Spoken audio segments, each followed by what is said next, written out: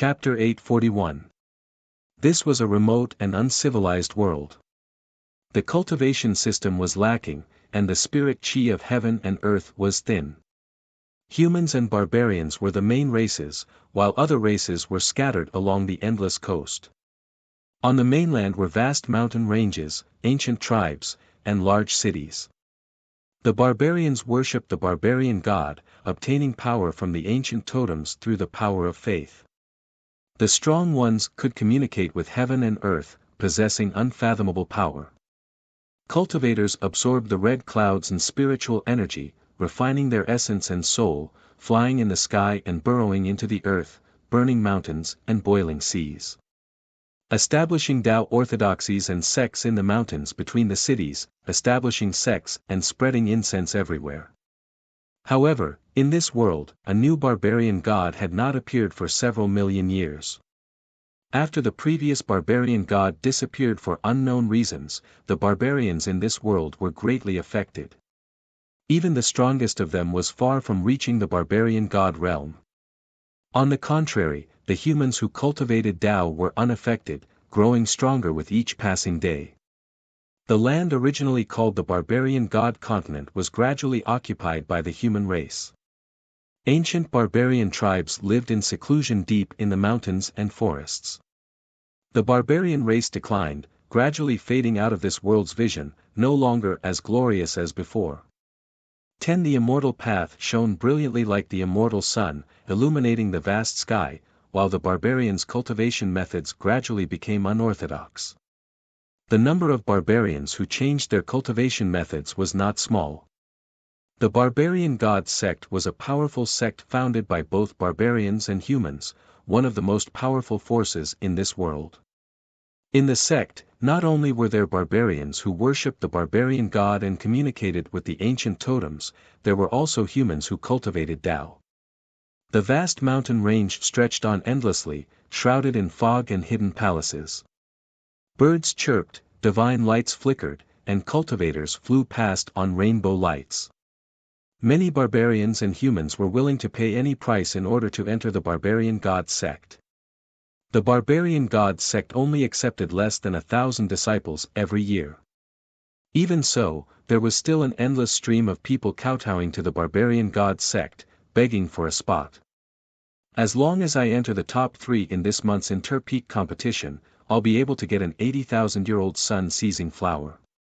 With the candle moon mantra, I'll be able to break through to the 4th stage of the barbarian god technique. After breaking through to the 4th stage of the barbarian god technique, even a divine connection realm cultivator wouldn't be my opponent.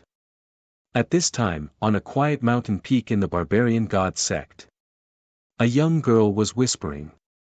She didn't look very old, wearing the barbarian god sect inner disciple robe. She was only 15 or 16 years old, but her facial features were very beautiful. She had bright eyes and white teeth. Her eyes were very big and bright. She had some unique characteristics of the barbarian race. Her nose was very tall and pretty, and her skin was very fair. Her eyes were much deeper than the average person's. His legs were especially slender and straight, and his calves under his robes were strong and healthy, making people think of a slender cheetah. Moreover, her expression carried a perseverance and confidence that far exceeded that of an ordinary person. The young woman's name was Ataman, and she came from the ancient barbarian tribe in the vast mountain range. She was also the largest barbarian tribe left in this world. Her father was the tribe leader of the barbarian tribe. He ruled over a barbarian tribe with hundreds of thousands of people. She was the most talented genius in the tribe. She had been entrusted with high hopes since she was a child. They hoped that she could lead the tribe and the barbarian tribe to rise again in the future. They hoped that she could restore the former glory of the barbarian tribe. Man did not disappoint, relying on his own efforts and talent to enter the barbarian god sect. On top of that, she became one of the barbarian god sect's inner disciples. Even in the barbarian god sect where there were many geniuses, the man was extraordinary. Compared to the other geniuses, she was not the least bit inferior. In the previous inter-peak competitions, a man had obtained a good ranking. This time, her goal was to enter the top 3. This was because one of the rewards was an 80,000-year-old sun-seizing flower. It was a very rare heavenly treasure that was born at the mouth of an extremely dangerous volcano. It contained the power of extreme yang, and required a very powerful cultivator to pluck it. Normally, it was hard to find one in the outside world. A man needed this 80,000-year-old sun-seizing flower to complement her candle moon mantra and help her break through to the 4th stage of the barbarian god technique. The barbarian god technique was a powerful technique passed down in their tribe for generations. It allowed one to communicate with the barbarian god's energy between heaven and earth. After reaching the 9th stage, one could even condense the barbarian god true body, becoming a barbarian god. However, in the last several million years, no one had been able to reach the 9th stage. Even a man's father, the tribe leader, only managed to reach the 6th stage, unable to advance any further. In this lifetime, there was no hope of advancing to the next stage. At such a young age, man had already broken through to the 3rd stage, and now there was hope for her to break through to the 4th stage. In the last several thousand years, she was the fastest cultivator in the barbarian tribe. Therefore, it could be said that a man was the hope of the entire tribe. In order to protect the tribe, I must break through to the 6th stage before the age of 20. Otherwise, father won't be able to set his mind at ease to search for the barbarian god. Sooner or later, the tribe will be swallowed up by other forces. Our people will be enslaved and oppressed. The young girl at the man muttered to herself, her eyes filled with determination. According to the barbarian tribe's tradition, if a tribe leader failed to break through to the 7th stage of the barbarian god technique before the age of 50, it meant that there was no hope of breaking through in this lifetime. In the days to come, their blood and vitality would gradually dry up, and their cultivation would slowly decline. Therefore, many barbarian tribe leaders would embark on the path of searching for the barbarian god after reaching a certain age. A man's father was no exception. He was already 46 years old this year. According to tradition and rules, he would leave the tribe in another 4 years to search for the barbarian god, to find hope for the barbarian tribe. Therefore, I must become a true disciple of the barbarian god sect before that. The barbarian god sect scripture depository has many ancient records of the barbarian tribe. Perhaps there are some clues about the reason for the disappearance of the barbarian god sect. I must find out all of this. Moreover, grandfather is getting old, I need to find the soul-gazing grass to solve his illness and prolong his life. Thinking of this, the man couldn't help but clench her fists, feeling that she was pressed for time. Ever since she entered the barbarian god sect, although she had been cultivating diligently, she didn't want to provoke Ma 403. But sometimes, things didn't go her way. She was targeted by some disciples of the barbarian god sect. Her identity as the barbarian tribe's princess was one thing, but another was her appearance. The son of one of the barbarian god sect's peak lords had taken a fancy to her and had been thinking of ways to woo her. At the same time, this matter also attracted the dissatisfaction of that peak lord's son's childhood sweetheart. In the last few days, he had come looking for trouble. If it weren't for her master stepping in, this matter wouldn't have been resolved so easily. But it was this morning that her master had to refine a certain medicinal pellet. Unfortunately, he was lacking some of the most important medicinal ingredients and had no choice but to leave for the outside world. This resulted in her being the only disciple left on this huge mountain peak. Moreover, because her master had been keeping a low profile in the barbarian god sect, not accepting any disciples, many peak lords were dissatisfied with him. They felt that it wasn't appropriate for him to occupy such a huge mountain peak with so many resources by himself. I hope that Song Chinger won't come looking for trouble in the next few days, otherwise, even if she's a peak lord's daughter, born in the barbarian tribe, man was used to killing in the great desolate forest. She wasn't a soft-hearted person, nor was she a flower in a greenhouse. That Song Chinger had provoked and humiliated her time and time again. If it was another person made of clay, they would still be angry. But, just as a man's words left her mouth, outside the courtyard, the sound of things being smashed rang out. A man's face sank, her brows furrowed as she quickly pushed open the door and rushed out. Chapter 842. A young woman with an arrogant expression was walking over with a long silver whip in her hand. She was accompanied by a group of servants. Along the way, she smashed the bricks, pots, and medicinal herbs around her with her long whip. "Song Qinger, what are you doing?" A man asked with a gloomy expression as she looked at the destroyed medicinal fields. These medicinal fields were her master's blood, sweat, and tears. If her master found out that Song Qinger had destroyed them, she would definitely be furious. In the end, even she would be punished. No matter what, her master was her biggest backer on the Barbarian God Peak. If a man wanted to continue cultivating on the Barbarian God Peak, she couldn't afford to provoke her master. "Hee, it's just some eyesores, why are you so nervous?" The young woman named Song Qinger sneered, not minding a man's actions at all. A man merely looked at her with an expressionless face. Behind Song Qinger was a peak master, a famous second-generation disciple in the barbarian god sect, arrogant and domineering. Moreover, Song Qinger was childhood sweethearts with Zhao Xian, who had been pursuing her recently. A man only had cultivation and the glory of the barbarian tribe in her heart. She didn't want to bother with Zhao Xian, but he still stuck to her like a sticky candy. It was because of this that Song Qinger kept coming to find trouble with her. "Seducing Zhao Xian Gij just because you have some beauty, I think your face is quite pretty. If you let me cut you a few times today, I will reluctantly forgive your offense." Song Qinger's gaze swept over a man's face, lingering on her delicate features for a long time, a trace of jealousy flitting across her eyes. Then, her gaze shifted to a man's slender legs, unable to conceal the jealousy on her face. A man had to admit that Zhao Xian's taste was indeed not bad. Compared to ordinary human women, a man's figure was much more outstanding. She was like a crane in a flock of chickens.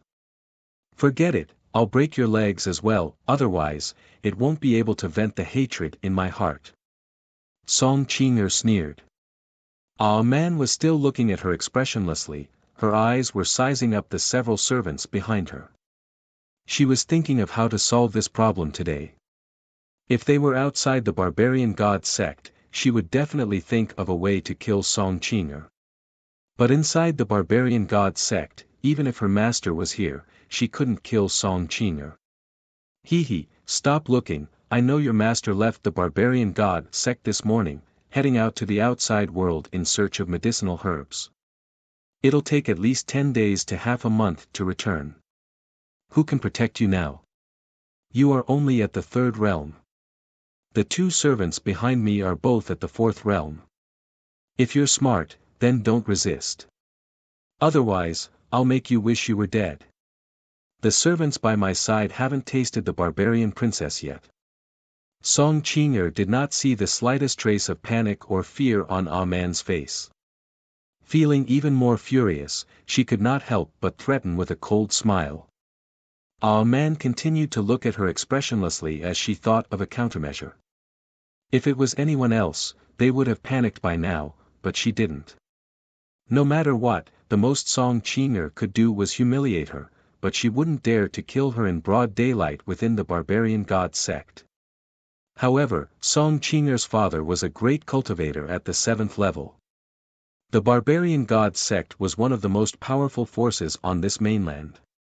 Other than the peak masters, there was also the unfathomable sect chief, grand elders, and others. It was said that there was a super expert who was close to entering the 9th level, comparable to the barbarian race's barbarian god. Therefore, it was hard to say what kind of powerful secret treasures Song Qinger had.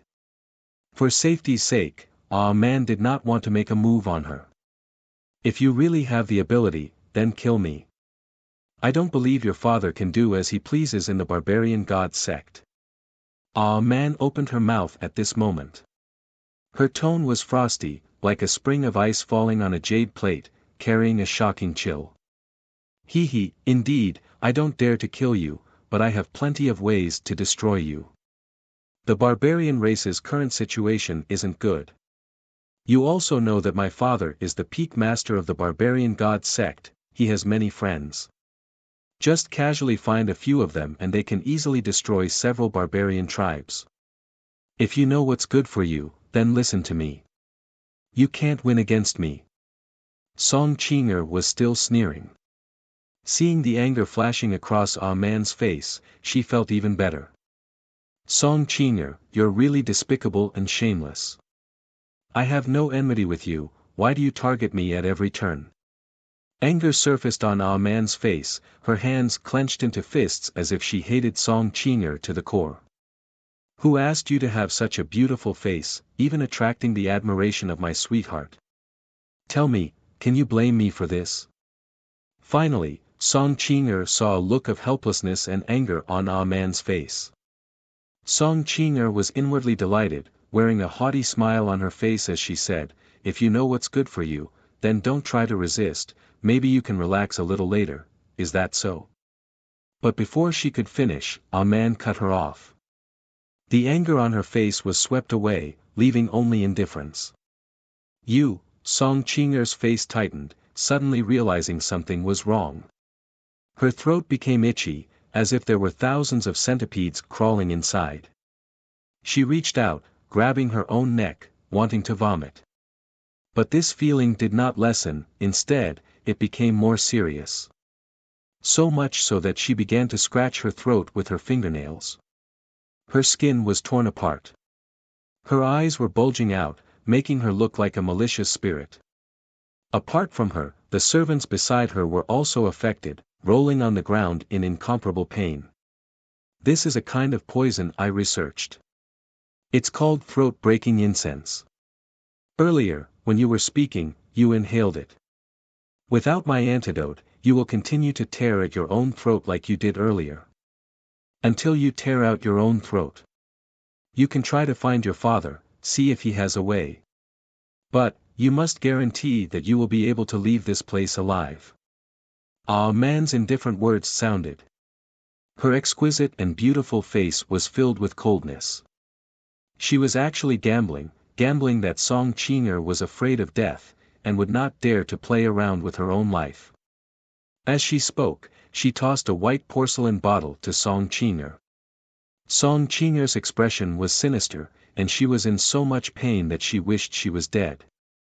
At that moment, she did not care about anything else, and immediately poured out a small pill from the bottle and swallowed it. Only then did she feel the frightening itch disappear. She felt as if she had just survived a calamity. Don't blame me for being vicious. You wanted to destroy me, so how could I possibly resign myself to death? You can go and find your father to deal with me after this. But, rest assured, you will only end up dying an even more unsightly death than me. You will not be able to obtain a second antidote. I only wanted to cultivate peacefully.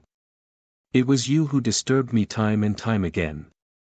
If you truly wish to die, I have 100 different ways to kill you. She looked at Song Qinger, who was lying on the ground, her face pale with fear, and gasping for breath.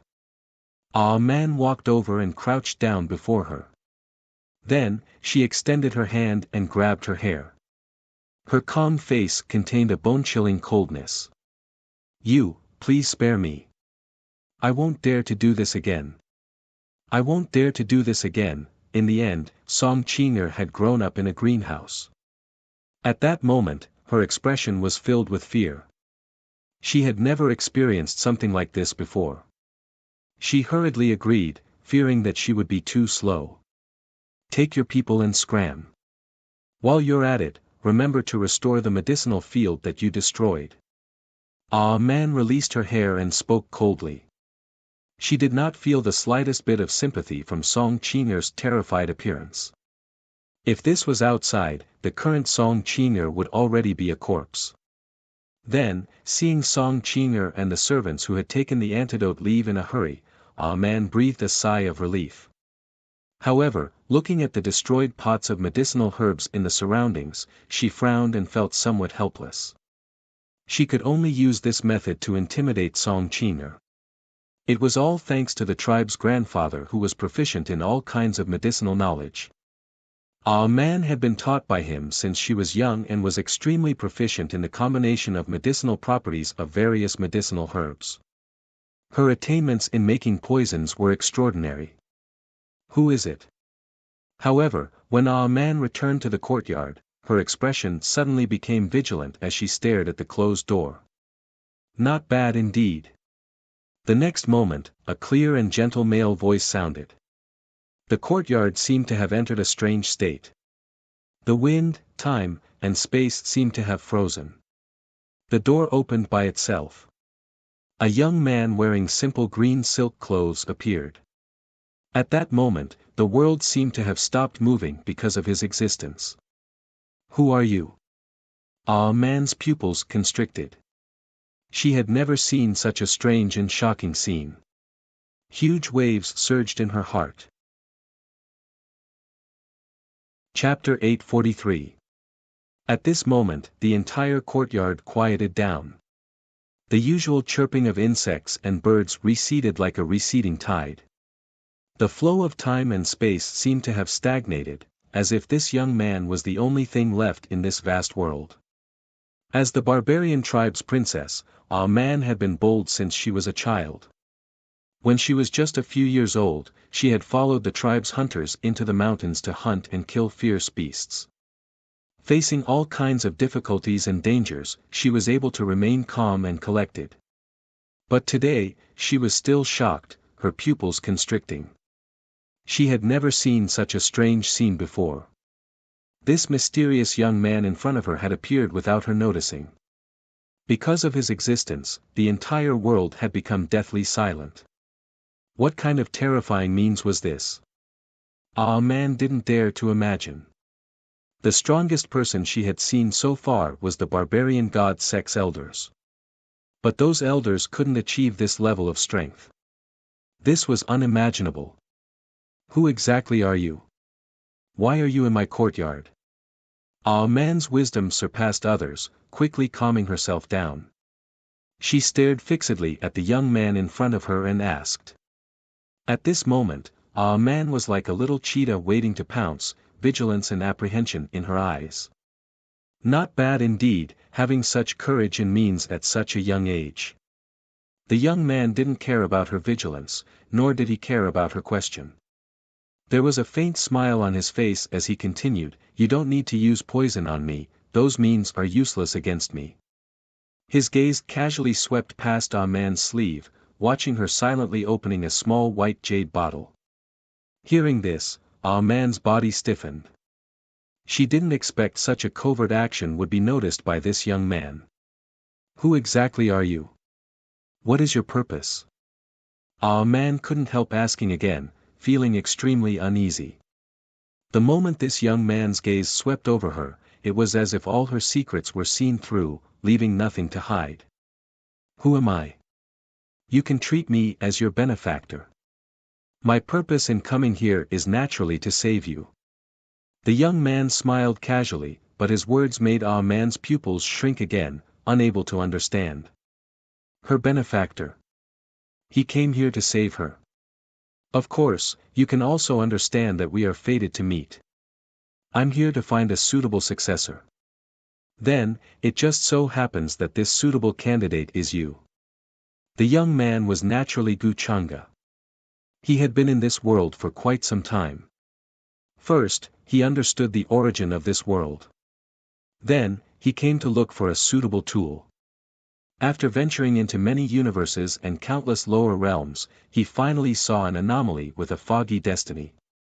In front of this young woman, the child of destiny and the child of epoch were far inferior. Her body carried the mist of the great Tao. Her aptitude had already surpassed the limits of the root bone. Another point was that she was a natural-born demon. She had a demon heart. To Guchanga, there was no one more suitable than her. The young girl in front of him was destined to become one of the strongest demons in the world. Looking for a successor? A suitable candidate? A man's pupils constricted as shock appeared on his face. She had some understanding of the strange ancient records of this world. She knew that there were some ordinary people who, by chance, were fancied by an immortal master passing by and taken in as a disciple. From then on, they soared into the heavens. But that was only a record. Whether it was true or not, there was no way to know. But, such a thing would happen to her. She found it hard to believe and was on high alert. A man never believed that there was a free lunch in this world. It was impossible for something good to happen for no reason. Even if it was her current master, she was still wary and doubtful. She didn't completely believe him. It was obvious that she would not believe the words of this young man of unknown origin. Gu Changa didn't care about this. With his current strength and methods, it was just a matter of looking at a person's past and future. Although a man was shrouded in the mist of the great Tao, Gu Changa clearly understood many of her past. Thus, he wasn't surprised that a man had such a personality. On the contrary, he admired her. Gu Changa said indifferently, "You don't have to be so worried. If I had ill intentions towards you, you wouldn't have any other way now. If I wanted to harm you, it would be countless times easier than you killing that girl just now." Why me? A man knew that these words were true. The difference in strength between the two couldn't be described with words.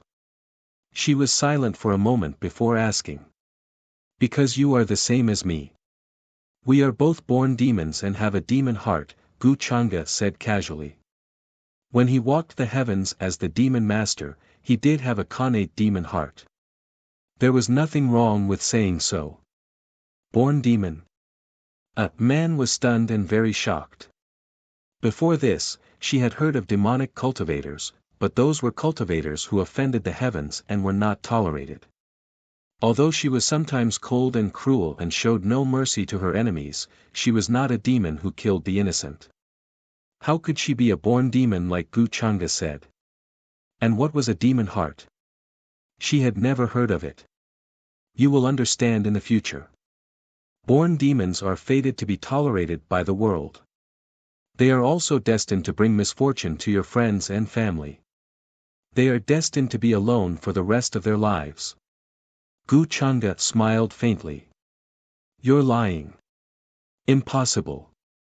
How could grandpa and father be like this? Hearing this, a man found it hard to believe. She didn't want to accept it. Because of her, father, grandpa, and the others would meet misfortune. How could this be? How could this be? Since she was young, she had always thought of protecting the tribe, protecting grandpa, father, and the others as her mission and motivation to become stronger. That's why I said that I am your savior. I am here to save you.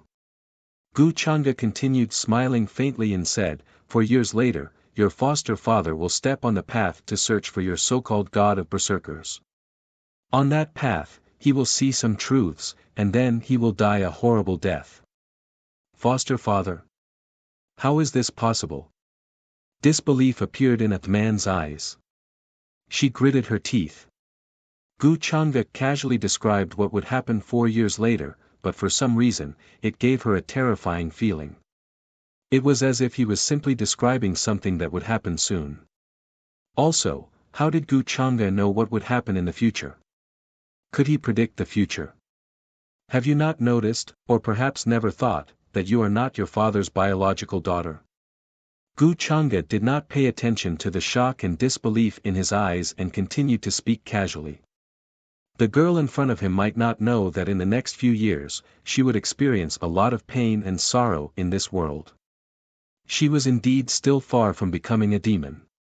But this was a path that she had to walk as she transformed. Gu Changa didn't intend to add fuel to the fire. He didn't have that much time. With a wave of his hand, the air in front of him became blurry. Then, many ripples appeared on the surface of the water. It became crystal clear like a mirror. Many scenes began to appear in front of him. What a pitiful girl.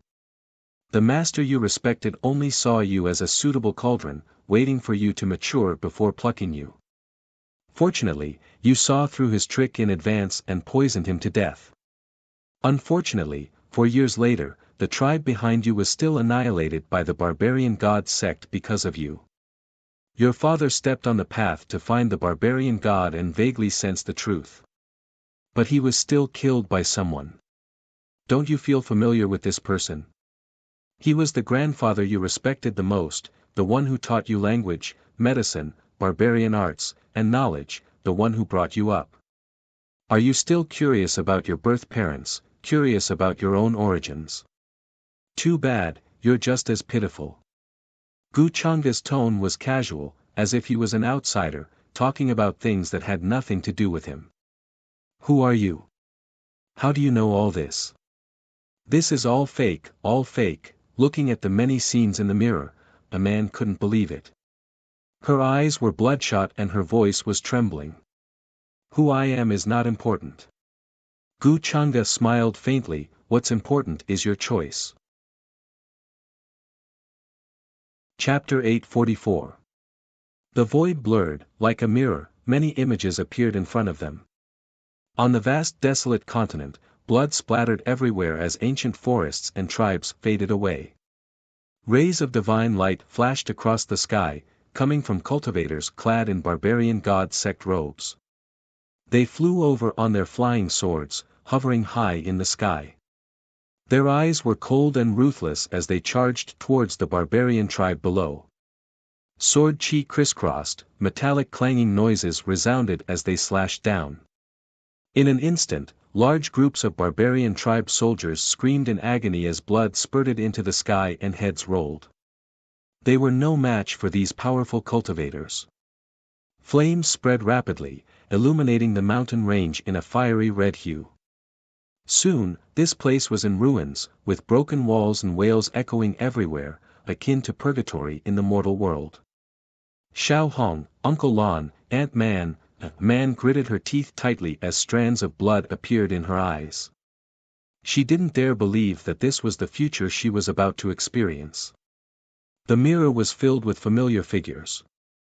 Some were her childhood friends, some were her kind uncles and aunts in the tribe, and some were the barbarian tribe soldiers she couldn't name. But now, all of them were screaming as they were mercilessly massacred by the barbarian god sect cultivators. Not even children were spared. This was a tragedy. The barbarian god sect cultivators were high up in the sky, riding the wind and flying swords, yet the barbarian tribe soldiers were like ants, slaughtering them without mercy, leaving no survivors.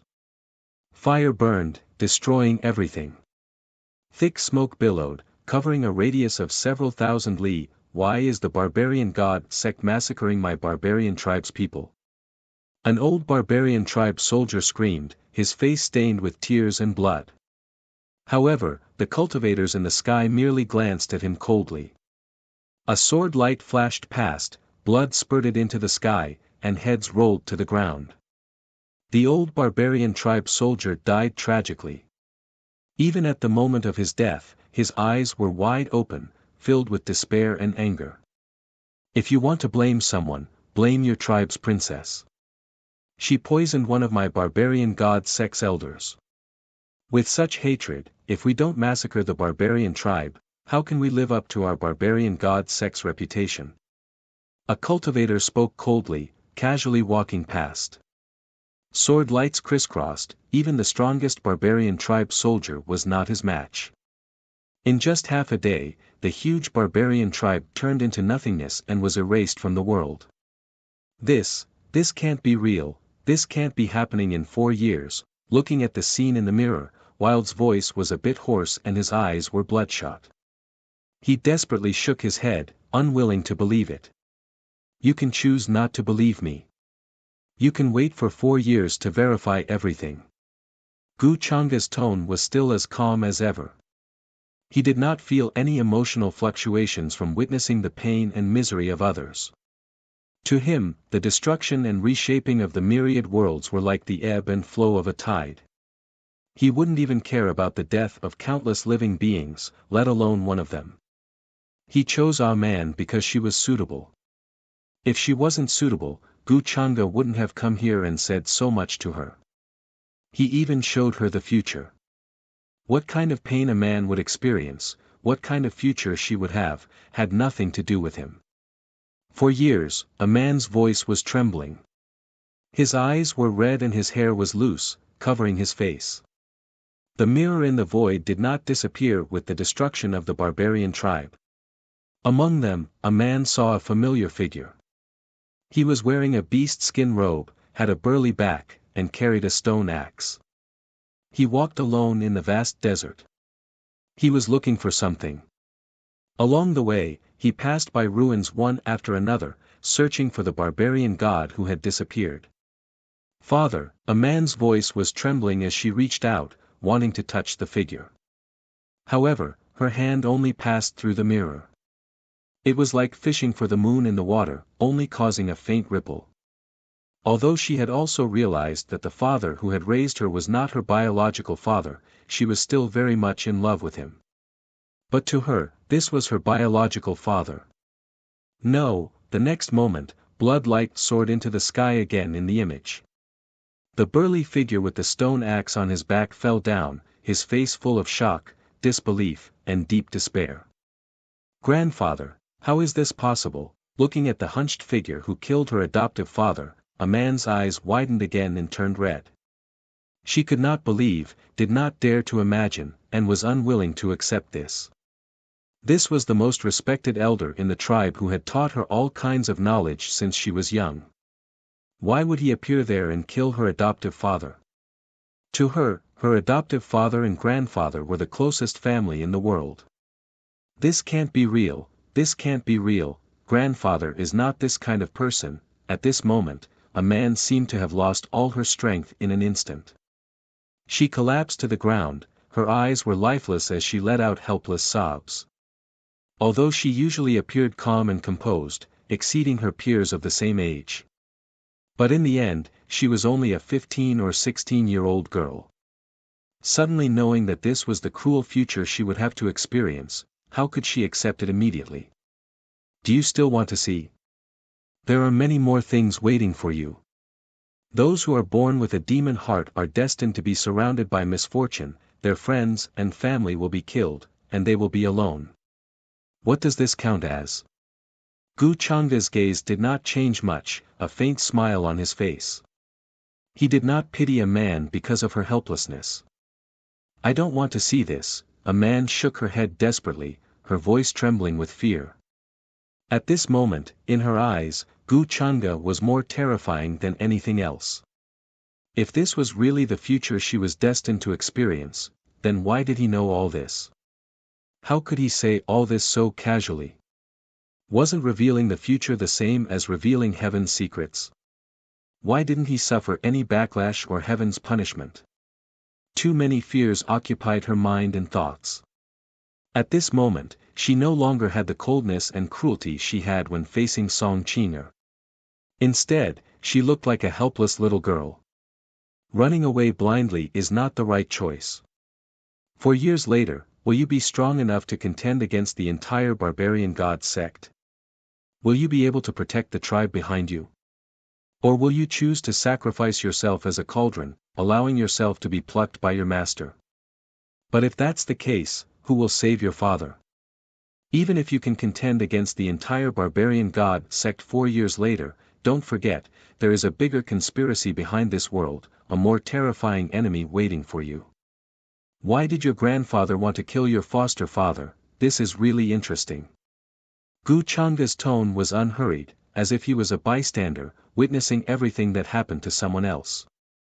Don't say any more, you. When these words fell into a man's ears, they seemed to carry a terrifying demonic aura.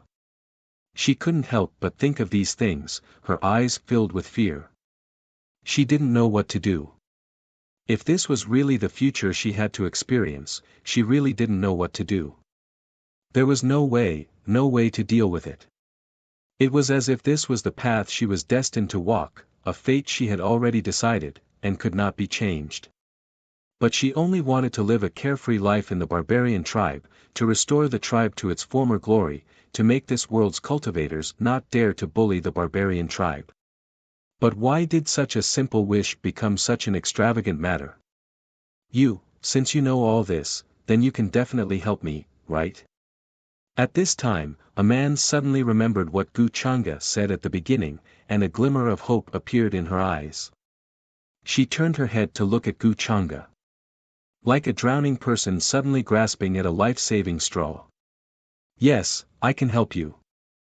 After all, I just said that I am your benefactor. Hearing this, Gu Changa smiled faintly and walked toward her.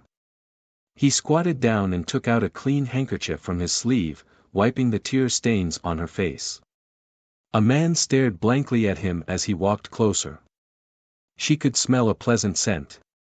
This aura was very natural, making people think of distant mountains, clear rivers, white clouds, and gentle winds. Her somewhat fearful and uneasy emotions gradually calmed down. What an exquisite and beautiful little girl. Gu Changa wiped the tear stains on her face and looked at her delicate features, as well as her firm and unshakable eyes. He could not help but gently shake his head, thinking of Chan Hongyi. At the foot of the mountain, when he first met Chan Hongyi as the demon master, she also had a timid but firm appearance. But at that time, Chan Hongyi did not have such a tragic background and future as a man. What should I call you? A man was still not used to Gu Changa's change in attitude. Just now, he looked cold and indifferent as if he was looking down on all living things. 00 But now, he gently wiped away her tear stains. Her temperament was not simple. Just now, when she was shocked by the scenes of the future she would experience, she was afraid and lost her usual calm. Now that this fear had slightly dissipated, she gradually calmed down. In this world, there would not be good for no reason, and there would not be such a thing as a free lunch falling from the sky. So Gu Changa in front of her definitely had his reasons for doing this. Call me what? Gu Changa laughed and then asked her, then, what do you think you should call me? Man suddenly fell silent. She didn't know how to answer this question. Although Gu Changa looked very young, like a legendary immortal, she didn't know how to answer. But for an existence as powerful as him who could peer into the future, it was very difficult to judge his age from appearance. Senior? A man asked tentatively. Gu Changa chuckled. Senior is fine, as long as you don't call me master. I'm already tired of hearing this title. A man nodded in confusion, not knowing that Gu Changa was just teasing her. Of course, she did not dig to the bottom of Gu Changa's intentions. You are very smart and calm, but this is also one of the things I admire. A truly smart person understands the pros and cons of the situation. Gu Changa let her get up from the ground, and with a wave of his sleeve, the world immediately returned to its original state. The wind blew, and there was the sound of insects and birds in the distance. Just now, did you stop time? A man was astounded by this unfathomable and unfathomable method. She didn't know if the legendary barbarian god could do this.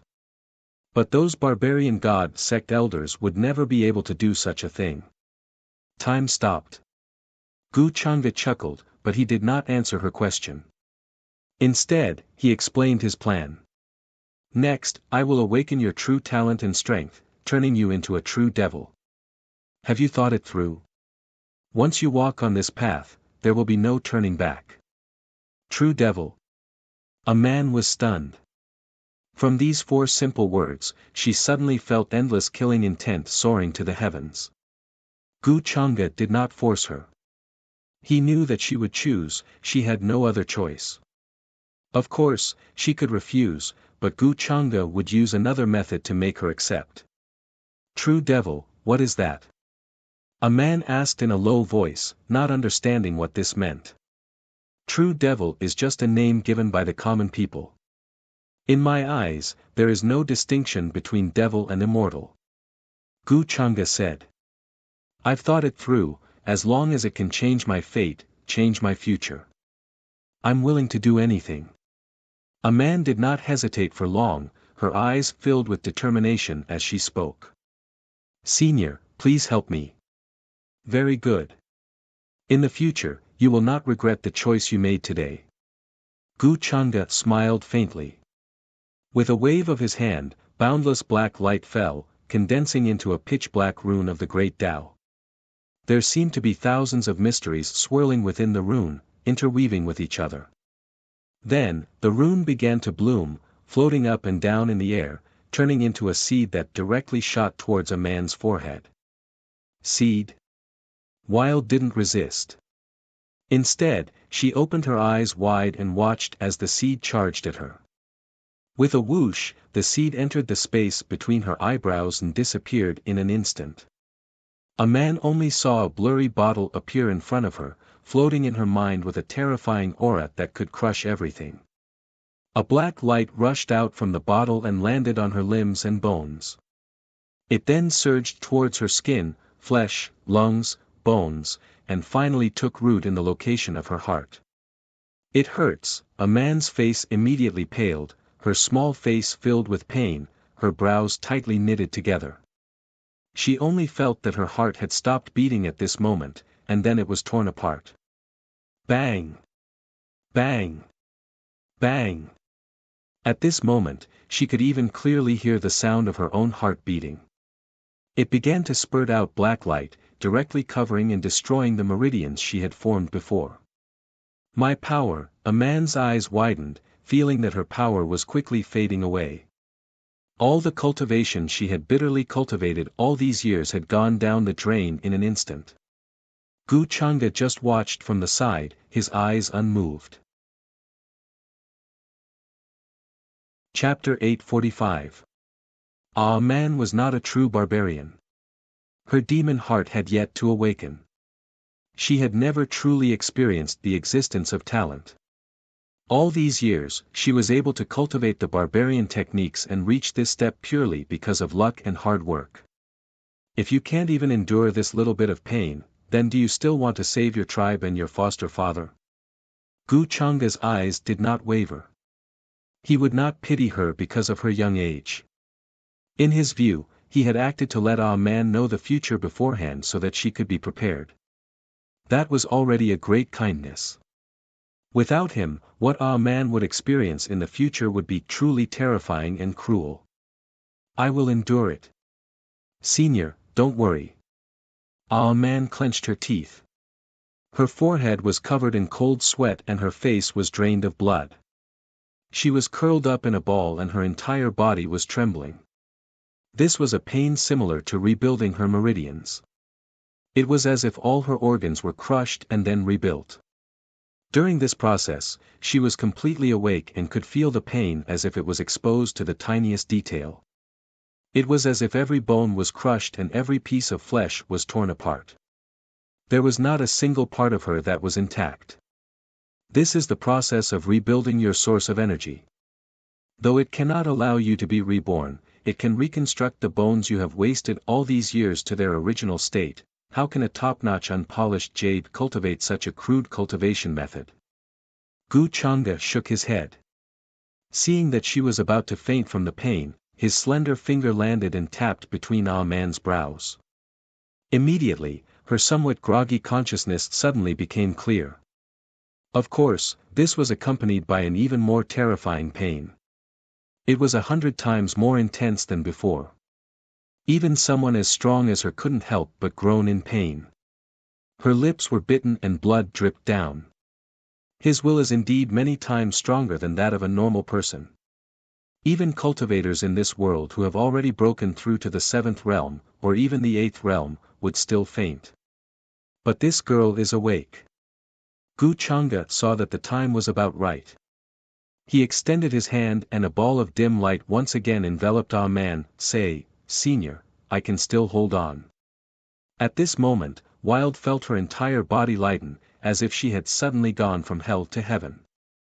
However, he gritted his teeth and persisted. His eyes were filled with determination. Gu Changa looked at her and said indifferently, "There's no need. Your body can only be reconstructed to this extent. There's no innate chi in this world, so you can't go against the innate heavens. But, through the demon heart, you will be able to reshape everything in the future. The constitution is not the key to everything. But for now, this is enough. Wild listened to these words in a daze. Although he didn't really understand, he could understand some of the meanings. She felt that her cultivation had disappeared, but her entire body seemed to be filled with endless power. Is this the power of the demon heart that Senior mentioned? Ah Man couldn't help but mutter. Gu Changa did not explain. He glanced at her and said, "Go wash up." Only now did Ah Man notice that at some point in time, her body was covered in blood and some black stains that were hard to distinguish. The smell was very bad, as if she had been fished out of a smelly ditch. This made her suddenly feel a little embarrassed. In the end, she was just a teenage girl. She was very particular about cleanliness and still had the basic shyness. He watched Ah Man turn around and enter the house. She took some clean clothes and then went into the depths of the back mountain. Gu Changa shook his head. He estimated in his heart how long he would stay in this world. He couldn't say how long he would stay here. After all, his purpose was only to find a suitable successor. As long as Ah Man could grow to the point where she was suitable to take charge of things on her own, he would naturally leave. Although there was a wisp of his incarnation in the immortal domain and the upper realm, there were still some things that he had to appear in person. In particular, his incarnation had received news from Xiao Ruoyin. Chan Hongyi and Tao Yao had gone to the Fane of Destiny and borrowed the Fortune Immortal boat. This surprised Gu Changa. He guessed that the two wanted to take the opportunity to traverse the river of time and go to the Forbidden Era to find out some secrets and the truth.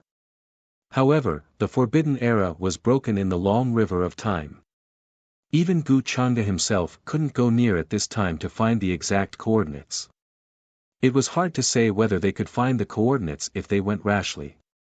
Even if they could find the coordinates, it would only be some broken fragments of time. It was impossible for them to truly experience the Forbidden Era. In addition, they might encounter some accidents and backlash in the process. If they really come into contact with the so-called truth. Gu Changa thought for a while.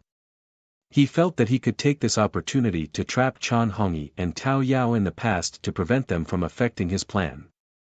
At this moment, in the depths of the back mountain, Ah Man was carrying those clothes. Her figure was like a vigorous cheetah as she flitted quickly through the forest. In the end, she landed beside a very hidden pool. This place was very far from the courtyard where she lived. It was very hidden. Even she had spent a long time to find it. In the past, she would come here to wash clothes or something. But today, Man was stunned as well when she saw her own appearance reflected in the clear pool, and she was almost unable to recognize this dark and smelly young woman. Then, with a splash, she jumped into the water and washed herself quickly. The pool was very clear and sparkling, but Ah Man only stuck her head out. Her expression was somewhat blank and as if a lifetime had passed. Although the things just now hadn't happened for long. But to Ah Man, it seemed like many years had passed. It was so deep that it was still fresh in her memory. What is the demon heart? Who is this mysterious senior? Is it good or bad? Is it really like what he said, that he chose me because of the demon heart? Why did he choose me? Ah Man couldn't help but mutter, countless doubts in her mind. Almost 2 hours later, Gu Changa saw Ah Man return in the courtyard. Her hair was still wet and she wore a slightly loose robe. Her facial features were exquisite and her face seemed to be only the size of a palm.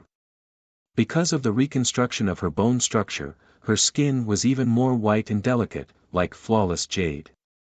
However, her figure was taller than the average woman by more than half a head. Her legs were especially long and slender. She looked like a princess who was carved from jade and didn't know anything about the world. Gu Changa's gaze swept across her body and nodded slightly. Then, he raised his hand and threw her a Dao art. Senior, what is this? a man hurriedly caught it and looked at the jade slip.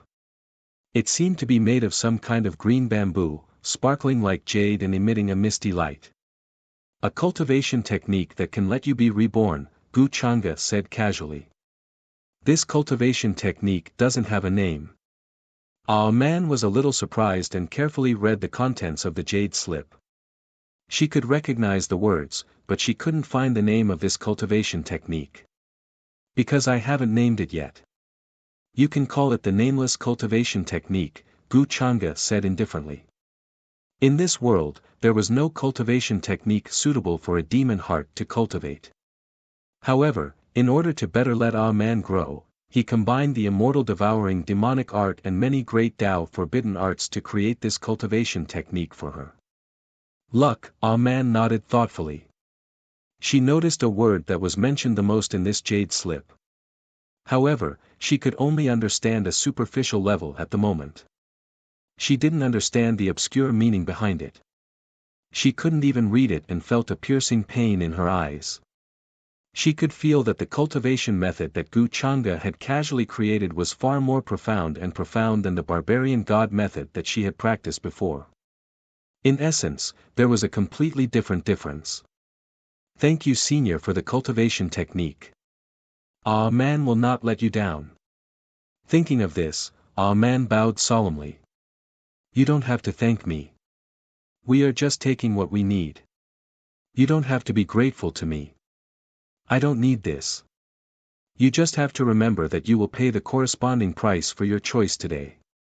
I won't harm you, but I won't help you for no reason either. Gu Changa glanced at her and said indifferently, you can understand that I'm just making a simple transaction with you. However, what you need to pay is your future. A man nodded.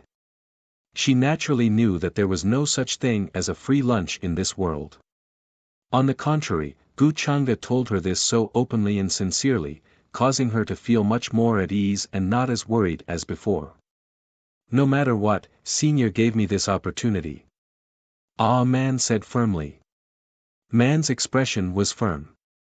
She didn't know what Gu Changa meant by paying the so-called future. She could sense that Gu Changa hadn't come here to harm her. This was very important. Moreover, he had told her about the future that was about to happen, taught her the Tao, and helped her reconstruct her foundation. Cultivators are most afraid of being emotional. Sometimes, it's not good to let your imagination run wild. Don't think of me as some kind person. Who knows, maybe one day, you will regret your choice today. As if sensing her thoughts, Gu Changa couldn't help chuckling. A man blanked for a moment before lowering her eyes. I understand. Many thanks for Senior's guidance. This mountain range wasn't very big, filled with lush greenery and ancient trees, as well as many medicinal fields. On normal days, only a man and her master lived here. However, even if it was her, she couldn't go to his courtyard without her master's permission. There were quite a number of elders in the barbarian god sect. Each one of them was an expert above the 6th level, and some had even reached the 7th level. Although her master was usually very low-key, rarely going out, there were very few elders who dared to provoke him. On the contrary, their attitude towards him was quite respectful. This was because her master wasn't just a 6th level expert, he was also a great alchemist with a special status, capable of refining all kinds of ancient medicines. Even some of the ancient pills that had been lost in history had been refined before. Because of her barbarian identity, a man encountered a lot of trouble when she wanted to enter the barbarian god sect. Her physique wasn't suitable for cultivation. Moreover, those powerful barbarians in the barbarian god sect wouldn't accept her as a disciple. Compared to the human race, the barbarian race spent more resources on cultivation. Those barbarian race experts didn't even have enough resources for their own cultivation, naturally they wouldn't accept another barbarian disciple. However, at that time, a man had caught the eye of her master who had just returned from gathering medicinal herbs, saying that he was lacking a disciple to take care of the medicinal fields. Hence, a man had taken her master as a disciple. Normally, she had very little contact with her master. Her master spent almost every day in her own courtyard, fiddling with some medicinal herbs and refining pills. Sometimes, he would throw bottles full of medicinal pellets to Ah Man. Some of them could increase one's blood essence, while others were healing pellets. Ah Man grew up in the wilderness under the guidance of her grandfather, so she was naturally proficient in all kinds of medicinal herbs. She also had some understanding of medicinal herbs and medicinal pellets. At first, Ah Man thought that her master had given her those medicinal pellets out of goodwill, but she discovered that some of the medicinal pellets had different effects when taken together, capable of controlling a person's mind. At that time, Ah Man thought that her master had given her these medicinal pellets because he wasn't paying attention. At that time, Ah Man slowly realized that the medicinal pellets he gave her didn't seem to have any problems at first glance, but if taken in the long run, it would cause a person's mind to go haywire, even turning them into a mindless puppet. That was why Ah Man became vigilant, but she still didn't understand why her master would do this. Did he want to control her? Her cultivation was clearly at the third realm. What was the use of controlling her? No wonder, so he wanted to use me as a cauldron, waiting for me to reach a certain level before plucking me. Every time my cultivation broke through, he would be overjoyed. At first, I even thought that he was really happy for me. Thinking of this, a cold light flickered in Ah Man's eyes. If it wasn't for Gu Changa telling her about that part of the future, she wouldn't have discovered it so early. Later on, it was because of this that the barbarian god sect annihilated the tribe she belonged to. This time, he'll be out for at least half a month before returning. Before that, I need to figure out what kind of tricks he has up his sleeve. Ah Man was very familiar with her own methods. If she wanted to poison her master, she would have come up with a foolproof plan, not leaving behind any clues. So, how did the barbarian god sect find out about this in the future? Perhaps her master had some kind of secret method that she didn't know of that allowed him to contact the barbarian god sect in secret?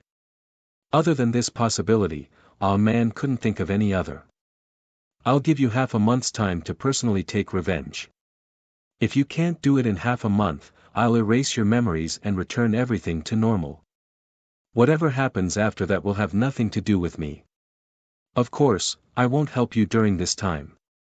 Gu Changa stated, his tone indifferent.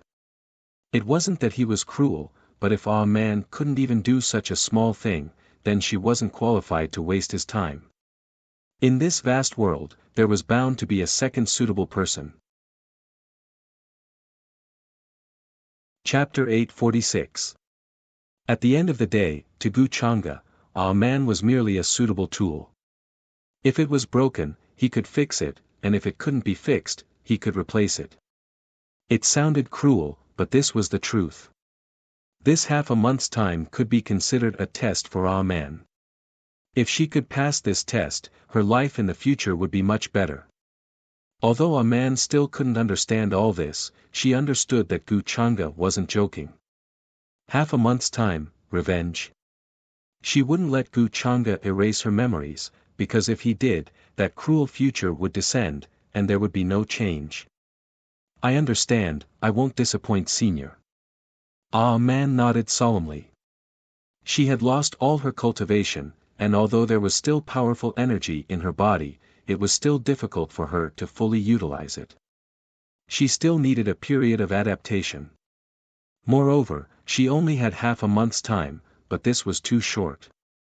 After all, her master was a 6th-level master, and in the barbarian god sect where experts were as common as clouds, she had a certain status.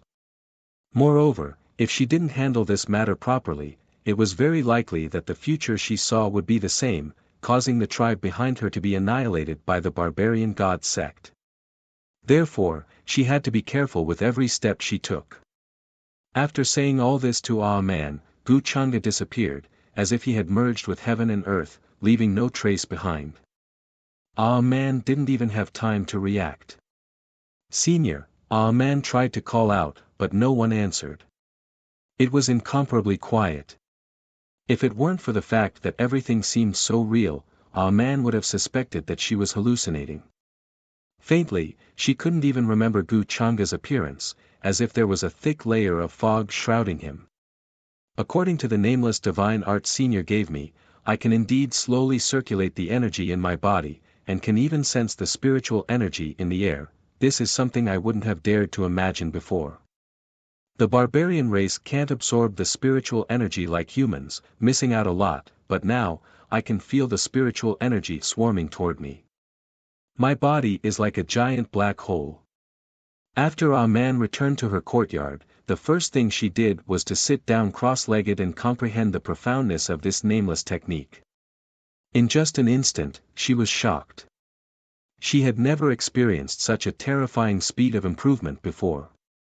Even the naked eye could see that a gust of wind had appeared around her, which was caused by the boiling of the spiritual energy of heaven and earth. At this time, if someone were to look from the outside of the mountain, they would see a lot of spiritual chi of heaven and earth gathering in the air like fog. Fortunately, this place was relatively remote and cultivators rarely came here. After Man recovered from her shock, she quickly calmed down. She knew that this was her chance and she had to make the best use of the time to absorb it.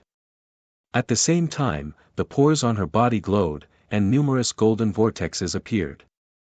They were like some kind of tool that could absorb and devour the spiritual chi of heaven and earth. This is the first level of cultivation, and it's already close to the second level. It's only been an afternoon. Very quickly, the afternoon passed in a flash. As dusk descended outside the courtyard, Man also opened her eyes. Her crystal clear and pretty eyes were filled with shock and awe as well as a deep sense of joy. She really did not expect that the speed of cultivation could be so fast. It was as if she was soaring in the clouds. This feeling was simply intoxicating and difficult to describe with words. When she was in the tribe, she cultivated the barbarian god method. It took her more than 10 years to cultivate to the second level, which was comparable to the second level of the human race. Even so, she was still praised as the most outstanding genius of the barbarian race in thousands of years. Senior, just where did he come from? The cultivation method he casually created is so terrifying and unfathomable. He shouldn't be from this world. Perhaps he is a true immortal from the legends. Man's heart was filled with shock. She walked out of the courtyard, wanting to see if there was any sign of Wuxia. However, the night was like water. The moonlight sprinkled down like fragments of silver. The surroundings were incomparably peaceful, and the sounds of insects were particularly pleasing to her ears. Perhaps half a month's time is enough. Man did not see any sign of Wuxia. She was slightly disappointed. She had originally thought that she would be praised by the senior for breaking through to the first level in one afternoon, and even approaching the second level. But she quickly shook her head, restraining this feeling that she was too childish. Since the senior had said that this could be considered a transaction between the two of them, then her emotional reaction was somewhat inappropriate. In the next few days, Man spent her time in bitter cultivation. Other than the first few days where her cultivation speed was ridiculously fast, it gradually slowed down. Of course, her cultivation had already reached the fourth level. She was even stronger than when she cultivated the barbarian god method. This kind of speed could only be described as inconceivable. Man's mind was strong, so she was not confused by this kind of speed. In the process of her bitter cultivation, she also tried other methods to strengthen her foundation. A skyscraper starts from the ground. This kind of simple logic was very clear to Man. In the barbarian god sect, there were many geniuses who would stay in the same realm for many years in order to strengthen their foundation. Although Man's cultivation speed was fast, it was accompanied by a weak foundation. Hence, Man began to deliberately control her cultivation speed. Of course, in these few days, Song Qing'er did not come to find trouble with her, and Wuxia also did not appear. Apart from bitterly cultivating, Man also flipped through various ancient books and went to the other peaks of the barbarian god peak to inquire about some information.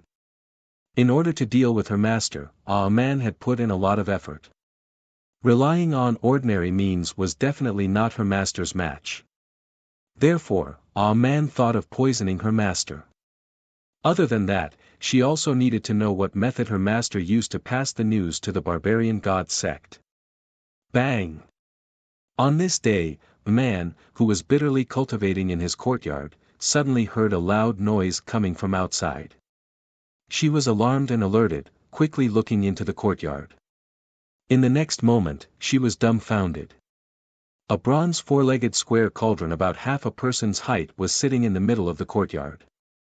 On its ancient surface, there were many engravings, including ancient sacrificial drawings of human ancestors, various terrifying beasts fighting, mountains, rivers, birds, beasts, insects, and fishes. Beside this four-legged square cauldron were many strange and ferocious-looking savage beasts. Even though they were dead, they still exuded shocking killing intent, enough to scare an ordinary person to death. This is the Horn-Chi dragon's horn. A man recognized one of the black horns that seemed to be made of some kind of metal. Her small mouth suddenly opened slightly in shock. She had only seen this thing in ancient books. It was a terrifying savage beast comparable to a human 8th-level cultivator, and its horn had the power to split the sky. This was originally a legendary creature, no one had ever seen it with their own eyes. But today, a man suddenly saw it, and it was a broken horn. There were still traces of blood in some places, clearly it had been broken not long ago. As for the other parts of the savage beasts, as well as the rare spirit stones and divine herbs, a man couldn't recognize them. But if they were placed together with the Horn-Chi dragon's horn, their value was unimaginable. Senior, these are, looking at the slender figure standing beside the four-legged square cauldron, a man couldn't help but ask in shock and disbelief. Could it be that Gu Changa disappeared for the past few days to hunt these terrifying savage beasts and obtain these rare materials? She thought that Gu Changa had directly disappeared and left. I've searched all over this world for the past few days and only found these things. However, they're barely enough to refine a cauldron of treasure blood for you to build your foundation. Gu Changa glanced at her and said casually. After all, a man was born in this world and was tainted with the laws and aura of this world. If he used other materials to build her foundation, it might cause some adverse effects. Therefore, after thinking about it, he personally went to find some materials of this world for her. If a man was left to her own devices and relied on herself to build her foundation, who knew how much time would be wasted? Refined treasure blood? Senior, did you specially find this for me? Hearing this, a man was shocked again. She knew that the disciples of some large sects were supported by rich resources. During cultivation, their families would refine precious blood to help them build their foundation. When she was in the barbarian tribe, she had also had such an experience. However, it was the blood of ordinary beasts and herbs that were several thousand years old, so it couldn't be considered precious blood. These materials are too precious, any one of them, if placed outside, would cause a huge commotion. I'm afraid the barbarian god sect can't take out even one. A man found it hard to calm down. She never thought that she would receive such treatment one day. Her bright eyes looked at Gu Changa, but she didn't know what to say to thank him.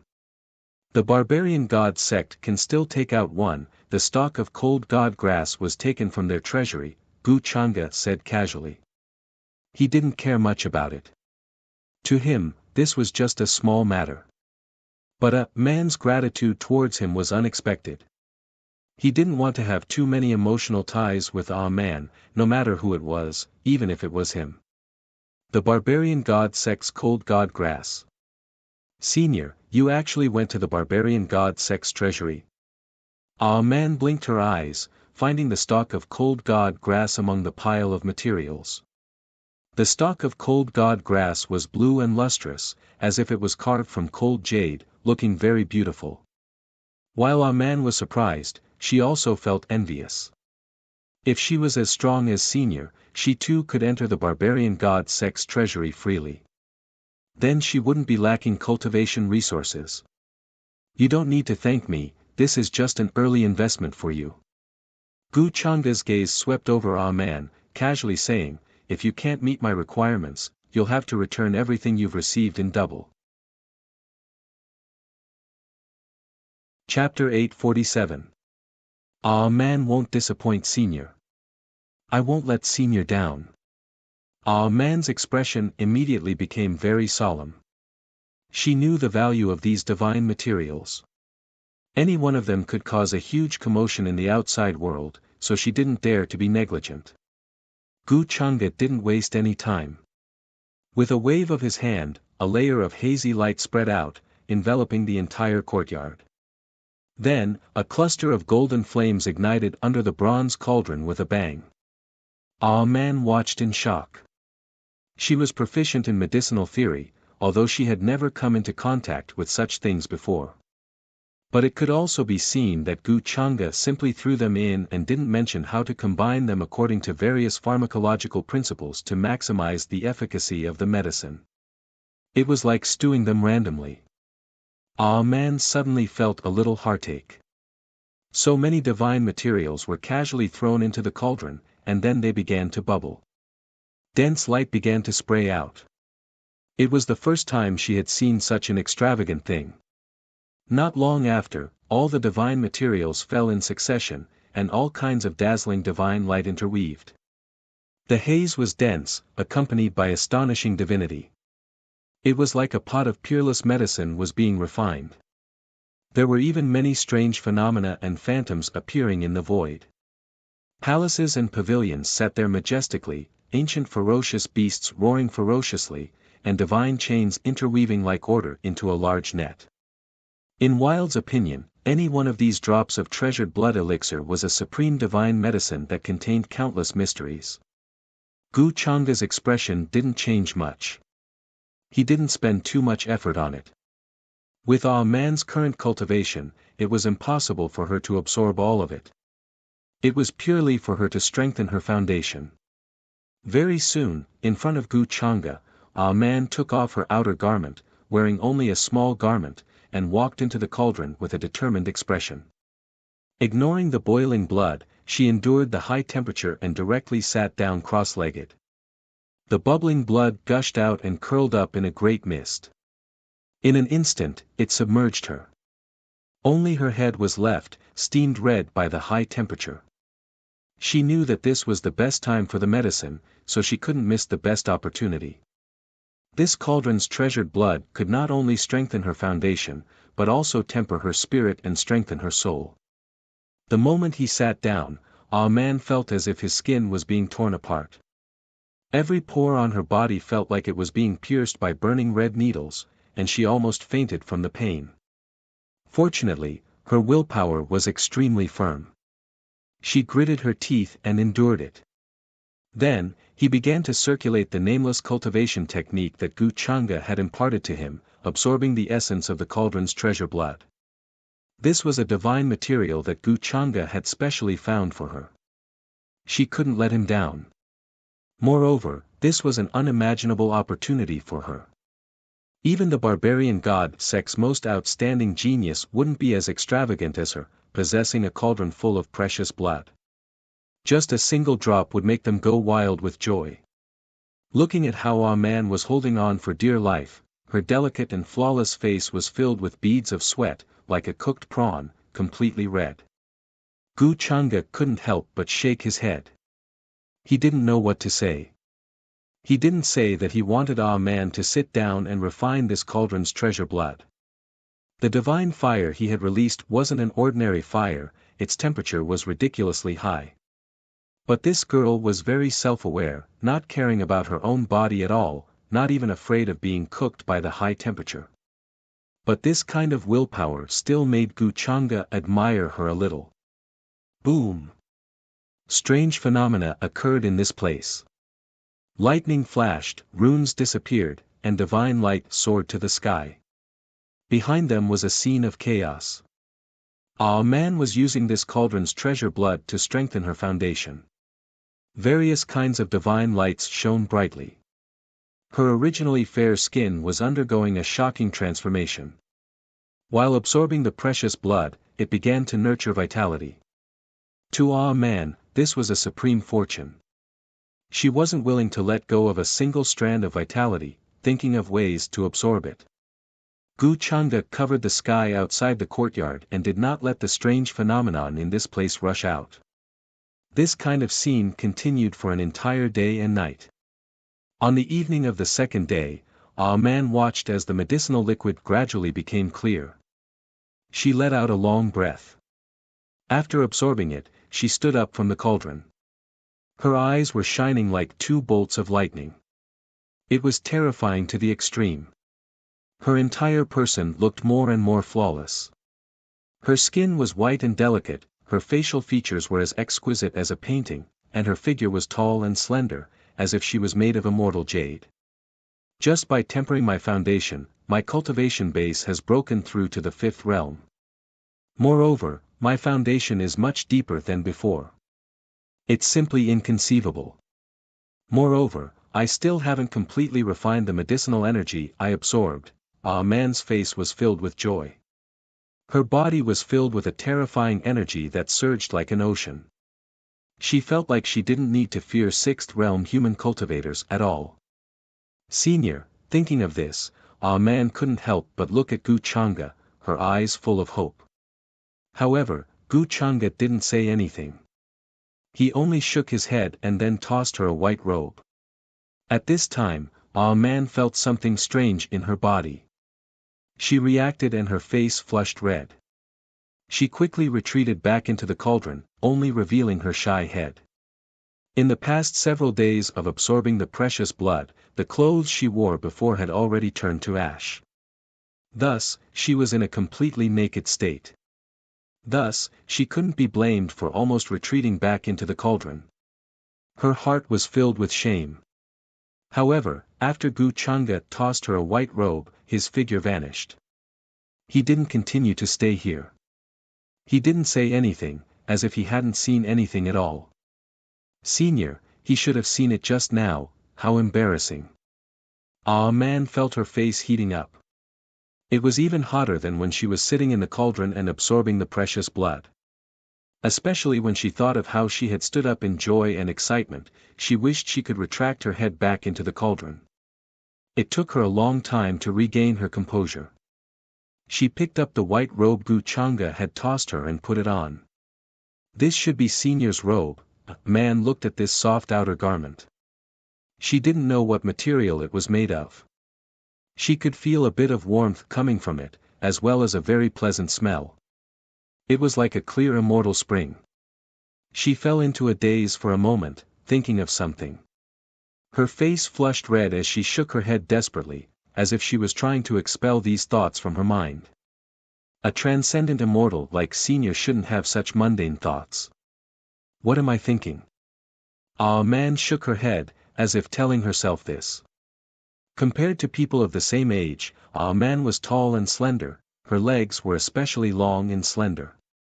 In the entire barbarian god sect, her beauty was at the forefront.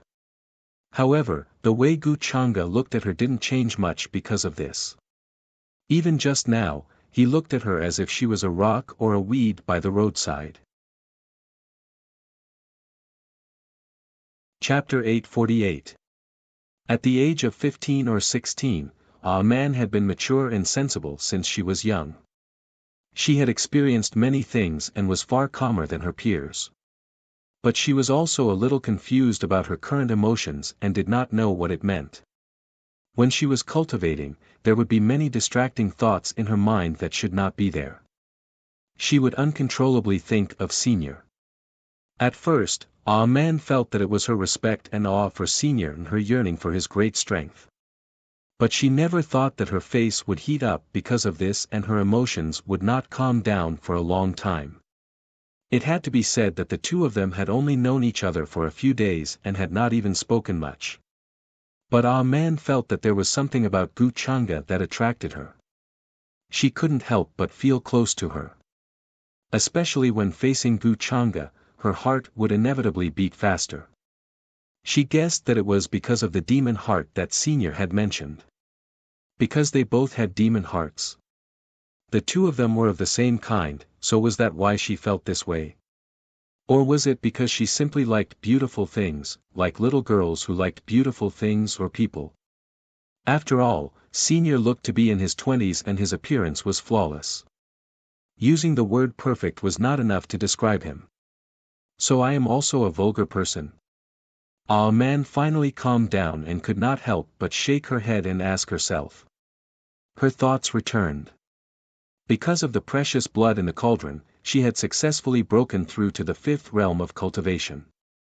Breaking through 3 realms in one go was simply inconceivable. Even facing her master, a 6th realm expert, she was very confident and did not need to use poison or other methods. Moreover, Man was confident that she would break through to the 6th realm on the day her master returned to the mountain. This kind of terrifying speed was simply unimaginable to her in the past. But today, it was easily achieved. It was like a dream. After returning to her room, Man first changed her clothes and then carefully folded the moon-white coat that Gu Changa had thrown to her. She planned to wash it when she had time and then return it to Gu Changa. After all, she had worn it before. Although it had not been for long, it had come into contact with her skin all over.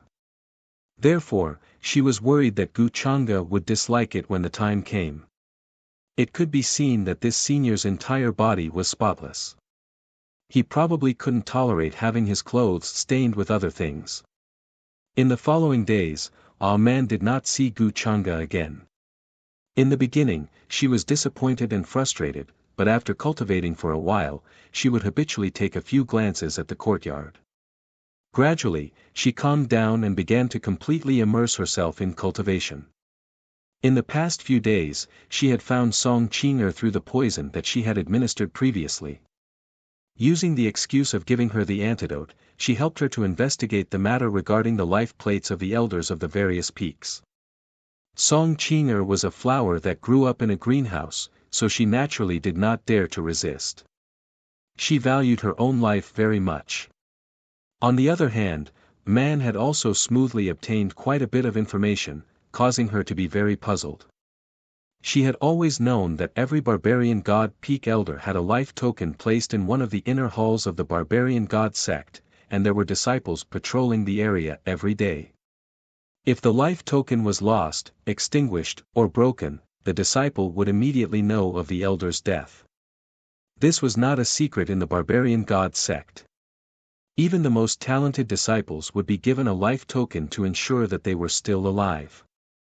However, the life token could only tell if the elder was dead or alive, it could not determine the cause of the elder's death. Naturally, it could not determine the enemy's identity. According to the scenes from the future, Man knew that after killing her master, the first thing she did was to remove all traces, not leaving behind any clues.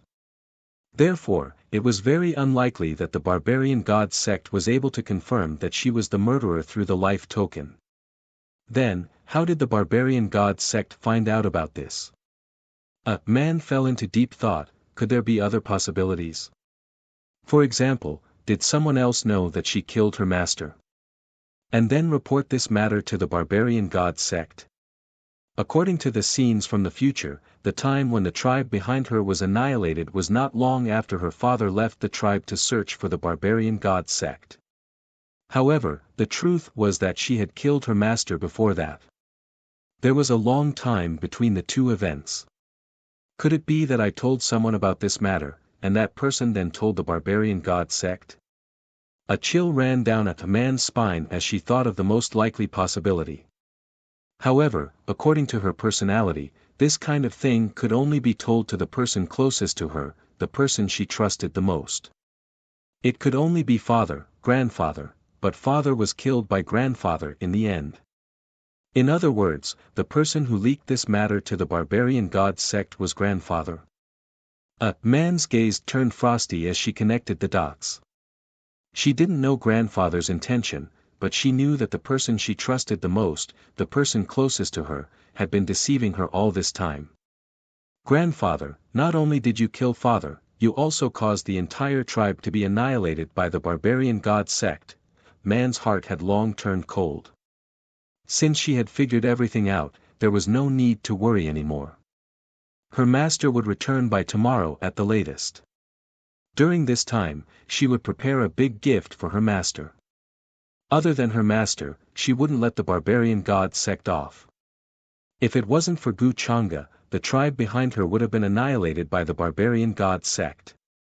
Not even sparing children and old people, such cruel and ruthless actions, there was no need for her to show any mercy. At noon the next day, a divine rainbow descended from the mountain peak. It was a middle-aged man with a pale face. He looked very frail. He wore a scholarly robe. His eye sockets were slightly sunken, as if he lacked chi and blood. After returning to the mountain peak, he first closed his eyes to sense the aura around him. After confirming that there were no outsiders around, he nodded and headed to his courtyard. A man, noticing the messy herb fields not far away, the middle-aged man frowned slightly, then called out. "Master, Master, you're back." Hearing this voice, a man finally reacted. She hurried over from her courtyard with a look of pleasant surprise on her face. The middle-aged man looked at a man and nodded. There was no change in his expression as he asked, "What happened to my herb fields?" A man's face was filled with fear and uneasiness as she hurriedly explained, "Master, on the day you left, Song Qing'er came to find trouble with this disciple again. She was the one who ordered people to destroy those medicinal fields. These few days, this disciple has been thinking of a way." Hearing this explanation, the middle-aged man frowned and waved his hand impatiently, saying, "I know, you only know how to find trouble for your master." He naturally knew that Song Qing'er had come to find trouble with a man some time ago. However, he had chased her away with the reason of disturbing his cultivation. He didn't mind a man's explanation, after all, there weren't any precious herbs in those herb fields. "Master needs to refine a certain kind of pellet, it might take 4 to 5 days, the middle-aged man said indifferently, but before he could finish his words, he seemed to have sensed something and was delighted. "Master feels that your cultivation has increased a lot." The barbarian tribe's cultivation system was different from the human race, thus he couldn't accurately judge a man's strength. "I won't hide it from you, Master. Last night, this disciple luckily broke through to the third realm." A smile appeared on a man's face at the right time, with some joy and excitement. "Good, good, good, as expected of my good disciple. You can take this bottle of pills." After receiving a definite answer, the middle-aged man couldn't help but smile happily, as if he was very gratified. He then took out a bottle of pellets and threw it to a man. "Thank you, Master." A man received it with a grateful expression, but she actually knew what kind of medicinal effects these pellets had. If she continued to consume them, it wouldn't be long before she became the middle-aged man's puppet. "Very good, very good. Very soon." The middle-aged man nodded in satisfaction. His gaze swept over a man, and there was a hint of greed and heat in his eyes. He then turned and left. A man kept her head down and didn't raise it. After the middle-aged man's figure disappeared, a hint of coldness appeared in her eyes. She was actually at the 6th realm now. If she had suddenly launched a sneak attack just now, she had an 80% chance of killing the middle-aged man. However, she still chose to endure and wait for a 100% chance. "Since you like to refine pellets to harm people, then why don't you try this time?" A man's eyes were full of killing intent. She had already made a detailed plan. She secretly added her own powder to the materials that the middle-aged man had prepared for the pellet this time. Even if they neutralized each other, there wouldn't be any smell. However, it could work together with the pellet that the middle-aged man wanted to refine, causing the medicinal effects to become chaotic and cause unexpected accidents. The middle-aged man would fall into this trap when he was testing the pellet. This time, he specially went out to find one of the precious materials because the cost of this pellet was shocking and could greatly increase a cultivator's chi and blood. The middle-aged man couldn't bear to let a man test the pellet. In the end, when he was testing the pellet, his chaotic chi and blood broke through his organs and he died instantly. Chapter 849. Are you sure this plan is foolproof? However, what surprised Ah Man the most was that Gu Changa, who had disappeared for several days, actually appeared in her courtyard today. He was sitting under a withered old tree, wearing a white robe that was as clean as the moon. His ink-black hair hung loosely over his shoulders, as if there was a crystalline light flowing through it. He exuded an otherworldly aura as his slender fingers played with a jade wine cup in his hand. Gu Changa looked at Ah Man with a thoughtful look in her eyes. I dare not say that this plan is foolproof, but I am 100% sure that it can kill my master. Senior can rest assured. Ah Man was dazed for a moment, not understanding the meaning behind Gu Changa's words, but she still said confidently. Gu Changa let out a chuckle as he stood up, walking to Ah Man's side. This little girl is very confident. He shook his head. Hearing this, Ah Man's eyes flashed with confusion. Could it be that she had made some mistake? However, Gu Changa did not explain further, merely saying, since it's like this, then act according to your plan, don't disappoint me Ah. Ah Man had a feeling that Gu Changa had seen through something. All of a sudden, Ah Man lost her confidence, asking in a low voice, Senior, did I miss something? Gu Changa smiled, his gaze fixed on Ah Man as he said, since you already know that your grandfather is the culprit behind your tribe's massacre, why don't you think about how he managed to contact the barbarian god sect? Hearing this, Ah Man was dazed for a moment before realizing what Huang Xiaolong meant. Cold sweat trickled down her back. She had indeed forgotten about it, or rather, she had neglected it. In her opinion, as long as she poisoned her master to death, leaving no traces behind, the barbarian god sect would never be able to trace it back to her. Moreover, as long as she did not tell anyone else about this matter, no one else would know about it. However, she had forgotten that her grandfather was able to contact the barbarian god sect in secret, even knowing about the barbarian god's disappearance. In that case, his background was definitely not simple. Therefore, when her master was poisoned to death, her grandfather could have used some means to make the barbarian god sect suspect her. Her grandfather was actually the biggest enemy she had to face right now. Grandfather wants to borrow the barbarian god sect's hand to annihilate our tribe. But why would he do that? Ah Man couldn't understand this at all and couldn't understand. He didn't want to borrow the barbarian god sect's hand to annihilate the tribe behind you, but he wanted to borrow your hand. Gu Changa's gaze was slightly pitiful. We've already come this far. Can't you see? Borrow my hand. A man's brows knit together tightly while a wisp of a vicious expression suddenly appeared on her beautiful and exquisite face. He wants me to live in guilt and pain, and let me understand that the tribe was actually annihilated because of me? She could not understand why her grandfather, who used to be so kind and amiable, would do such a cruel thing. Because you're a natural-born devil, your grandfather is merely forcing you to walk down this path with no other choice. Gu Changa explained calmly. So, he did this just to force me to enter the devil path. Ah Man's expression was filled with pain. The carefree times of her childhood surfaced in her mind once again.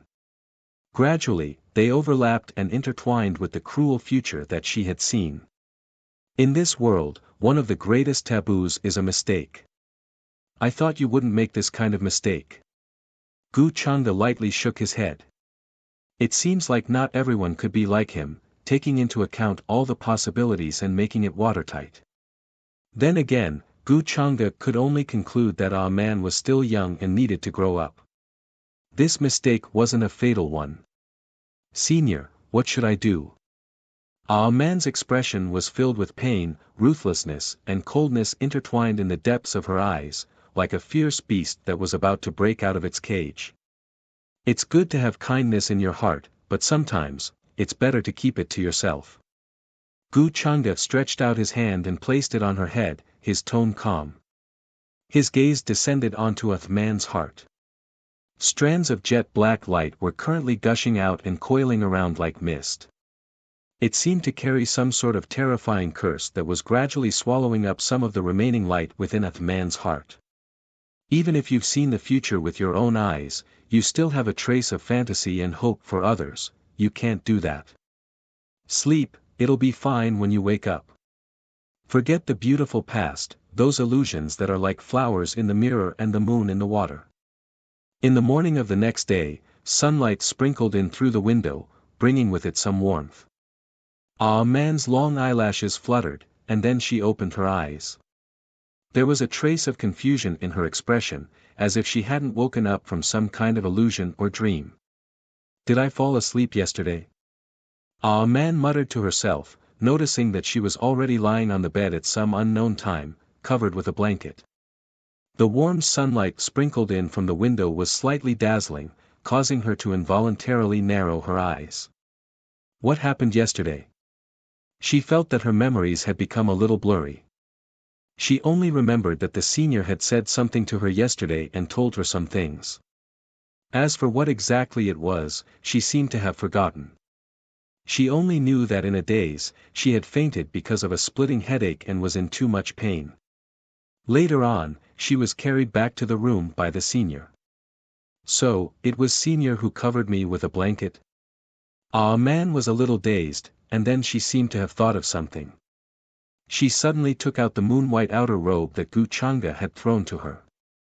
It's the same as on the blanket. It's senior's aura, making one feel at ease. Ah Man buried her head in the outer robe and muttered softly. 7 days later, as Ah Man had expected, her master was poisoned. After swallowing the pill in surprise, he instantly fell to the ground. Blood flowed out of his 7 orifices, and his eyes bulged out. His appearance was incomparably terrifying, like a malicious ghost. The blood vessels under his skin seemed to be about to burst, and black blood continuously spurted out from his mouth. Ah Man looked coldly from outside the cave, her little face devoid of any emotion. How is this possible? How could the pill go wrong? The middle-aged man continuously vomited blood, his eyes wide open, full of disbelief. He crawled on the ground with difficulty, wanting to find the antidote from the bottles at the side. At this time, Ah Man walked in from outside the cave, looking down at him coldly. The middle-aged man was like a drowning person who suddenly grabbed the last life-saving straw, and a roar came from the depths of his throat. Ah Man! Ah Man, quickly save me, help me. Help me find the antidote. Save you? Ah Man just shook her head coldly. This appearance made the middle-aged man panic. It was completely different from the obedient disciple he had seen before. 0-inch not killing you with my own hands is already being merciful to you. I really want to kill you with one sword strike right now, but that would be letting you off too easily. Dying slowly and painfully like this may not be an unsuitable result for you. Ah Man said softly, but there was no fluctuation of emotion in her eyes. You, the middle-aged man looked terrified, and was filled with extreme fear. He immediately understood. Why would there be a problem with the pills he refined? Ah Man had long known that he would make a move against her, it was just that he was too stupid to notice. So, you knew all along. His voice trembled as he screamed, filled with regret. However, what he regretted was that Ah Man had discovered his plan ahead of time, not that he had poisoned the pills he refined in the past. At this time, Ah Man was no longer looking at him, looking outside the cave as if she was waiting for something.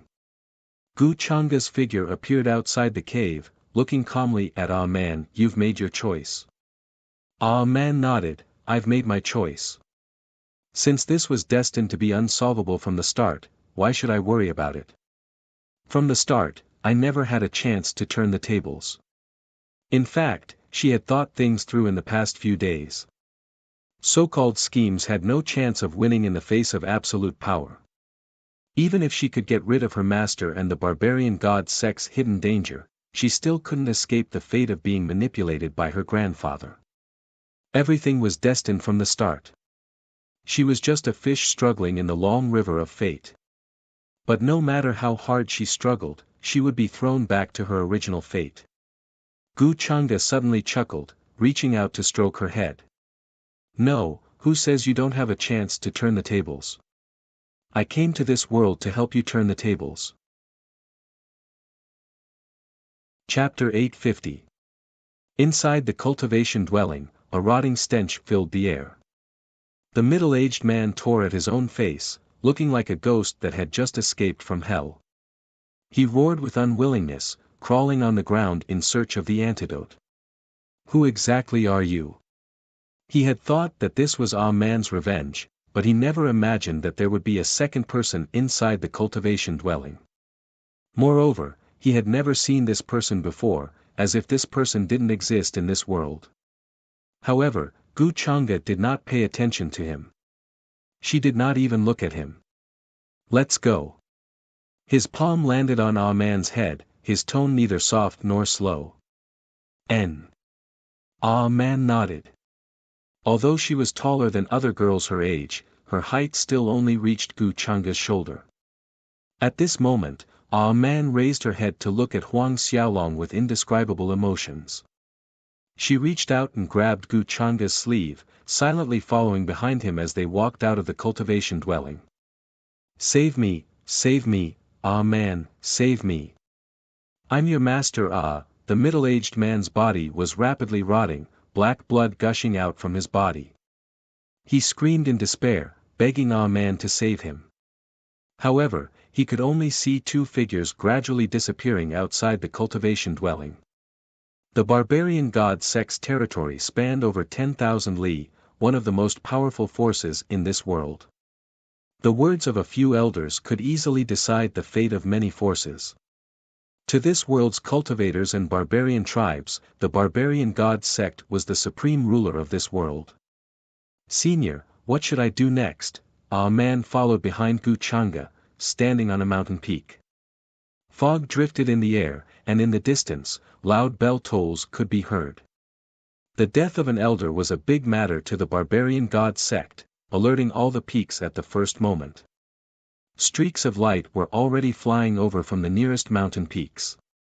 Many elders and disciples swarmed over, wanting to see what was going on. Swish! Swish! Are you afraid? Gu Changa didn't answer her, but asked with a smile. A man shook his head and said, A man isn't afraid. I feel very at ease by Senior's side instead. She had never thought that there would be a day when she would experience so many things.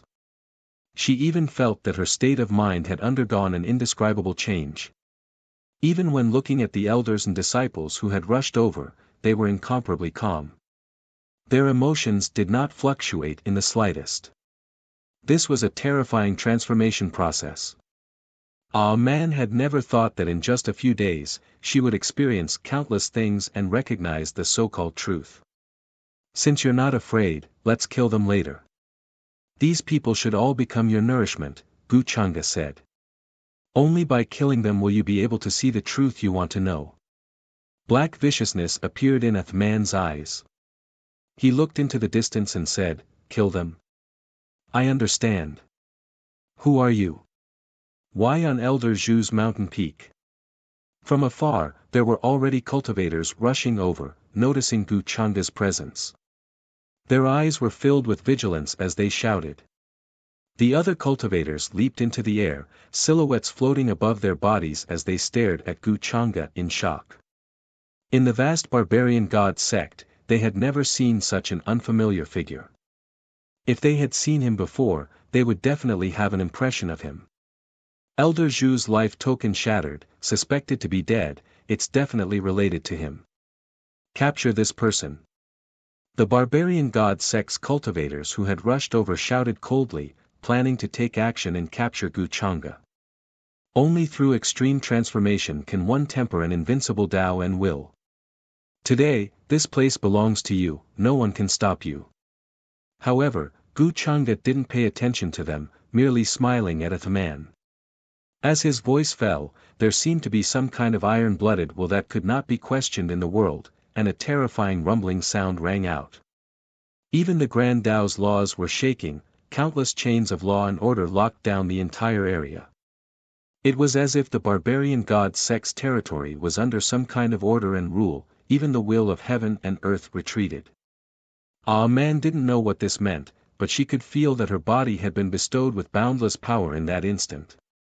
She quietly closed her eyes, and when she opened them again, her expression was cold and indifferent. Kill, a man took a step forward, raising her palm. Countless runes condensed in the air, turning into heavenly blades, giant swords, and spears. Dazzling divine lights shone from them, akin to a divine weapon fog. The group of cultivators charging over didn't have time to react before they were torn apart by these heavenly blades and giant swords, exploding into a mist of blood. To the barbarian god sect, this was a terrifying day, the shadow of death looming over them. No one could have imagined that the death of an elder would lead to such an unimaginable calamity. When the elders who had rushed over saw the surging blood mist with their own eyes, their entire bodies trembled in fear. "That's Elder Zhu's disciple, that barbarian tribe's princess," someone suddenly recognized a man's identity, his face filled with fear, but in the next second, he was torn apart by the heavenly blades, exploding with a pu sound. A man was dressed in plain robes, her fine black hair cascading down her back like a waterfall. There wasn't the slightest trace of emotion on her flawless face. She walked down step by step from the mountain peak. With a raise of her hand, it was as if thousands of starlight gathered, interweaving into a terrifying weapon. This kind of vast and terrifying might was akin to a world-ending calamity to the average cultivator. Even the seventh-leveled elder was shocked. He didn't think a teenage girl would have such terrifying power. This was simply inconceivable. Moreover, the young man standing behind her had a faint smile on his face as he watched the scene unfold before him. There wasn't the slightest ripple in his eyes. "Stop!" Angry roars came from the distance as the barbarian god sex experts rushed over, wanting to stop this. However, man's expression remained unchanged, cold and indifferent. She walked out from the blood fog, exuding a strong stench of blood. Countless crimson lights could be seen in the air, rushing towards her. That was the source of a fallen cultivator's life essence, turning into surging energy that was absorbed by her. The current eighth man was akin to a constantly changing crimson flower, swallowing all living things that came close to her. With every step she took, her aura changed, like a terrifying tsunami that wanted to drown the world. At this time, in a desolate land far away from the barbarian god sect, inside an ancient barbarian tribe. A figure clad in a black robe with a hood covering his face, looking somewhat stooped and old, was fiddling with dried medicinal herbs in front of him, coughing from time to time. The people in the tribe, regardless of their age or gender, were all respectful when they saw him. This was the tribe's grandpa, a person of virtue and prestige. He was very old and was in charge of the tribe's sacrificial offerings, medicinal herbs, and other related matters. Other than the patriarch, he was the person with the highest prestige. At this time, beside this black-robed old man, a bronze-skinned, burly, and tall middle-aged man was discussing something with him. "There are less than 4 years left before I step onto that path. I'm afraid I won't have the chance to touch the 7th level in this lifetime. Only 4 years left for a man. I wonder how she's doing in the barbarian god sect." The middle-aged man was the tribe's patriarch, in charge of all the tribe members.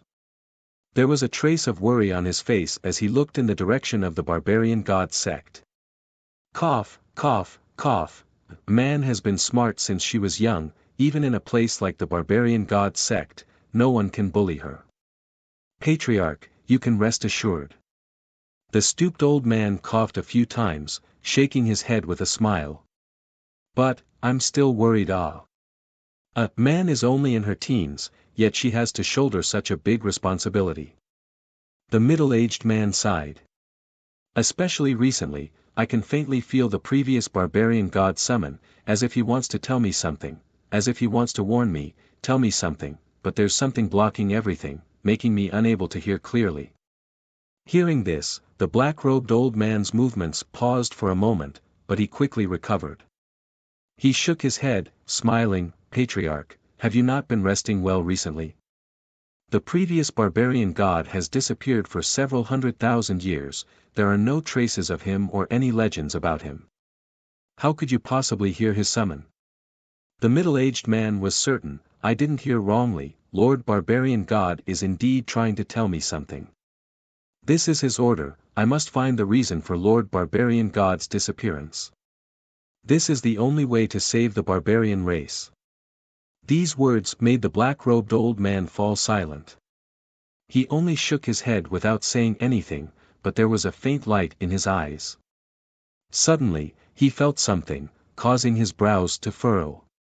Even the medicinal herbs in front of him were crushed because he didn't control his strength properly. Patriarch, what's wrong? The middle-aged man noticed the black-robed old man's expression and was a little surprised. This was the first time he saw such a gloomy and ugly expression on the old man's face. This appearance of the patriarch made him feel strange and inconceivable. Looks like there's a variable, who interfered with my plan. However, the patriarch did not answer his question, only muttering under his breath. A cold glint flickered in his cloudy eyes. The chess piece he had placed in the barbarian god sect was silently destroyed, its life force vanishing, and its connection to him was severed.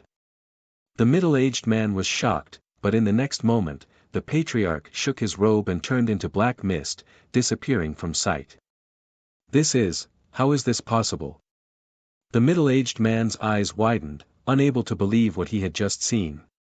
In his impression, the patriarch's cultivation had dropped due to an injury in his youth. Now, his vitality had long withered, no different from an ordinary person. But just now, the patriarch had disappeared right in front of him. Even he couldn't do such a thing. At this moment, the barbarian god sect was filled with a sea of blood. Baleful chi soared to the sky from every mountain peak, stretching endlessly. A man leisurely walked forward step by step, washing the mountain peaks with blood. There was a faint redness in her eyes, and her youthful face was now cold and indifferent, looking at all the cultivators in front of her as ants.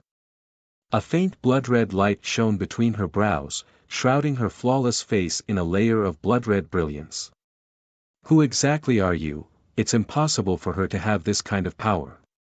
One of the barbarian god sect elders stared fearfully at Gu Changa, who was following behind Ah Man at a leisurely pace. He could see that Ah Man's change was due to Gu Changa behind her. This incomparably mysterious young man, just his gaze was enough to freeze his blood and extinguish the fire in his soul. Is the real Lord about to show himself? Gu Changa merely smiled faintly, ignoring these elders. Inside the barbarian god sect's great hall, a middle-aged man had died tragically, his eyes wide open, filled with fear and despair. As the strongest person in the barbarian god sect, his cultivation was close to breaking through to the 8th level. In this world, he was a famous peerless expert. However, his forehead was pierced through by a sword finger, penetrating his body from the front to the back, destroying his soul in an instant. Sect chief, many of the elders and disciples stared at the middle-aged man's corpse in agony and fear. With just a casual finger, their barbarian god sect's strongest person lost his life. This kind of terrifying means was something they didn't dare to imagine. Why is there such a terrifying existence behind Ah Man? Song Qinger was filled with despair, her body trembling from head to toe.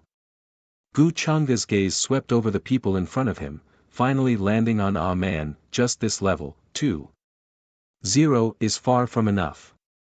To become a true devil, she needs an opportunity. He shook his head. She needs to sever the karma of the past with her own hands.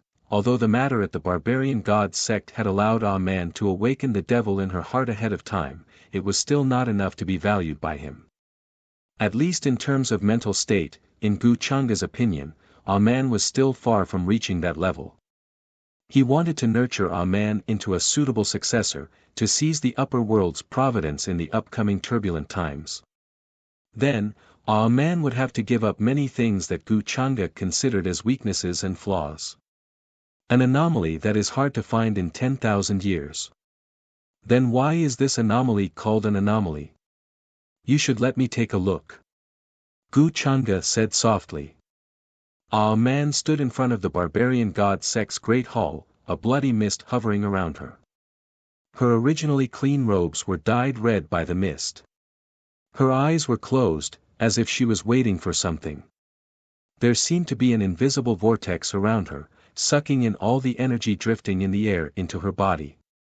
Inside her surging devil heart, devil shadows filled the sky, as if they were interweaving into some kind of vague ancient figure, sitting cross-legged there. At this moment, she was as cold as a piece of ice that had been sealed for 10,000 years. Whine. Right at this time, heaven and earth trembled as a terrifying fluctuation filled the air. A powerful aura descended, as if it wanted to split heaven and earth apart. Black mist filled the air, rapidly condensing into a figure. It was none other than the black-robed old man who had rushed over from the barbarian tribe. He was the grandpa that Ah Man mentioned. You've finally shown yourself. At this moment, Ah Man suddenly opened her eyes. There seemed to be an everlasting chill flowing in her eyes. Chapter 851. The black-robed old man seemed to be shrouded in a thick black fog, standing tall in the air. His hunched back made him look exceptionally old. Ah Man, why did you become like this? Who caused all this? He stared at the frosty young girl in front of him, seemingly in disbelief. He couldn't help probing. However, Ah Man's expression did not change at all because of his words. At this time, you still want to hide it from me? Her gaze was frosty. Hide what from you? Looks like you've grown up, no longer the little girl who would circle around Grandpa. The black-robed old man couldn't help muttering to himself in disbelief at Ah Man's words. Do you think there's any use in saying these things now that things have come to this? Ah Man's eyes grew colder, without a trace of warmth. Hearing this, the black-robed old man was stunned, staring straight at Ah Man. It was as if he wanted to confirm that these words came out from her mouth and not someone else. Hee. Suddenly, the old man burst out laughing, unbridled and unrestrained. His face under the hood was like a withered tree trunk, his eyes sunken deep into his sockets. The gentleness that Ah Man was familiar with was gone, replaced by indifference. I'm very curious, how did you do all this? The black-robed old man stared at the hell-like scene in front of him, his expression indifferent as he looked at Ah Man. If it wasn't for the fact that he sensed something wrong with the chess piece he placed in the barbarian god's sect and lost contact with him, he wouldn't have rushed over here. It was even more impossible for him to witness all this with his own eyes. In his opinion, this young girl who had always followed the rules and grew up according to her destiny would never discover the truth one day. Not to mention a bloodbath like today, where no one could resist, the entire barbarian god sect was bathed in blood. This was an inconceivable matter. Ah Man's body was shrouded in a crimson light, resembling a delicate flower bathed in a rain of blood. Her porcelain-like face was stained with blood, but her expression was cold as she said, I'm more curious why you've been lying to me all this time. My good grandpa. Lying to you all this time? I don't dare to believe your words, Ah. What am I lying to you about? Or are you saying that your memories of the past 10 years are all fake? If you had been obedient and followed the path of growth that you should have experienced, then I would still be your grandfather. However, you shouldn't have known about this beforehand. Hearing this, the black-robed old man suddenly cracked a smile. But in Ah Man's eyes, this smile was extremely mocking. He's still my grandfather. Is this the answer you want to give me? A ripple appeared in Ah Man's eyes. Grandpa, however, since you call me grandpa, I can tell you that no matter what the reason is, you know the truth in advance. But it's impossible for you to escape. You have to experience this fate. This is a fate you cannot escape. The black-robed old man said coldly. The smile on his face was incomparably cold. Destiny. Ah Man heard this word again, but her expression was still cold and didn't change much because of it. Deceiving me and making me fall into the devil's path, is this your so-called destiny? You even know about falling into the devil's path. It seems you have recovered your past memories. The black-robed old man's smile became even more mocking. Past memories? Amon's heart shook. She didn't think she would hear such an inconceivable thing again. In other words, she had other memories before this? Or even older? At this moment, she only felt a splitting headache. It was as if the world in front of her was shattering. Many chaotic memories appeared and overlapped. The false and the real were constantly overlapping and reforming. A man didn't even know what was real to her and what was just a dream. It seems you still don't know. Indeed. How could you so easily remember those things? The black-robed old man sneered, his eyes filled with pity. He walked down step by step from the sky. A terrifying pressure pressed down like an ocean. He wanted to attack Amon and turn the situation back to its original path. However, the confusion in Amon's eyes only appeared for a moment before disappearing in the next instant. Her eyes were cold as a faint light appeared in her palm. Boundless energy rushed out from her palm like exploding stars, attacking the black-robed old man in front of her. This was the power Wuxia had bestowed upon her, allowing her to possess this kind of boundless strength in this world. Even the strongest barbarian god sect elder had lost miserably in her hands just now. This power doesn't belong to you. Behind you, who is helping you? The black-robed old man's expression changed, no longer looking down on Amon. His cold gaze swept over the surroundings, trying to find some clues. Even if Amon had recovered her memories, it was impossible for her to possess this kind of power in such a short time. In other words, there was a peerless expert hiding by her side. That peerless expert not only helped her understand some of the truth, but also bestowed her with this kind of terrifying power. To the black-robed old man, this kind of action was no different from ruining his plans. Naturally, he wanted nothing more than to drag this person out and deal with him. So, you can't see Senior's existence. Amon vaguely guessed the truth from the black-robed old man's expression. After all, at this moment, Wuxia was standing in the void behind her, not too far away. But her grandfather seemed to have gone blind since arriving here, unable to see Wuxia at all. Thinking of this, Amon's heart calmed down. Senior's strength and origin could only be described as unfathomable and unfathomable. Although Amon didn't know what kind of scheme was waiting for her, thinking that Senior was right beside her, she calmed down. Her mood became incomparably stable. Kill. Amon spat out these words from her delicate lips. She was like an Azura bathed in a rain of blood as she charged at the black-robed old man. Reckless fool, you really think you can jump out of the river you belong to with the help of an expert? You won't be able to do it. You don't know what's waiting for you. The black-robed old man sneered. He raised his palm, covering the sky as he slammed it down on Amon. At this moment, his aura had already surpassed this world's so-called 9th-level cultivators, but there were no cultivators here who could witness this. The barbarian god sect, as the place where the two were fighting, couldn't withstand this kind of destruction. Heaven and earth trembled, some laws crumbled from the impact, while some talisman symbols were obliterated. The shockwaves from the battle could destroy heaven and earth. Large stretches of mountain ranges were reduced to ashes.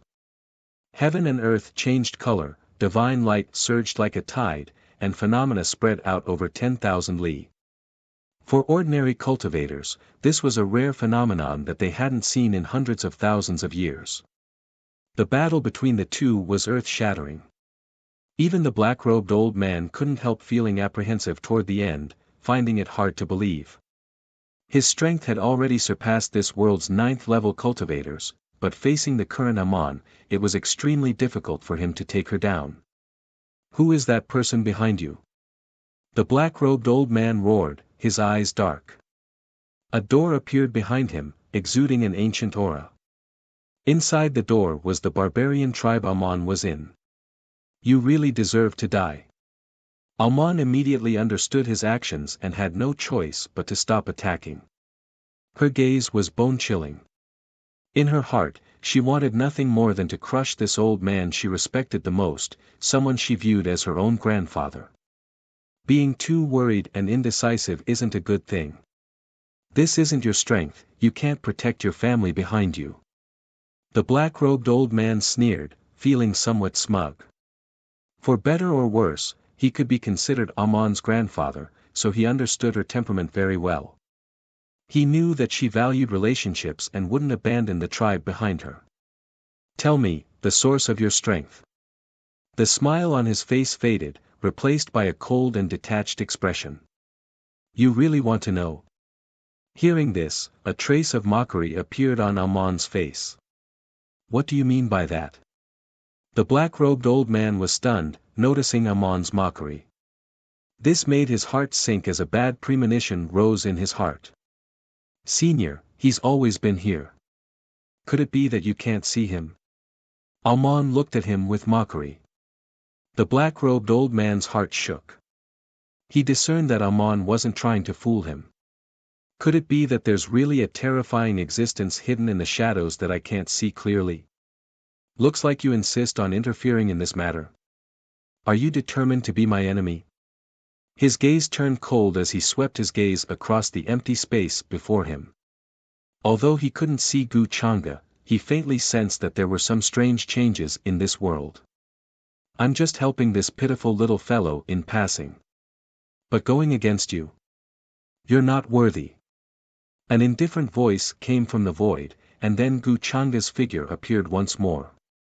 His white clothes were purer than snow, and he seemed like an immortal that had descended to the world. Who are you? The black-robed old man's pupils constricted, and he was slightly horrified in his heart. He didn't sense how Gu Changa appeared. He stood there as if he didn't exist. He seemed to have merged with the heavens and the earth, yet he was actually suppressing the heavens and the earth. You're not worthy to know who I am. Gu Changa spoke indifferently as he glanced casually at the old man. The old man instantly seemed as if he'd been struck by lightning. His entire body trembled, and he was directly unable to move. His soul and blood seemed to have been frozen, and his limbs went cold. Senior. A man did not expect that Gu Changa's mere appearance would cause the black-robed old man to be so terrified that he did not dare to move. I've disappointed Senior. Even if I obtained such formidable strength, I wasn't able to deal with this matter myself. Her expression was slightly sad and guilty. She could sense that with her current strength, she was able to defeat the old man and even kill him. However, she was restrained at every turn. She was only able to exert 60% to 70% of her strength, and she was even threatened by the old man and had no choice but to stop. Gu Changa shook his head and didn't blame her. You've already done pretty well.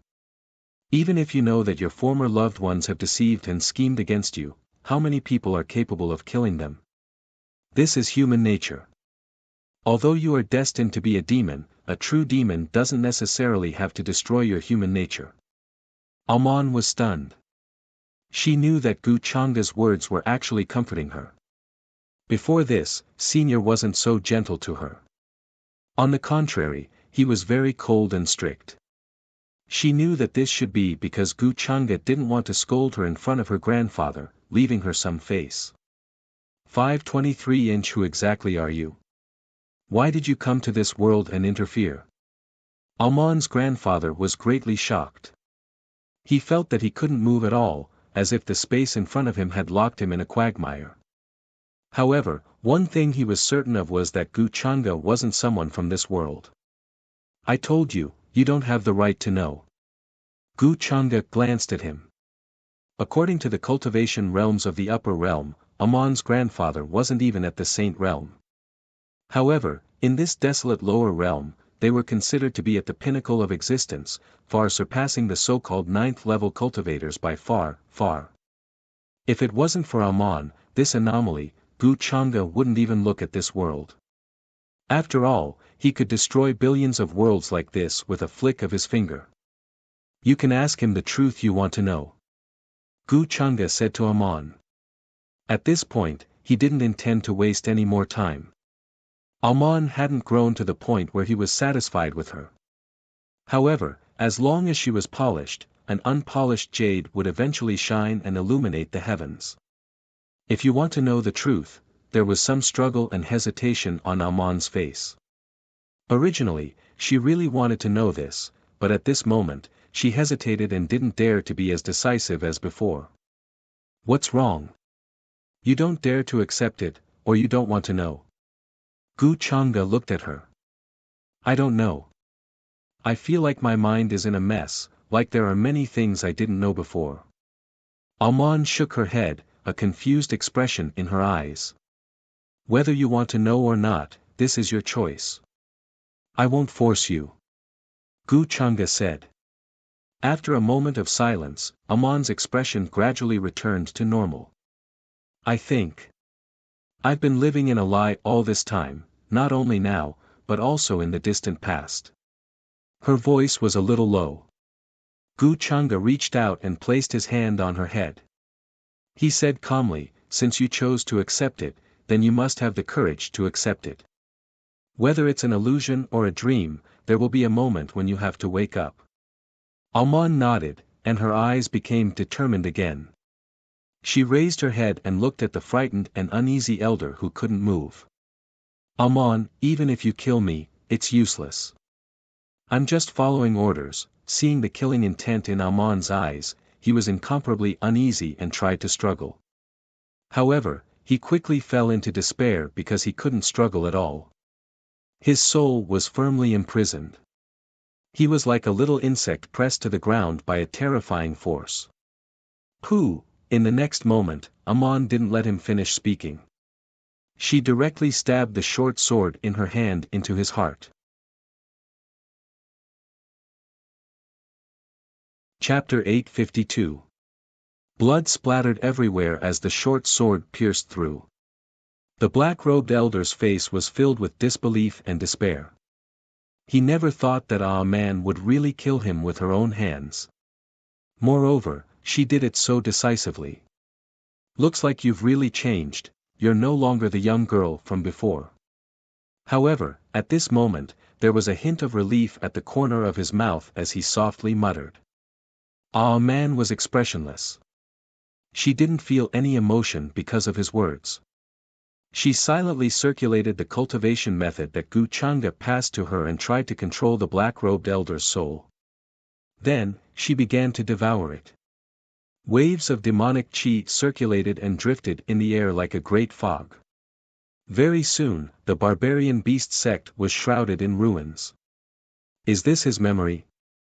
A man saw the mark contained in the soul. It was very ancient and there were strange words condensing. Gu Chang'e glanced at it and said, this is a slave mark. He's just a servant under someone else. A servant? A man was stunned and lowered her eyes. It was as if this was the first time she had heard of such a thing. Didn't that mean that her grandfather was only doing this because he was following orders? However, Gu Chang'e didn't explain much to her. He flicked his finger and a hazy light fell on the slave mark. Then, the slave mark began to collapse. A man also saw that her grandfather's soul began to become transparent as if it was about to dissipate. Therefore, she didn't delay and circulated the nameless cultivation method that Gu Chang'e passed to her and began to devour the memories of the soul. There were many things that she wanted to know, including her origin, her real parents, and why she was here. If she missed this opportunity, she didn't know if she would have another chance to find out the truth. 1. The soul was transparent and sparkling. Without the restriction of the slave mark, it began to dissipate. However, as a man continued to absorb it, she finally saw the scene inside.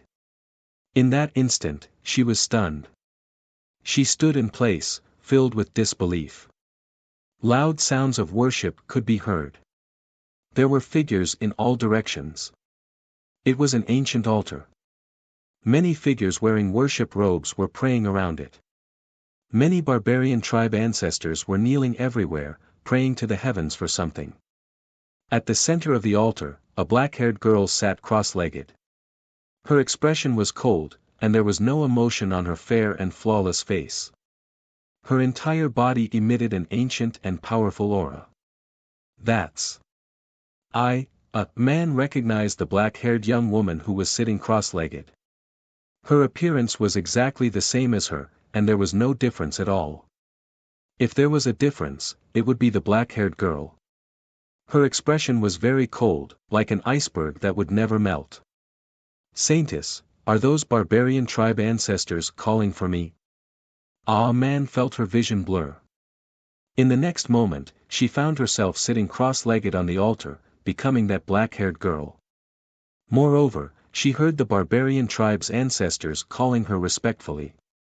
Such a title was very ancient. It must be known that there was no saintess in the barbarian tribes today. It could be seen that the berserker tribe she was in was very ancient and powerful. Any one of the berserker tribe ancestors who were kneeling around her was stronger than a cultivator in the ninth realm. How are the preparations? A man heard her own voice, but she did not open her mouth. It was the black-haired girl on the altar who asked coldly. At this moment, she was like an outsider, looking at her past self. So, this was actually what Grandpa revealed before he died. Her past memories. Who was she in the past? A man did not understand. She only felt a pain in the center of her brows. Many memories kept appearing in her mind. Saintess, everything is ready. All kinds of sacrificial offerings have been prepared. We only need to wait for the barbarian god's arrival. This time, our 10,000 barbarian tribe will definitely receive the barbarian god's blessing and become the strongest tribe on the barbarian god continent. Many of the priests answered enthusiastically. The ninth barbarian god, the black-haired girl, listened to the priest's report. Her gaze was still cold, and she seemed to be mumbling softly. So they were offering sacrifices to the barbarian god and asking for his blessing? And if it was the ninth barbarian god, then wouldn't it be tens of millions of years ago? At that time, the barbarian tribe was the strongest force in this world. The cultivator sects and orthodoxies could only rely on them. It was impossible for them to casually slaughter the barbarian tribe like today. A man was puzzled. But she did not know why, but she could feel the killing intent hidden in the black-haired girl. Boom! The entire barbarian tribe was bustling with noise and excitement.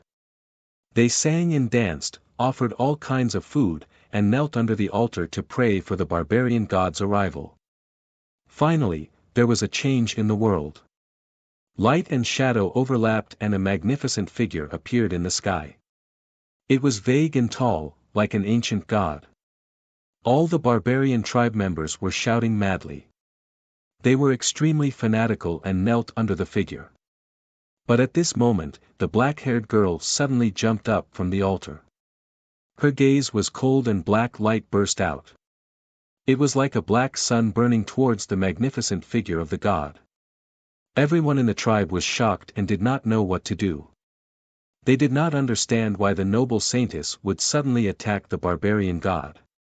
You don't deserve to be the god of the barbarian tribe, the black-haired girl said coldly. She wanted to kill the god. Even if a man was shocked by her actions and did not understand why. As the saintess of the barbarian tribe, she wanted to kill the barbarian god. Blasphemous tribesman, you deserve to die. The god in the void only looked down coldly.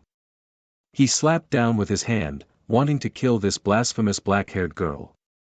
But a man did not see what happened next. She only felt a piercing pain between her eyebrows. It was like something was torn apart and then taken away from her mind. That's the memory I lost, a painful expression appeared on a man's face. In a daze, she saw a figure appear beside her. It was the grandpa she had just killed. Did he already exist in that era? Did he live until now? A man did not know this. She only felt a piercing pain between her eyebrows. The part of the memory that was taken away was returned. It hurts, she suddenly knew a lot of things. The part of the memory that disappeared was taken away by her grandpa. Every time she died, the memory of her previous life would be erased. It was like going through a real reincarnation. 9 lives of reincarnation, in the end, 9 lives were a lie. Gu Changa was watching her from the side. He had a strange expression on his face, but he did not disturb her. Chapter 853. At this moment, Man seemed to be immersed in her memories. She reached out and grabbed her forehead. Her expression alternated between pain, struggle, and calmness. It was as if there was a terrifying undercurrent hidden in the depths of the vast sea. She was absorbing the memories of the past. They were like a huge flood that suddenly rushed into her mind. This required a process of acceptance and sorting out. Gu Changa did not disturb her and let her sort out this part of her memories. This situation did not last for long. Very quickly, Man opened his eyes. There was not the slightest trace of childishness on his face that was still slightly young before. Senior, she turned her head to look at Gu Changa and called out softly. Do you understand now? Gu Changa asked her. Man nodded, then shook her head and answered, I only sorted out some of my memories. There are still many things I don't understand. According to the memories she had obtained, her true identity was actually the daughter of the first barbarian god. But for some unknown reason, the first barbarian god had suddenly angered the ancient god and was killed by him. Moreover, to prevent the first barbarian god from reviving, the god had cut his body into 6 pieces and buried them at the ends of the 4 poles of the world. The later barbarian gods had actually obtained the broken body of the first barbarian god for various reasons and obtained great power from it. And the grandfather who had raised her was actually her father's servant. But why did he want to raise her? In each life, he used various methods to observe her growth. Did he want to ensure that she grew up according to a certain path? Man did not know the answer to these questions. Even her grandfather did not know the reason for doing this. He was only following the instructions left in his mind. Perhaps all of this was the orders of that god. The god is high up in the sky, looking down on all of this from a distant world. Not only did he kill my father, he also made me suffer the pain of reincarnation and wanted me to turn into a demon. He must have done this to take revenge on my father. Man's expression gradually became firm. In her mind, she had already guessed all kinds of possibilities. In every life, when she wanted to remember the past, her grandfather would appear to correct the confusion and erase that part of her memory, ensuring that she would grow up according to the predetermined path. But in every life, there would always be all kinds of accidents, just like the scene she just saw. At that time, she was the sacred lady of the Berserker tribe. However, she found out that the reason why the previous god of Berserkers had disappeared was because he had been devoured by the 9th god of Berserkers. In the eyes of all the barbarians, the god who protected them was far from being as great as they thought. In fact, they were despicable villains who used various methods to steal the godhood. That was why she attacked the 9th god of Berserkers during the great ceremony of worshipping at that time. She wanted to kill him so that the Berserkers could see the true face of the fake god. The reason why the Berserkers on the ground are declining is because the real god of Berserkers has long since disappeared, or rather, the later gods of Berserkers were eaten by the previous gods of Berserkers as food. Man spoke softly in her heart as she thought of this sad and cruel fact. She suddenly understood why all the people who had stepped on the path to find the god of Berserkers had disappeared without a trace. Why 4 years later, her foster father in this life had also been killed. Grandfather knew all of this a long time ago, so in order to hide the truth and prevent me from remembering the past, that's why he killed my foster father. Man quickly sorted out the cause and effect of these things. Her beautiful crystal eyes regained their calmness. After she absorbed the part of the memory that her grandfather had taken away, some kind of shackle in her body seemed to have suddenly been broken. It was an ancient mark that contained her previous Tao and cultivation. An endless stream of power surged out from her lungs, bones, heart, every corner of her body. It was vast and boundless. God of heaven. My real father. Gu Changa watched all of this quietly and did not say anything to disturb the man. But when a man muttered to herself and described the ancient memory, a strange expression appeared on his face. The truth that a man thought was correct was far crueler than she thought. However, he did not intend to tell her just like that. Without truly experiencing that kind of cruelty, it was impossible for her to truly transform. In Gu Changa's opinion, the current age man was still very pure. There was still some naivety and innocence that belonged to a young girl in her eyes.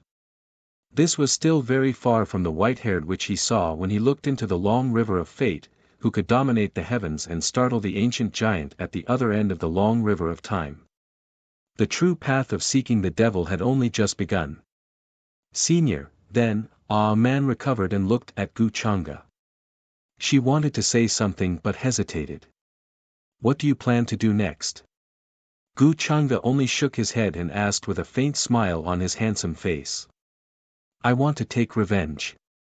I want to kill the god of heaven and take revenge for 9 lifetimes. I want to take revenge for my father's death. A man raised her resolute eyes that flickered with hope. N. Gu Changa nodded, carefully assessing the man, saying, even without my help, you have strength comparable to this world's 9th realm cultivators. If you want to take revenge, there is a possibility. 9th realm cultivation, man indeed felt the unimaginable power in her body, enough to sweep away all the experts in this world. Even the other forces on the same level as the barbarian god sect were no match for her. Some of this power came from the mark on her body, but most of it came from the nameless cultivation technique Gu Changa taught her and the barbarian god sect's elders she had devoured. In a man's opinion, this nameless cultivation technique was her greatest hope and opportunity for revenge in the future. The mysteries contained within were indescribable with words. Senior, are you leaving? But a man couldn't bring herself to be happy, even though she knew the so-called truth and had hope of becoming stronger and taking revenge. Because from Gu Changa's words, she had already sensed his intention to leave. To her, Gu Changa was not just a simple senior. Instead, it was like a ray of light breaking through the dark clouds. If there was no Gu Changa, she would still be a pitiful person living in a lie and a mirror. If she had to rely on herself to understand the truth, who knew how long it would take? Moreover, she did not have the courage to face the cruel reality of the future. Gu Changa suddenly smiled. A man stared blankly at him. This was the first time she had seen Senior reveal such a smile, like a clear lake or drifting white clouds, giving people endless warmth.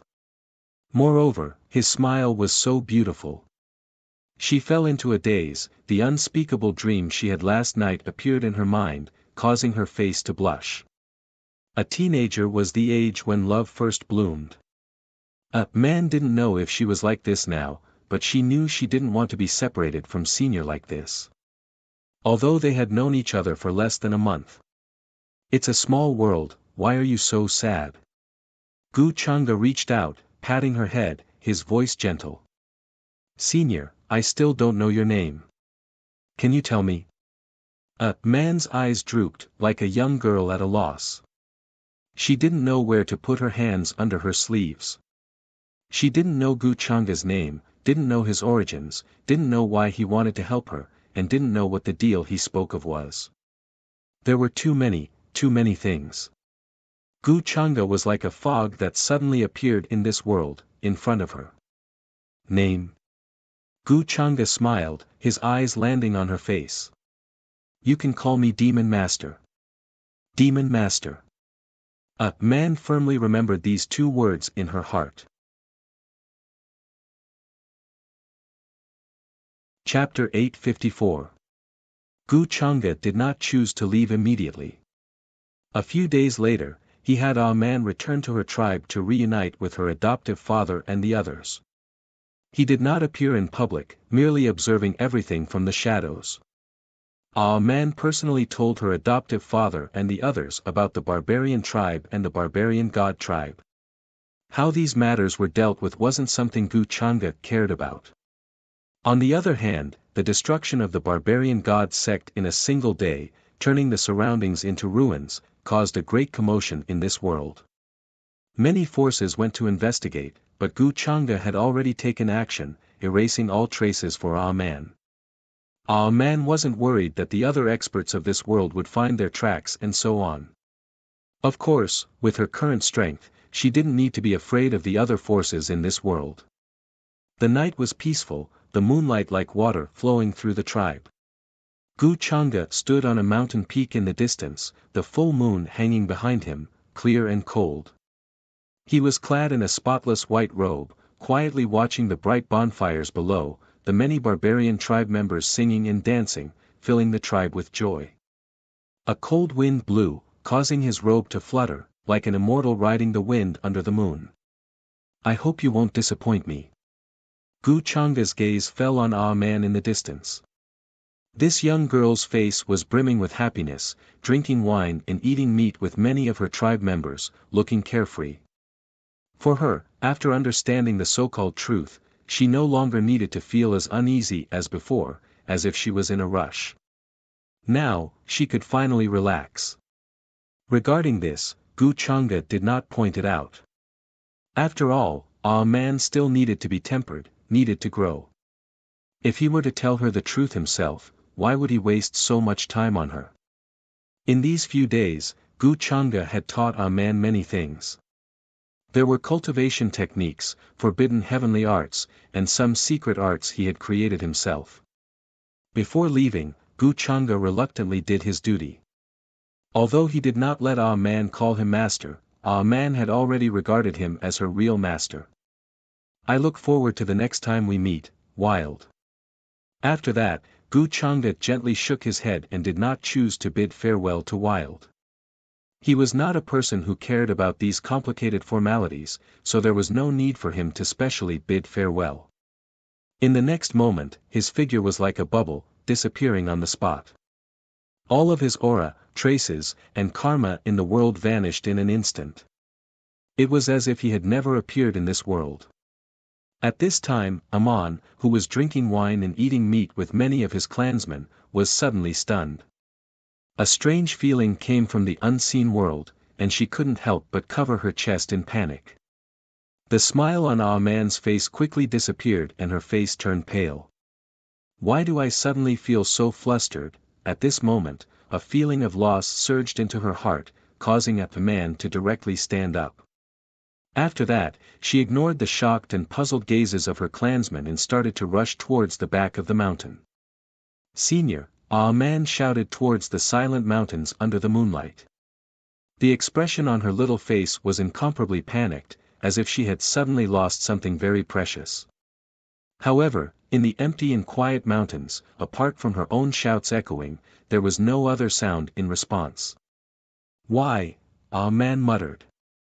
She originally thought that Gu Changa would accompany her for a long time, at least spend these few days with her before bidding farewell to her as expected. However, he left just like that quietly, without any sound or movement. He didn't even say goodbye, nor did he greet him. This caused Ah Man to feel as if she had lost all the strength in her body, and she directly leaned weakly against an ancient tree.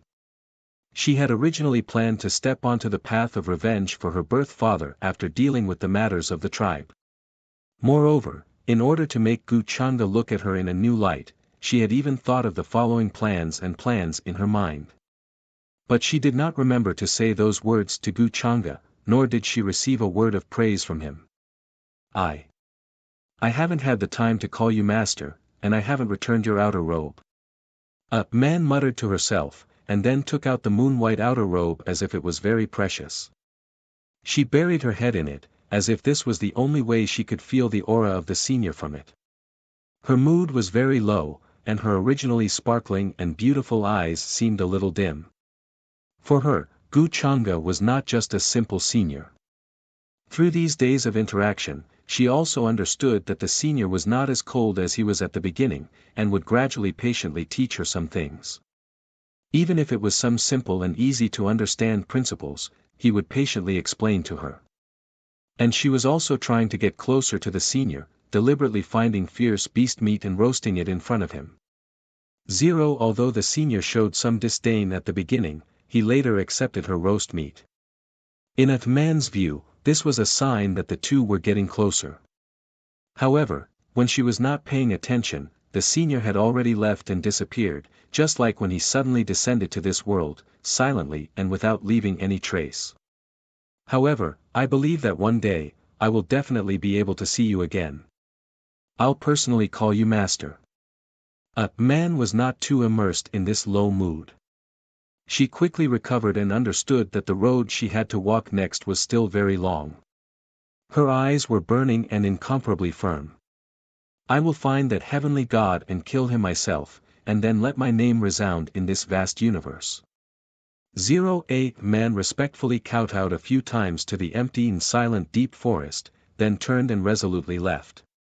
At the same time, in a vast and distant universe, countless planets with life sat there, the river of stars was bright, and many ancient star beasts whose bodies were comparable to the Milky Way were carrying continents as they trekked through this star field. The universe rumbled, and the terrifying momentum was like a monstrous wave that constantly slammed down, causing all the surrounding stars to rustle and tremble, as if they were about to fall from the heavens. There was a grand palace standing on this planet. It was dazzling and resplendent, and divine light shone in all directions. There were two extremely ancient words, Aeon destruction, on the palace, and they sparkled and flowed with dazzling light. A middle-aged man in simple silk robes was handling matters in the palace. He did not look young, and his eyes occasionally revealed the vicissitudes of life. Patriarch, a token in the hall of life has shattered.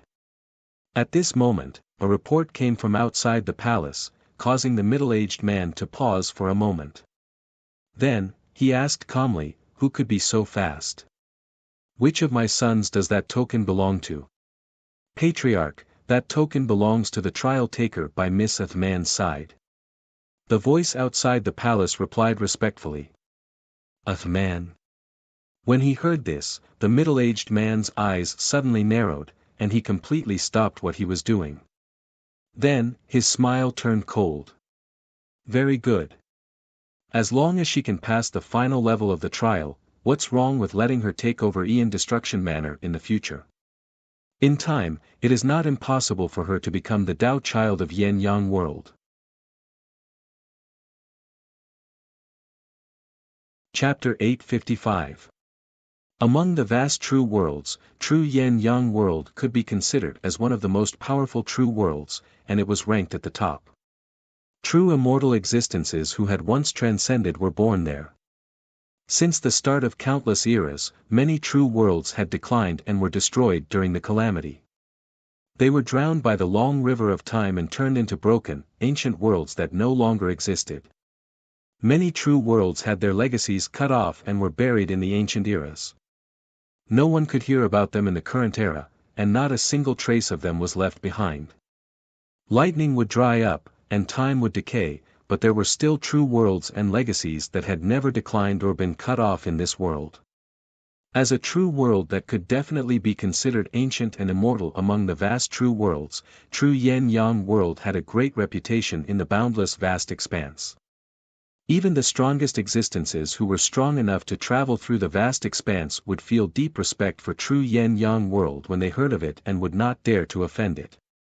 Eternal Destruction Manor was one of the extremely powerful legacies in true Yin Yang world. There were also World Life Hall, Rebirth Cave, Intentionless Mountain, and so on. In fact, they could be traced back to the beginning of the true world's evolution. There might even be the most ancient existences among the legacies of these factions that were hibernating and using all sorts of methods to avoid celestial decay.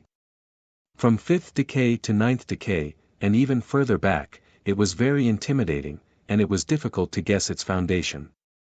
Miss Man went through 9 lifetimes before she passed this level of the trial. Among all your descendants, your speed isn't considered fast. The other young masters and young ladies were already making plans for their future generations in their previous lifetimes. Only Miss Man passed through 9 lifetimes. In terms of talent, she can only be considered to be below average. I suspect that luck played a large role in her being able to pass the trial so quickly in this life. Or rather, she obtained some sort of serendipity. The old servant at the entrance of the hall answered and told him all these things to voice his doubts. There is indeed such a possibility. When the middle-aged man heard this, he nodded slightly, but his expression was still cold. But it doesn't matter if it's luck or serendipity, she obtained it herself. This is also part of her strength. As long as she can pass the final level of the trial, what's wrong with letting her take over Eternal Destruction Manor in the future?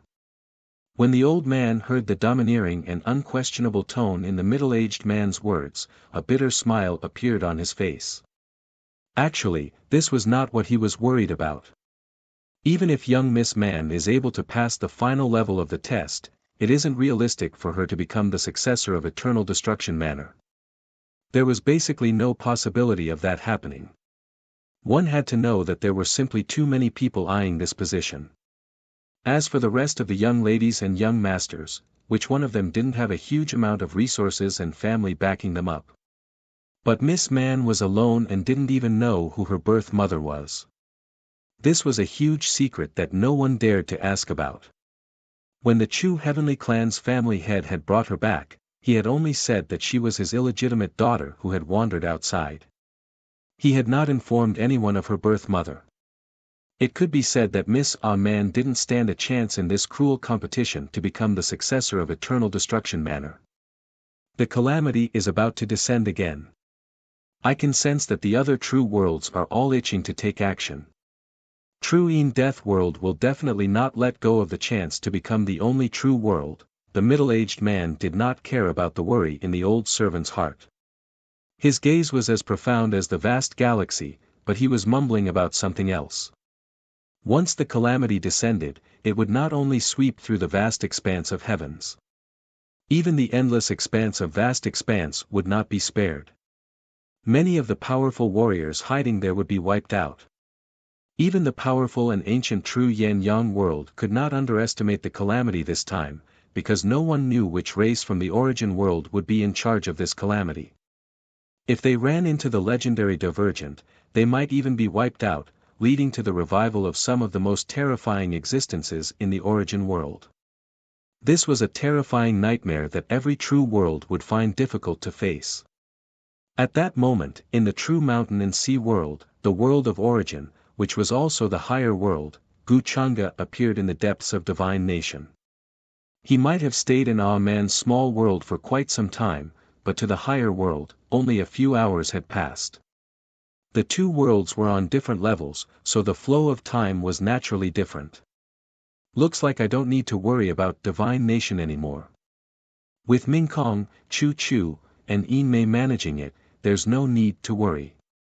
Gu Changa's divine sense enveloped the entire place, and he could hear the sounds of worship, scriptures, prayers, and other things coming from all directions. Some of the power of faith gathered like a vast sea of smoke, allowing him to see the various scenes in the world more clearly. Temples and halls were built everywhere, and his statue was enshrined in them.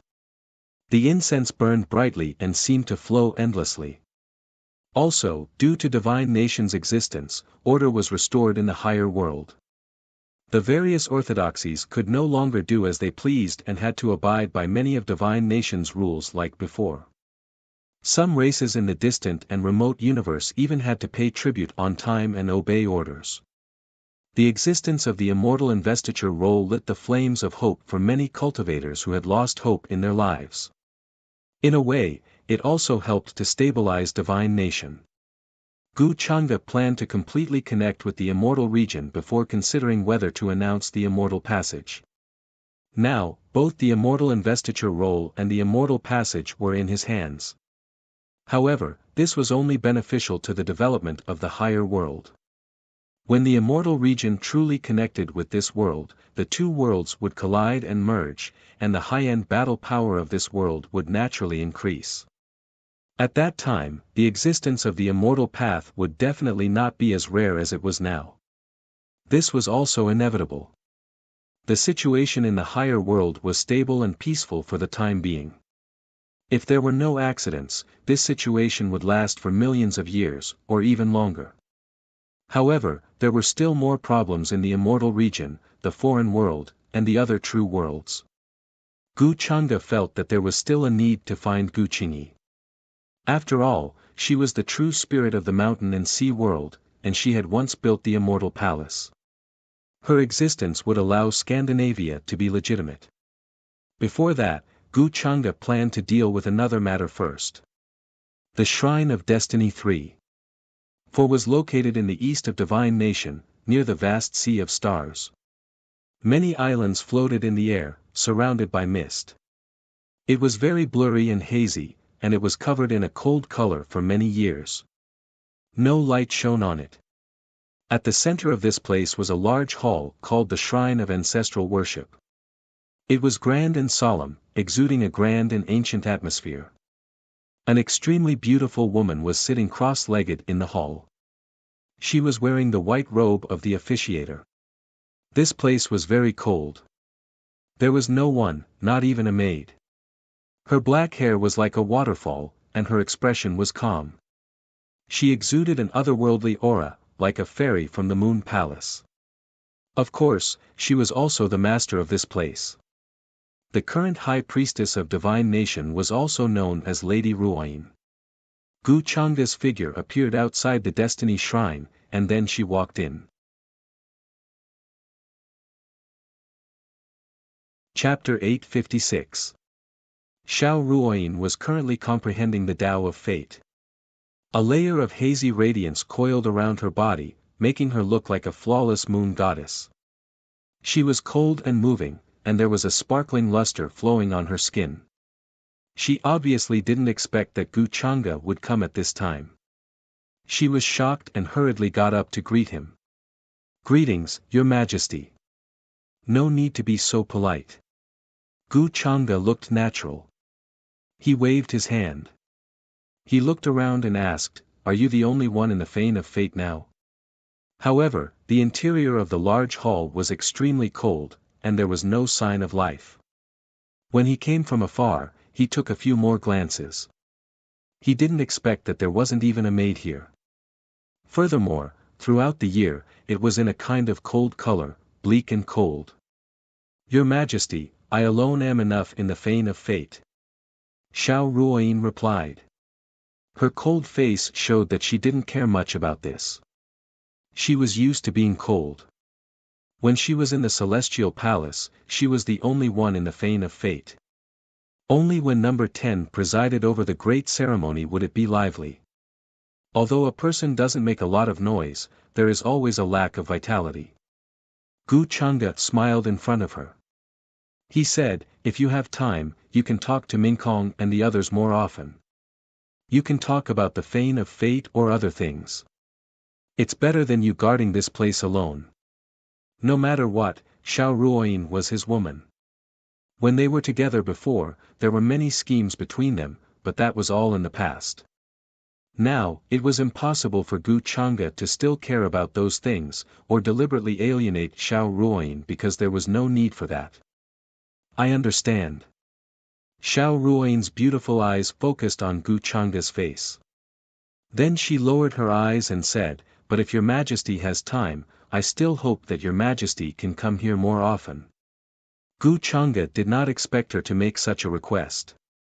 If it was the former High Priest of Destiny of the Immortal Palace, he definitely wouldn't have said such a thing. However, the current Xiao Ruoyin was no longer the Xiao Ruoyin of the past. He didn't reject the offer. "Your Majesty, you must be here because of the Creation Immortal boat. A few hours ago, the red-robed she-devil and Tao Yao of the Peach Village borrowed the Creation Immortal boat. I am no match for the two of them. Therefore, after some consideration, I have decided to give them the Immortal Boat of Creation."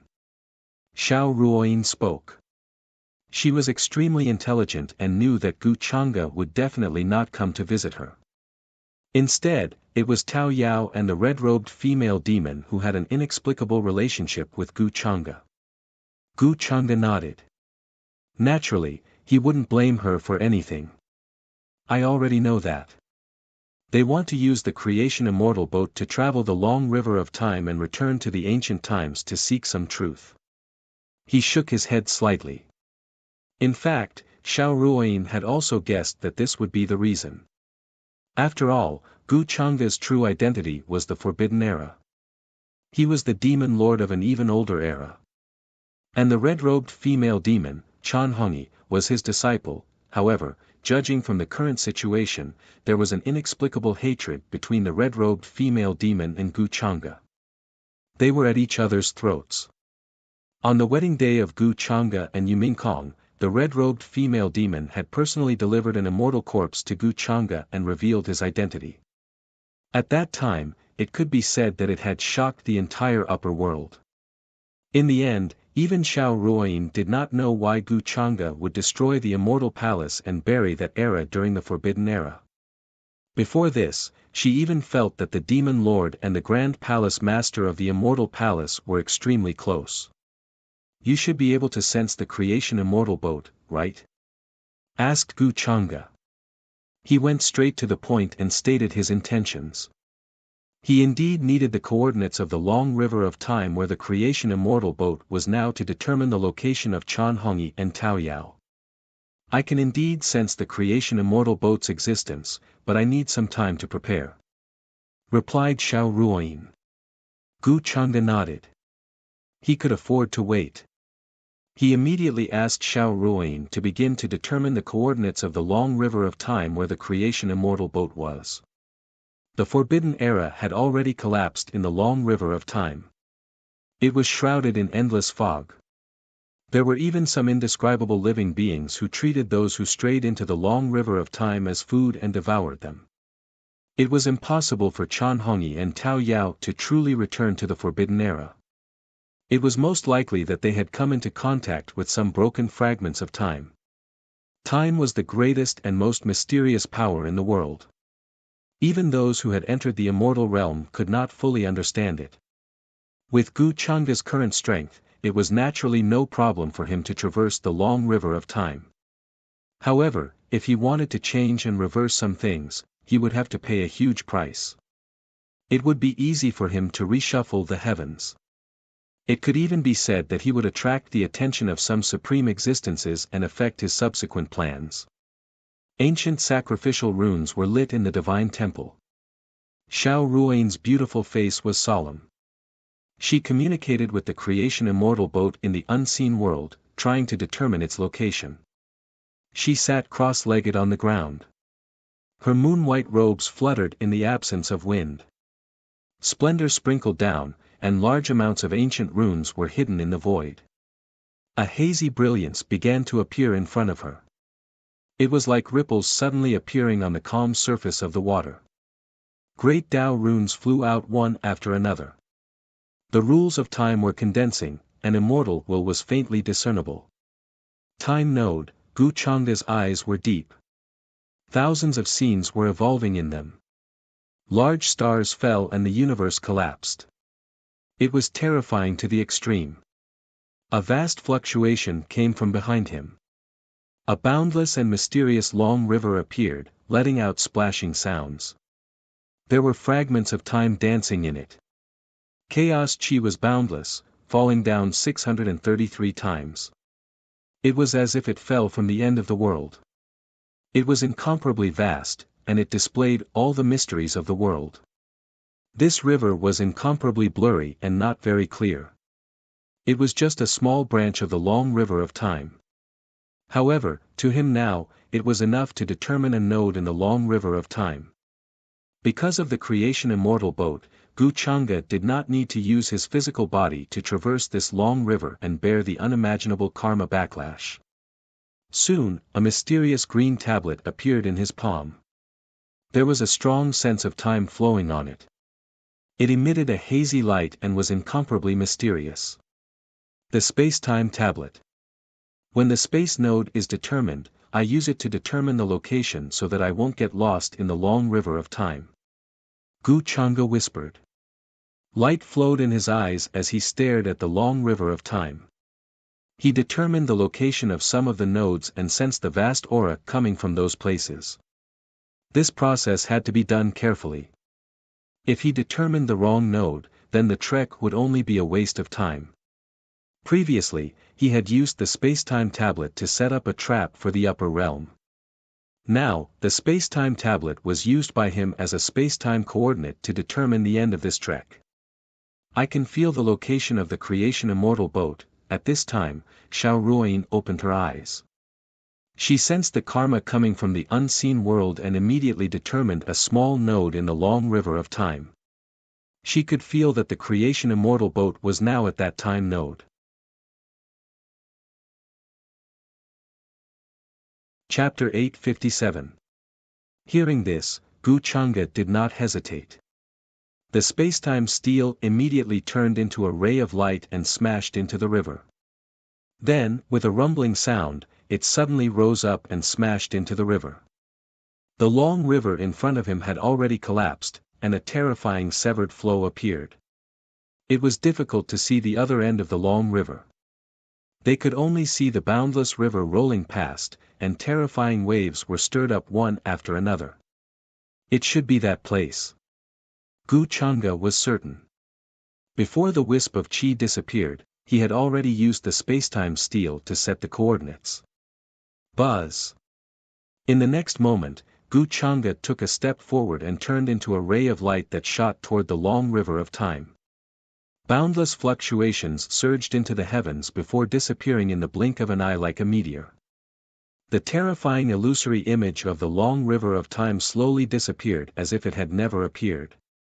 In the current upper realm, you can travel the long river of time as you please. Your Majesty's strength is becoming more and more unfathomable. When he saw Gu Chang'e disappear, Xiao Ruoyin shook his head gently. There were some complicated emotions in his words. All this time, Gu Chang'e had been doing what she had always done. Nothing had changed. At the beginning of the taboo era, he walked the world as the demon master, attacked the origin world as the heaven destroyer, and now, as the divine master, he unified the upper realms. These were all part of his plan, and the follow-up was also proceeding in an orderly manner. The reorganization of the true mountain and sea world will definitely attract the attention of the other true worlds. Before the current calamity descends, I have enough time to reach that step with this body. The other two true ancestors of the origin might not be like me and have already laid out the plan. The origin world was high and mighty. It was the origin of all the universes and true worlds in the upper realms. As long as the origin world did not dry up, it would not be affected even if the true worlds were destroyed countless times. As for the three true ancestors of the origin world, they were the source of everything in the origin world. They were truly indestructible and stood at a latitude and level that no one in the world dared to imagine. Within the long river of time, blue waves rippled. The water surface was calm, appearing extremely vast. It was currently flowing quietly like a large net, covering every corner of the heavens. This place was ancient and everlasting, with boundless primal chaos mist, as well as a deep bright moon that connected the sky and water, suspended high above the long river. Every wave here represented an epoch. The tides rose and fell, the epochs changed, decay and rebirth, destruction and reincarnation. Gu Chang'e stepped into this long river. His entire body was shrouded in fog, so no one could see his true appearance. His past, future, and present were all shrouded in a boundless fog. In the long river of time, it was even more impossible for him to be tainted by karma because of this. This was a power that belonged to the highest level. It was boundless and difficult to describe. From this end of the great river of time, one could see an expanse of deep and deathly still darkness. There was a terrifying fault there, and the world was in chaos. True lightning hacked down, order shattered, and the great Tao crushed down like a guillotine. Various terrifying auras interweaved, capable of easily causing one's soul to scatter, body and soul to be obliterated.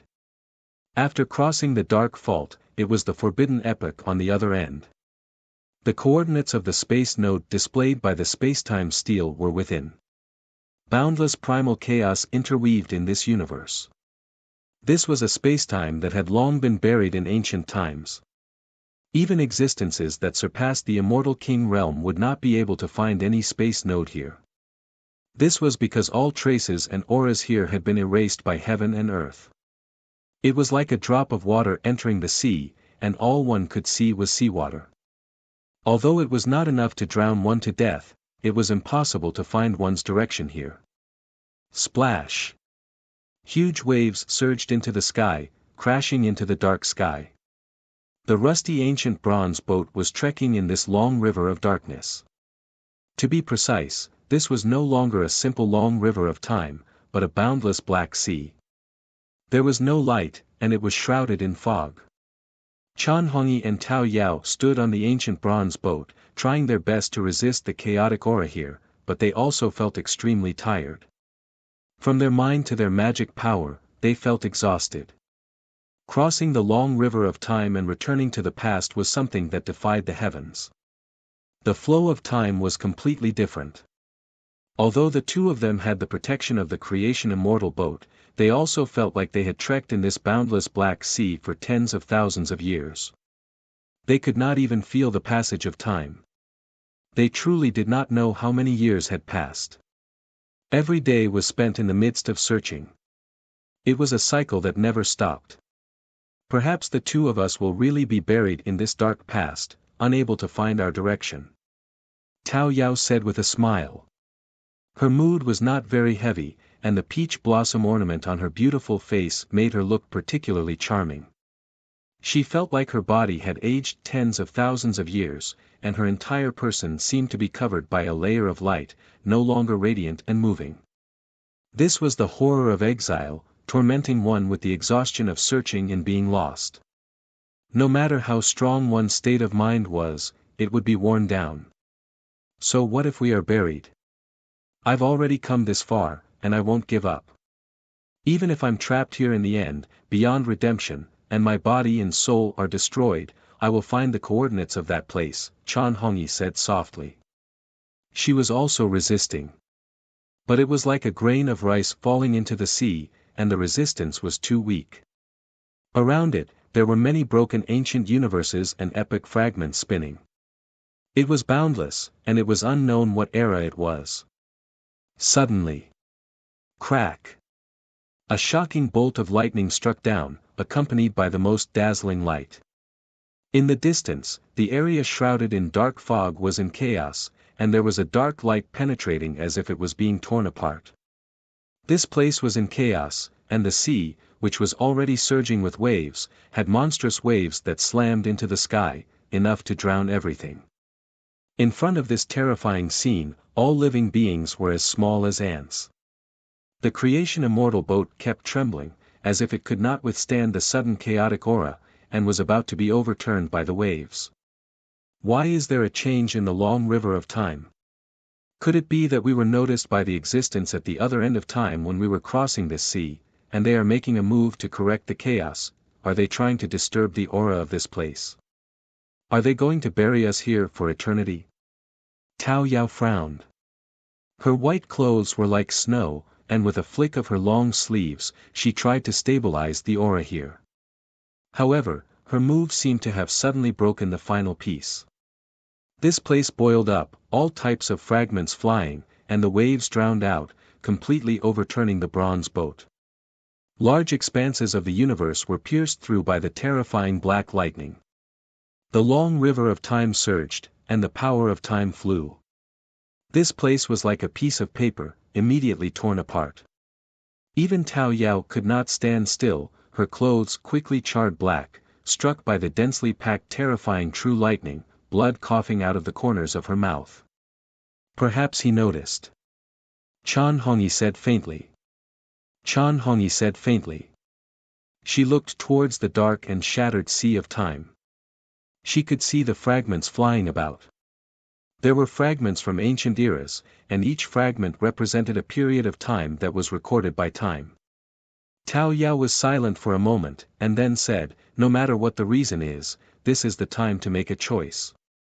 I've already come this far, so I won't turn back." Chan Hongyi was extremely decisive. Her figure moved, one step after another, leaving the creation immortal boat, trekking on Wangyang. True lightning continuously hacked down, and it was like a dark sea of lightning, completely enveloping her. She was searching through the many shattered epic fragments, wishing to sense a familiar aura from them. It seems like the two of us can only pray for our own good fortune. Tao Yao said. After Chan Hongyi, her figure quickly entered the chaotic black Wangyang, and she was quickly drowned out. Chapter 858. I heard that the mountain in front is occupied by a peerless demon.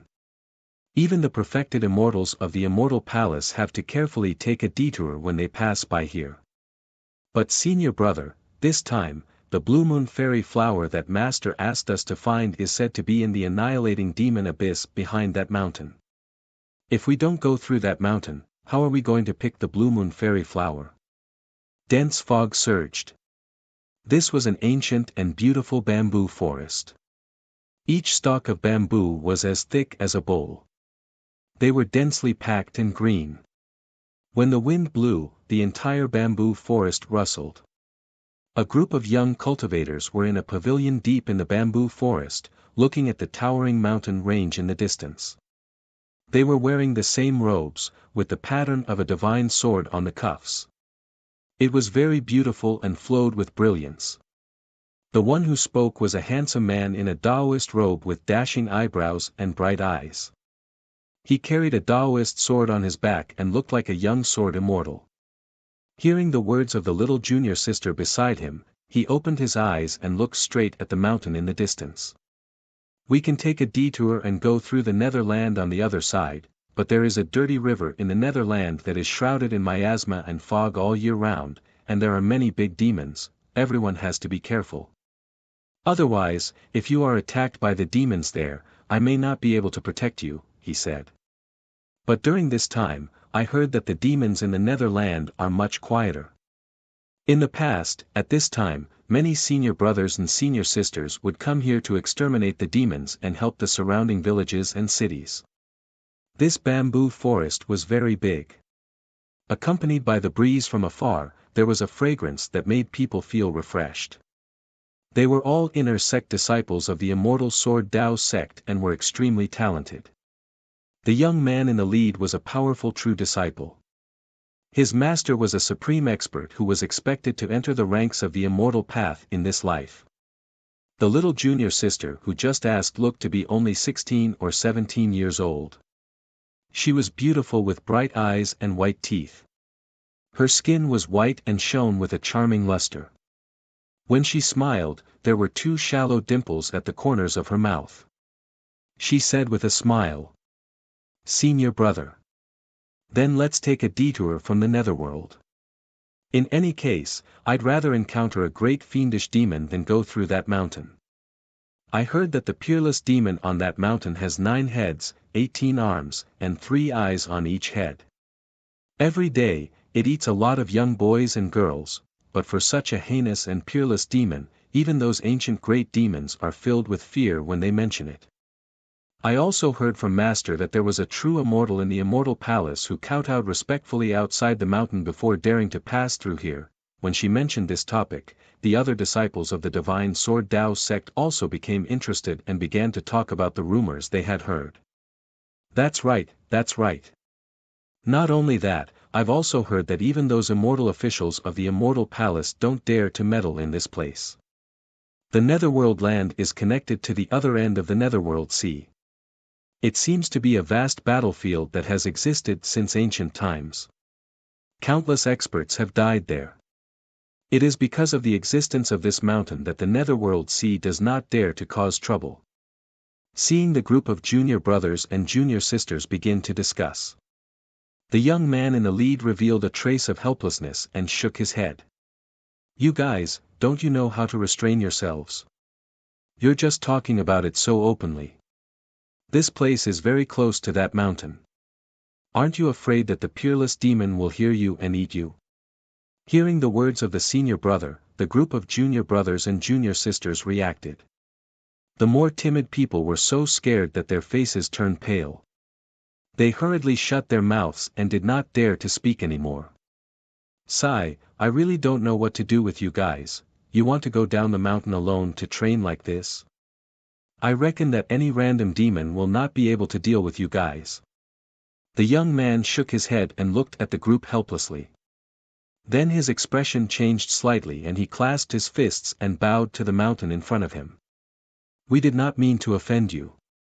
I hope that senior will not take offense. We will leave now.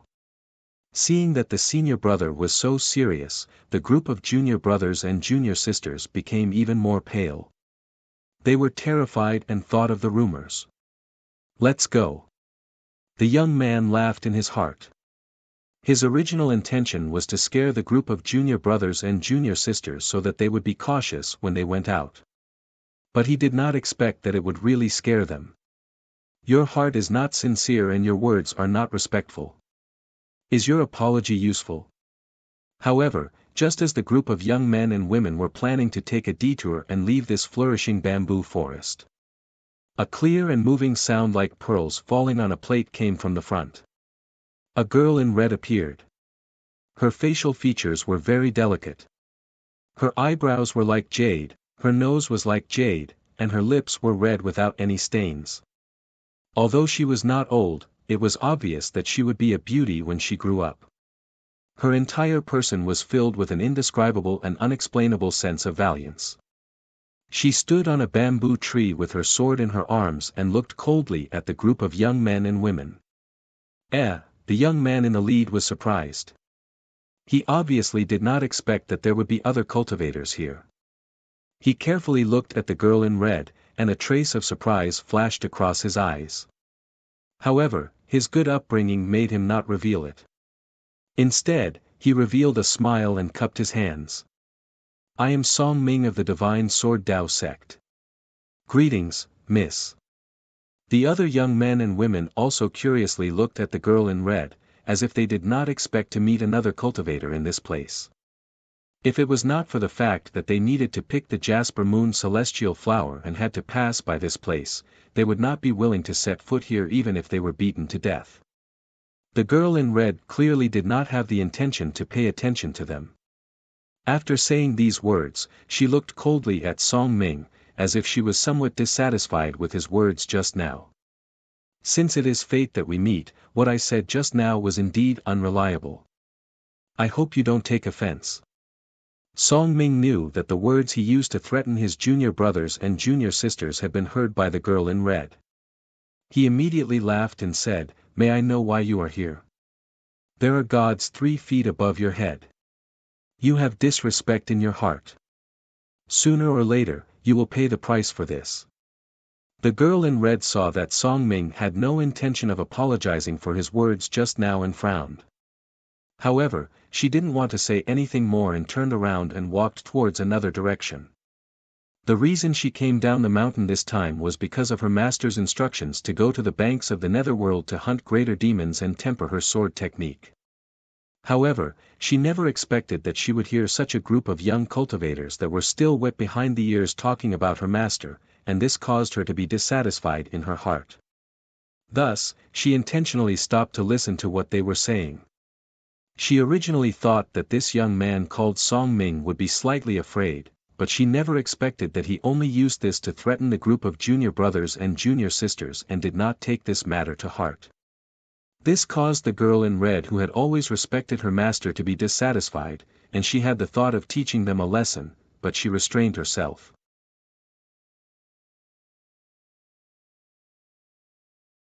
Chapter 859.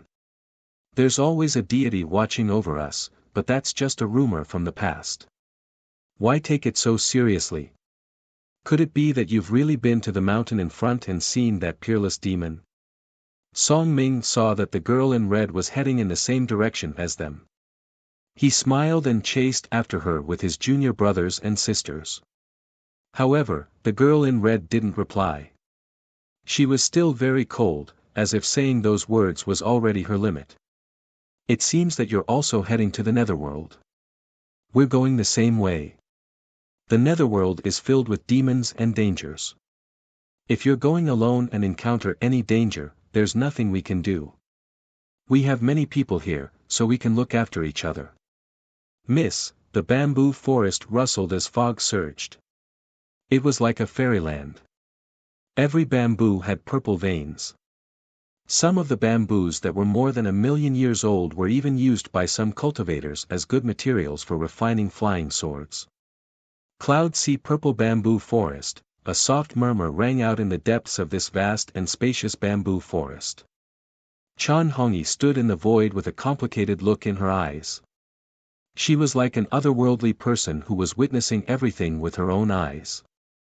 Especially in this familiar bamboo forest, there were many traces of her sword practice in many places. The group of young men and women who were talking about her master were in the bamboo pavilion that she built herself. However, she could only look at the past like a passerby. She watched the girl in red leave and watched the young man named Song Ming chase after her with his junior brothers and sisters. The river of time was chaotic. In the Wangyang that was shrouded in endless darkness and fog. She was like a small boat that had been torn apart. Huge waves surged into the sky, slapping against the dome of heaven. She could be overturned at any moment by that extremely terrifying power. She could be submerged at any moment and buried forever. In such a terrifying situation, even an immortal king would have a high chance of being destroyed in body and soul. Her cultivation hadn't recovered to its peak. In some aspects, she wasn't weaker than an immortal king, but she still hadn't reached that level. At that moment, Chan Hongyi thought she was going to die. Her soul mark was destroyed by the sea of lightning, and her body and soul were destroyed. She truly disappeared from this world. At that time, she did not despair. Instead, her heart was strangely tranquil. She felt a sense of relief and a faint sense of regret. It was not a bad choice to lose his life on the path of searching for the truth. However, Chan Hongyi never expected that while she was quietly waiting for death, the entire chaotic river of time would suddenly calm down. Even the true thunder crashing down from the heavens disappeared. Her body, which had been immersed in the bottom of the sea, was lifted up by an invisible force. It wasn't an invisible force. Instead, it felt like a pair of warm arms. She couldn't help but recall her childhood. This feeling was very familiar. Chan Hongyi originally thought that this was the final radiance of the setting sun before her death. She tried to open her eyes, but all she could see was darkness. She couldn't see anything. "Master, is that you?" She could only murmur softly. However, there was no voice that answered her. When she opened her eyes again and woke up, she was already in this familiar bamboo forest. She returned to the ancient times, to the era she wanted to return to. She felt that it was inconceivable. Chan Hongyi's emotions were incomparably complex. She thought that it was just a dream, a final radiance of the setting sun before her death. However, she was truly being carried out from that deathly still seabed. Everything was real. It wasn't a dream or an illusion. But why did you save me? Why did you send me back to this era? Chan Hongyi quietly stood in the void, softly murmuring, "The master I love the most, and also the one I hate the most." She didn't understand why Gu Chang'e would do such a thing. The river of time had gone berserk and everything had returned to chaos. This was clearly because a supreme aura had appeared at the other end of the river of time, causing problems on this end. Therefore, the only possibility was that Gu Chang'e had also stepped into the river of time and attacked her and Tao Yao from the other end. However, why did he take action and save her later on? "Master, I suddenly realized that I have never truly seen through you." Chan Hongyi's emotions had never been so complicated. These conflicting emotions had tormented her for countless years. When she was sealed in the demon burial abyss, she had been silently counting in her heart. When the light outside the abyss disappeared, it meant that a day had passed in the outside world. This cycle repeated over and over again. She had counted countless years, starting from the Forbidden Era, crossing several great eras in between, and finally escaping. In the middle, she had even gone crazy. She had become a true devil with only evil intentions, with only the thought of slaughtering the heavens. After escaping from the demon burial abyss, she had bathed the upper realm in blood and killed her way to where Gu Changa was. The deeper the love, the deeper the hatred. Chan Hongyi felt that this was not an exaggeration to describe her. However, later on, as her cultivation recovered, her temperament gradually calmed down and she could control her evil intentions. Although she still became a devil, she wouldn't lose her mind like before and only have thoughts of killing. What is the truth that I am searching for? Chan Hongyi's figure disappeared. Like a passerby, she followed behind the red-robed girl and watched her go to the underworld. She watched her warn the disciples of the divine Sword Dao sect not to follow her. She also watched the young man named Song Ming, trying to get closer to the red-robed girl. However, the red-robed girl was very cold and didn't even look at him. She had been enduring and couldn't wait to draw her sword and kill him. Chan Hongyi looked at her past self and couldn't help but show some gentleness on her face. At that time, she just felt that this young man, who was only meeting for the first time, was very annoying and didn't think much of it. Looking at it now, she understood that this young man named Song Ming actually had a good impression of her back then. Although it was only the first time they met. At that time, she didn't think much of it. She just felt that this guy was very annoying, but he wasn't a bad person. He even helped her get rid of a few demons at the underworld. When asked about her origin, she said that she came from that mountain. In the end, no one believed her and thought that she was joking. Later on, when she told her master about this matter, it made him a little unhappy and he told her to have less contact with these sect disciples.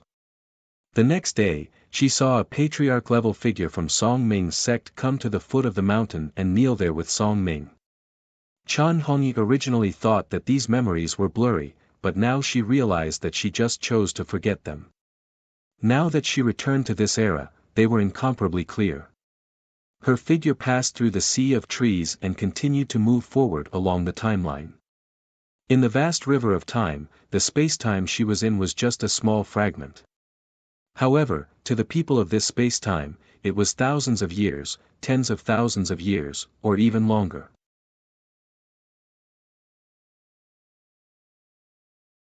Chapter 860. This was a fragment of time buried in an ancient era. It was surrounded by darkness and drowned in the river of time. If one wanted to find it, they could only rely on luck. Even Chan Hongyi was not sure if she could safely leave and return to the present world that belonged to her. For her, the most important thing was to follow the river of time upstream and find the truth that she wanted. During this process, she did not return to the mountain. She only glanced at it from afar. She was worried that she would be immersed in the beautiful memories of the past and forget her original intentions. In the end, she would drown in the past. Her mind was firm, but she could not guarantee that she would not be affected by the past.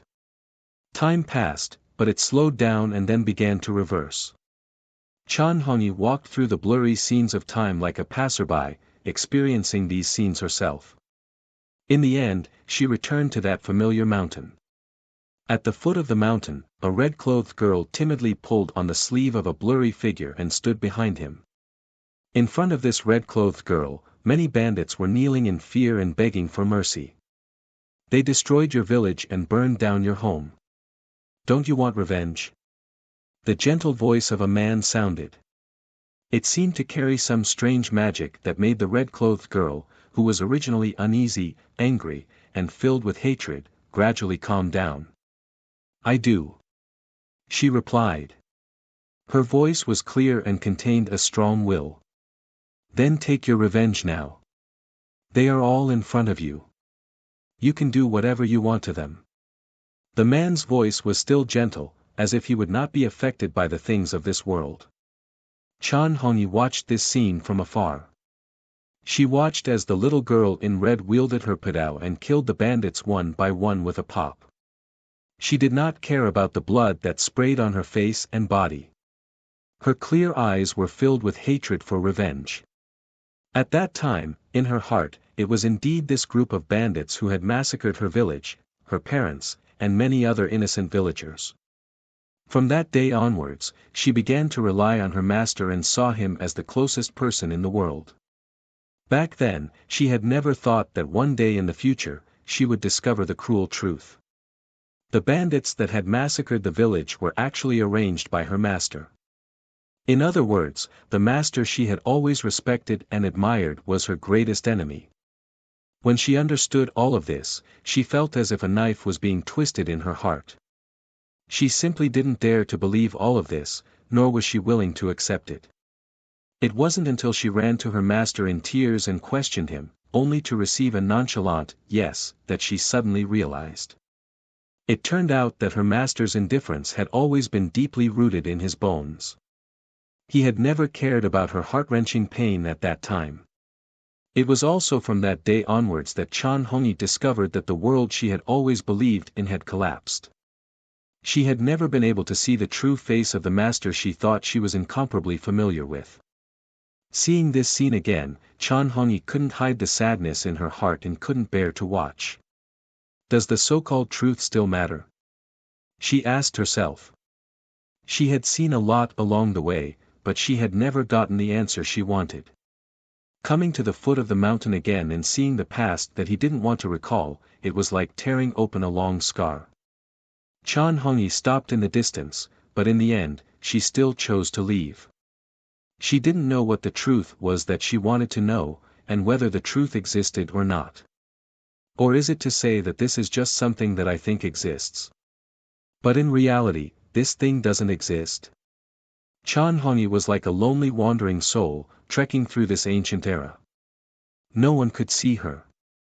She was lonely, like the little girl in red who had no one to rely on. Later on, she came to the shore of the netherworld and saw Tao Yao, who was just a little monster. At this time, Tao Yao was still being bullied by many older monsters. Tao Yao used to be a very gentle and weak person, but now even she has changed. I'm the one who's changing, Chan Hongyi muttered to herself as she traversed through the years. Ripples spread and she unknowingly arrived at a familiar small village. This was the place where she was born. It was surrounded by mountains and rivers, crisscrossing roads, and houses. It was a peaceful and quiet scene.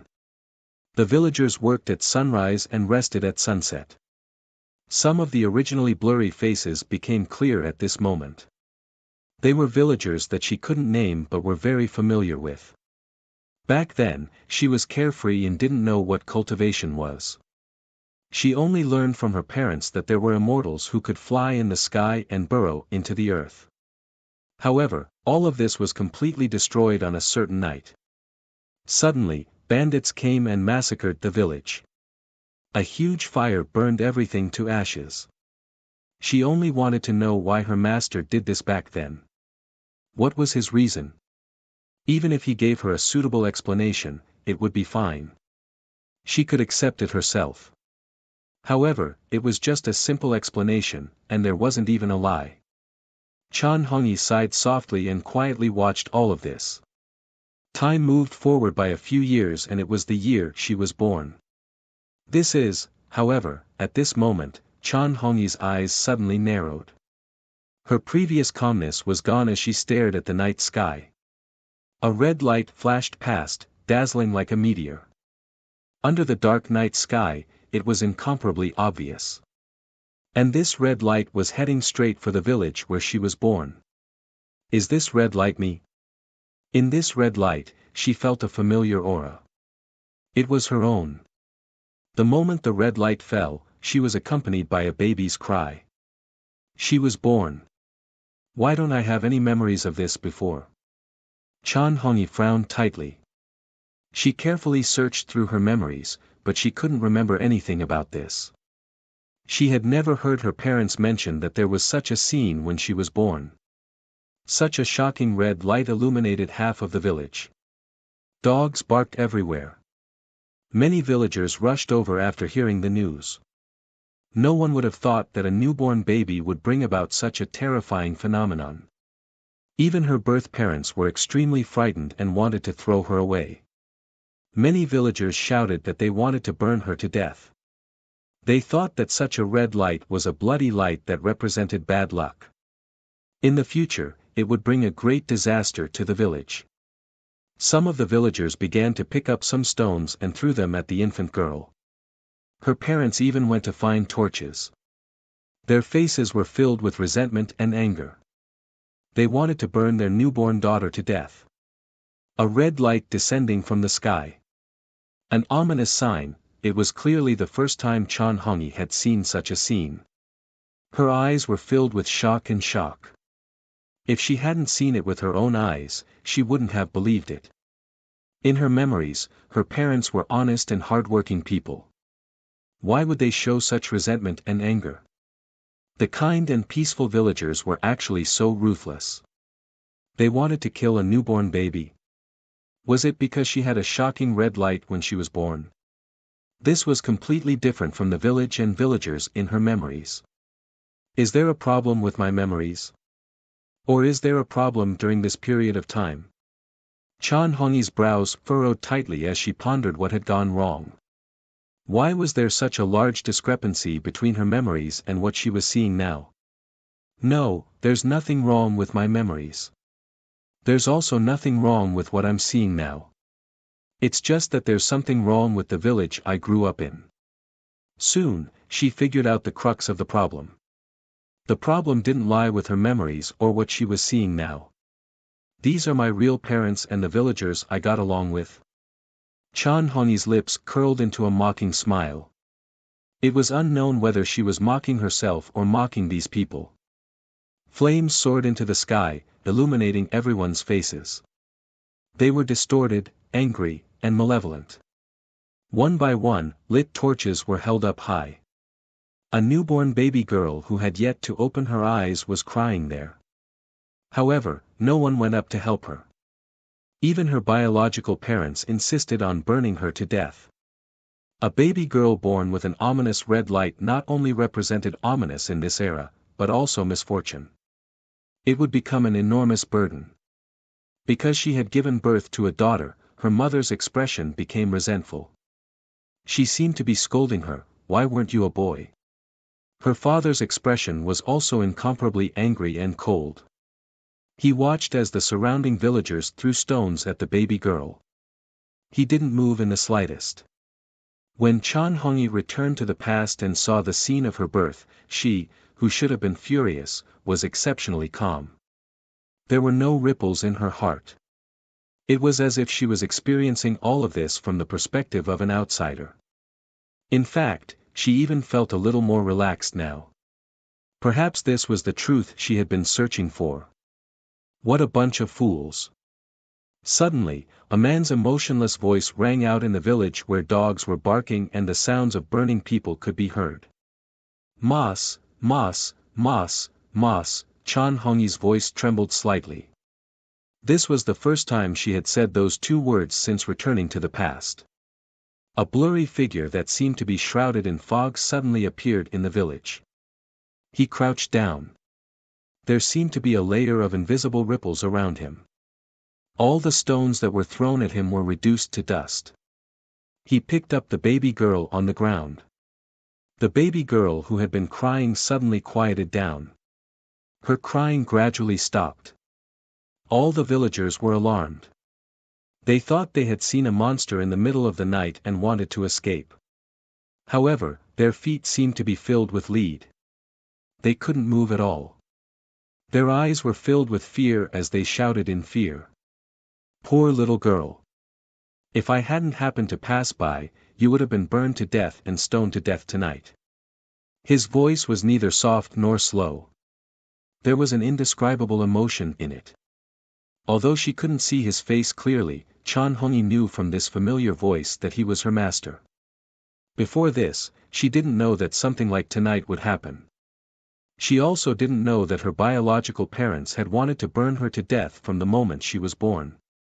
Master, at this moment, Chan Hongyi looked at him in a daze. Her heart was trembling, and her eyes were filled with all kinds of emotions. It's a pity that I don't know how to take care of children. Otherwise, I could have brought you back to the mountain. You were born from the condensation of blood. You must have been an extraordinary person in your previous life. As he spoke, a layer of misty light fell on the baby girl's body. The places that were injured by the stones quickly healed. During the entire process, all the villagers seemed to be frozen in place. Their eyes were wide open as they watched everything in horror. Ignorance is never an excuse. Even a vicious tiger wouldn't eat its own cubs, let alone humans. Chan Hongyi looked at Gu Changa as he calmly said these words. He seemed to want to wave his hand and wipe out the lives of these people, but he stopped himself. At this moment, another figure that she had never expected to appear had also appeared. This was a figure in green clothes. It was very blurry, but it was difficult to conceal her peerless beauty. Her black hair was like black, fluttering in the wind. Her eyes were calm and clear, like warm jade, but also like the bright and flawless moon. The Grand Palace Master of the Immortal Palace, Chan Hongyi naturally recognized her. She only knew that Gu Changa called her Qingyi. The two of them seemed to be close friends and had a deep relationship. She even asked Gu Changa what their relationship was. However, he always replied that they were just good friends. Chan Hongyi had never imagined that she would see this familiar figure in her past, and that he would appear on the day of her birth.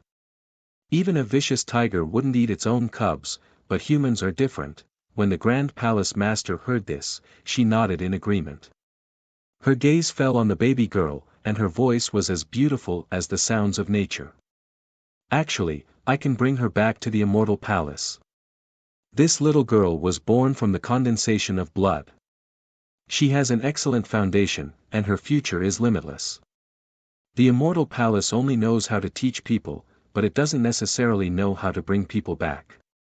Gu Changa shook his head and said calmly, she should have a stable and worry-free childhood here.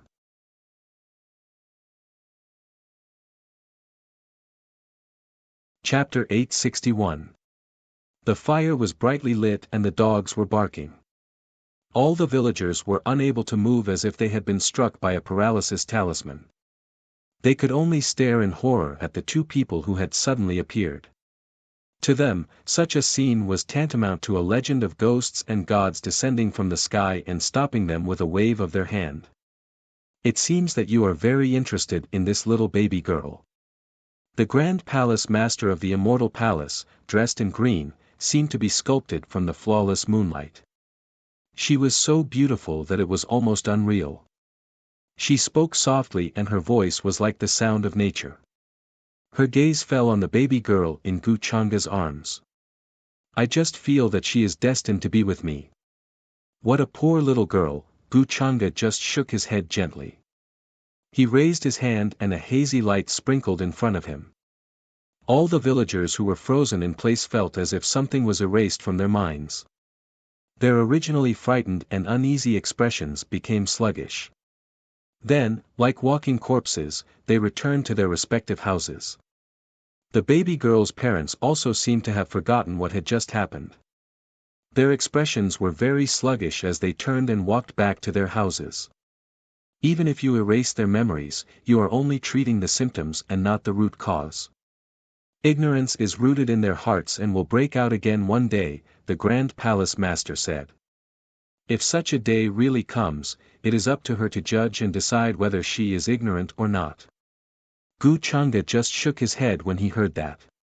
His tone was light and breezy. Let's go. After saying that, he put the baby girl back into the house and turned to leave with the Grand Palace Master. The two figures disappeared into the horizon. All of the villagers' memories of this night were erased, including the baby girl's parents, who also forgot about it. The so-called bloody disaster and ominous omen disappeared from the minds of all the villagers. Master, whether she is ignorant or not, it is up to me to judge. Chan Hongyi looked at all this in a daze and muttered to herself. She somewhat understood Gu Changa's meaning. That was to say, he wanted her to make a judgment one day after she understood all this. She stood there in silence for a long time. Then, she composed herself and walked into the house again to look at the sleeping baby girl. The baby girl was sleeping very quietly. Her skin, which had been bruised by the stone earlier, was already completely healed. It even had a lustrous glow to it, as if it was carved from jade. If it wasn't for Gu Changa appearing tonight and saving her, she wouldn't have been able to escape. Perhaps her parents and the villagers had long regarded her as a bad omen, and she had been burned to death or stoned to death. He had already died here. It was even more impossible to say what would happen in the future. However, Gu Changa had never mentioned any of this to her. It was as if none of this had ever happened. Why didn't you ever tell me this, master? Not even a word of explanation. What are you trying to do? Chan Hongyi asked. She knew that with Gu Changa's personality, everything he did had a purpose. He would rather be misunderstood by her than tell her the truth. Master, why did you hide all this from me? Chan Hongyi's heart trembled. Her eyes sparkled as she suddenly thought of what Tao Yao had said to her. After Gu Changa turned against the immortal palace and destroyed the heavens, if he really wanted to kill her, why did he only seal her and throw her into the demon burial abyss? Given Gu Changa's strength, if he wanted to kill her, she really couldn't even withstand one palm strike. All this time, Chan Hongyi had felt that Gu Changa might have been soft-hearted and couldn't bear to kill her. That was what she had been telling herself all this time. However, after seeing all this, Chan Hongyi suddenly realized that she seemed to have misunderstood him all this time. Many things were preconceived from the perspective of the enemy, but because of this, many details were overlooked. After reincarnating, it was he who personally released her from the demon burial abyss in this life. Even during the encirclement battle in the divine city, he didn't do anything to her. Instead, he schemed to attract many experts for her to devour to recover her chi and blood origin. When she fell into the boundary monument sea, she pretended to be unconscious and forgot many things of the past in an attempt to poison Gu Changa. But he still enjoyed it. Even though he knew that it was highly poisonous, he didn't refuse to swallow it. Too many things came crashing down on Chan Hongyi like a tidal wave, leaving her rooted to the ground. Only now did she realize that she had been taking revenge on Gu Changa all this time. Even though he had unified the heavens of the upper world and recovered his unimaginable and terrifying strength, he had never done anything to her. I've been taking revenge on him all this time. On the contrary, he has helped me many times in secret. He didn't complain about being misunderstood by me and silently accepted all this. And I've been trying to cause trouble for him, Chan Hongyi muttered. Her eyes were sparkling and her hair fluttered in the wind as she stood in the vast void. This fragment of the long river of time became even more unstable and was about to collapse. She figured out a lot of things at once. Why did the long river of time rebel? It was probably because Gu Changa sensed that she and Tao Yao risked their lives to step into it and might be buried here forever. That was why he came all the way here in an attempt to stop them. And after she sank to the bottom of the sea, it was Gu Changa who appeared and brought her back. As for why Gu Changa never explained these things, allowing her to misunderstand and hate him to the core. Chan Hongyi guessed that this was probably a grand scheme of his own. He had his own considerations and calculations. If those bandits were really arranged by Master, then it would make sense, but my intuition tells me that Master wouldn't do such a thing. Chan Hongyi was certain. Especially since Gu Changa and the Grand Palace Master of the Immortal Palace, Xing Yi, had an extremely good relationship, as if they were bosom friends. Why would the two of them suddenly turn against each other? It even led to the destruction of the Immortal Palace and the Eternal Heavens being buried together. The entire epoch fell into darkness and became a taboo. This in itself was like a fallacy, and it was very difficult to explain. Chan Hongyi felt that it was somewhat inconceivable. There must be some unknown secret hidden within, or just like today, the truth that she did not know. The flow of time before her eyes became blurry. This time, she did not reverse time, but followed the timeline like a bystander, witnessing many things that happened in this world in the past few decades. Because Gu Changa's strength was unfathomable and unpredictable, even in this timeline, she could only vaguely see some shadows. His entire body was shrouded in fog, making it impossible to see his true appearance. However, Chan Hongyi was extremely familiar with him and could naturally determine who he was. If another terrifying existence was fortunate enough to traverse the long river of time and come to this period of time, it would be impossible for them to know who Gu Changa was. Fortunately, Chan Hongyi had such a special relationship with him, which allowed her to sort out many things. From afar, she watched the baby girl gradually grow up and experience everything in her memory. Then, she became Gu Changa's disciple and followed him in cultivation. But gradually, Chan Hongyi felt that something was wrong. Because of her existence, there would be some unpleasant disputes between the Immortal Palace's Grand Palace Master Qing Yi and Gu Changa. At first, it would be some teasing, but later on, she could feel that the Grand Palace Master Qing Yi was somewhat displeased with her existence. And every time, Gu Changa would appear to be very casual and indifferent towards these problems, as if he did not take them to heart.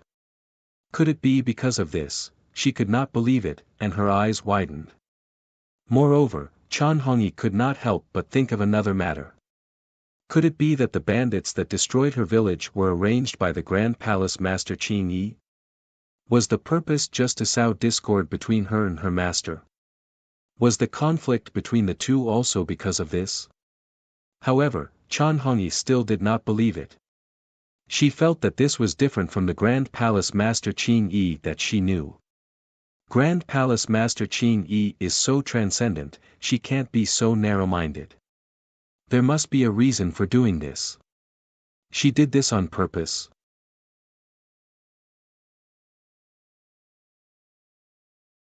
Chapter 862. The long river of time overflowed. Many waves rushed over, and then they silently disappeared, returning to calmness. Gu Changa's real body sat on the other end of the river of time. His gaze was deep as fog surrounded him, concealing everything. His gaze pierced through the passage of time. Understanding this truth might be the best choice for all of you, he said softly. Two fragments of the river of time danced in front of him, reflecting the different stages of time that Chan Hongyi and Tao Yao were in. The two of them saw different scenes, but they could be condensed into one timeline. Gu Changa did not continue to interfere. Whether it was what Chan Hongyi or Tao Yao saw, it was the truth of that period of time. However, this layer of truth was not entirely the truth. There were many things that were deliberately revealed like this. Gu Changa had said before that the various things that happened in the past were all part of a show. Due to his interference, the second cataclysm of Armageddon arrived before the Forbidden Era. The true mountain and sea world would not be able to withstand it and would be destroyed. There was nothing that could be done about this. As the true spirit of the true mountain and sea world, Qing Yi discussed this with him. The two of them planned to deceive the heavens and act out a scene of them turning against each other. As the demon master, he destroyed the true mountain and sea world, causing it to collapse and reincarnate to return to seclusion. It was also because of this that the true mountain and sea world's destiny declined, allowing them to avoid the second cataclysm of Armageddon. In this show, the reason why he and Qing Yi turned against each other was because of Chan Hongyi. In order to not leave any loopholes, this show had started before Chan Hongyi was born. In other words, from the start, Chan Hongyi was a chess piece destined to be in this game of chess. Birth, apprenticeship, cultivation, leaving the mountain. All of this was destined before she was born. It was just that she did not know about it. Then, as her master, as he interacted with his disciple day and night, he gradually developed feelings for her. The relationship between Qing Yi and him was that of a Taoist couple and a close friend. Naturally, she was dissatisfied with him and secretly envied him. Later on, he disguised himself as Gu Changa and sent bandits to massacre the village where Chan Hongyi was born and her parents. It was not easy for Gu Changa to deal with this kind of situation. No matter which side he favored, it was not appropriate. As such, he chose to hide the truth from Chan Hongyi and cut off all contact with Qing Yi. Qing Yi was dissatisfied with his choice and wanted to kill Chan Hongyi. The two of them fell out and became enemies. Later on, it led to the destruction of the immortal palace, the collapse of the heavens, and the end of the epoch. This so-called truth was forever buried in the Forbidden Era. Perhaps none of the countless lives in the true mountain and sea world would be able to guess that this was the truth. They would be shocked and in disbelief. Of course, this was only the overall situation that Xing Yi and Gu Chang'e had discussed beforehand. It was to ensure that the battle of calamity was logical and not leave behind any flaws or variables. Even the existences who stood at the peak of origin realm would find it difficult to find any abnormalities in the situation through deductions.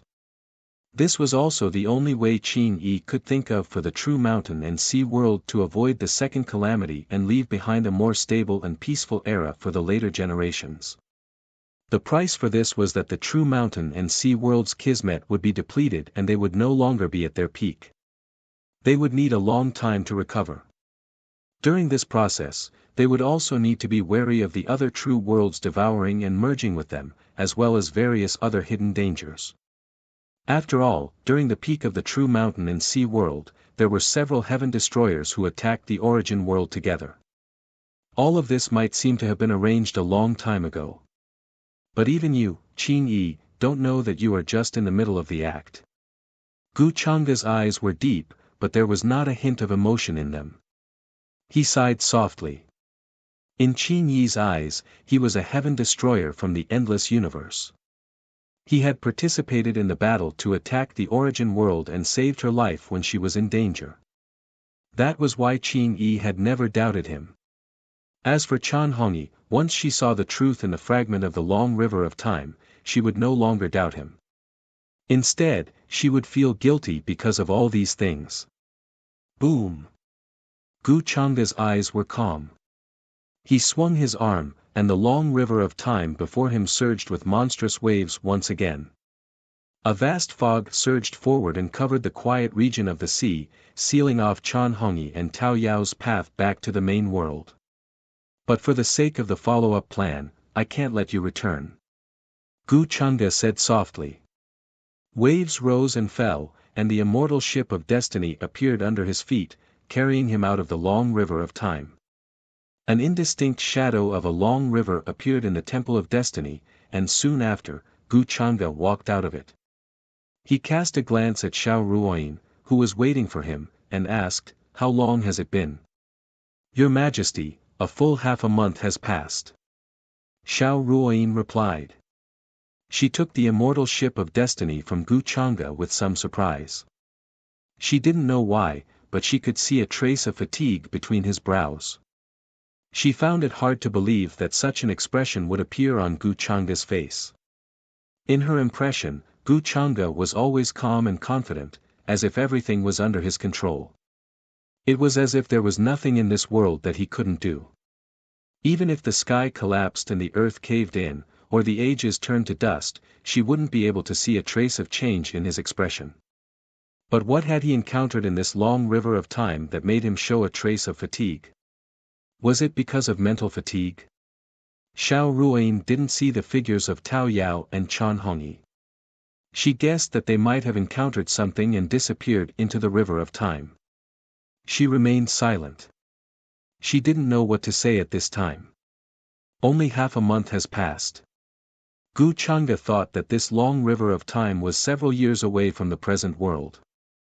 Because of many things that happened during this time, the long river was blurred. Even he couldn't tell how much time had passed. In the process of returning to the present world, he saw thousands of light spots flying up from the long river of time, floating and sprinkling into various river regions. Some of them were even guided by a blurry path of light and disappeared within. "Your Majesty, are you returning to the Divine Palace?" Seeing Gu Chang'e looking at the sky outside the palace with an expression that Xiao Ruoyin couldn't see clearly, she couldn't help but ask softly. The sky was already dark, but in the Divine Palace of Destiny, near the vast sea of stars, it was impossible to distinguish between day and night. I won't be returning to the divine palace tonight. Gu Chang'e came back to his senses and rubbed his forehead. He wanted to go to Peach Village and see Gu Xiener, but after thinking about it, he decided against it. Although Gu Xiener had 3 lives, she probably hadn't awakened the memories of her first life yet. And for her, she might not be willing to accept the memories of her first life. Just like when she gave up the memories of her second life called Dao Xian. After the upper realm and the immortal region gradually connected, the environment of heaven and earth changed faster. Gu Chang'e had a premonition that some of the arrangements made by Qin Yi would appear again. Some people who died in the first war of the heavens and fell into the reincarnation cycle would probably choose to return in this life. Ancient heroic spirits, those powerhouses who reincarnated into the cycle of reincarnation. Maybe some people around him would awaken related memories. The path of reincarnation that had been hidden in the past moved again. Then I will serve your majesty to bed. Xiao Ruoyin's face turned rosy. She reached out and took off Gu Chang'e's coat. Gu Chang'e retracted his thoughts and looked at the beauty beside him. His eyes were unclear. The night was sad, the spring scenery was endless, the clouds dispersed and the rain cleared. In the following years, as Gu Chang'e had predicted, the upper realm's fate gushed out and surged like a vast ocean. Outstanding talents were born in every large world and ancient universe.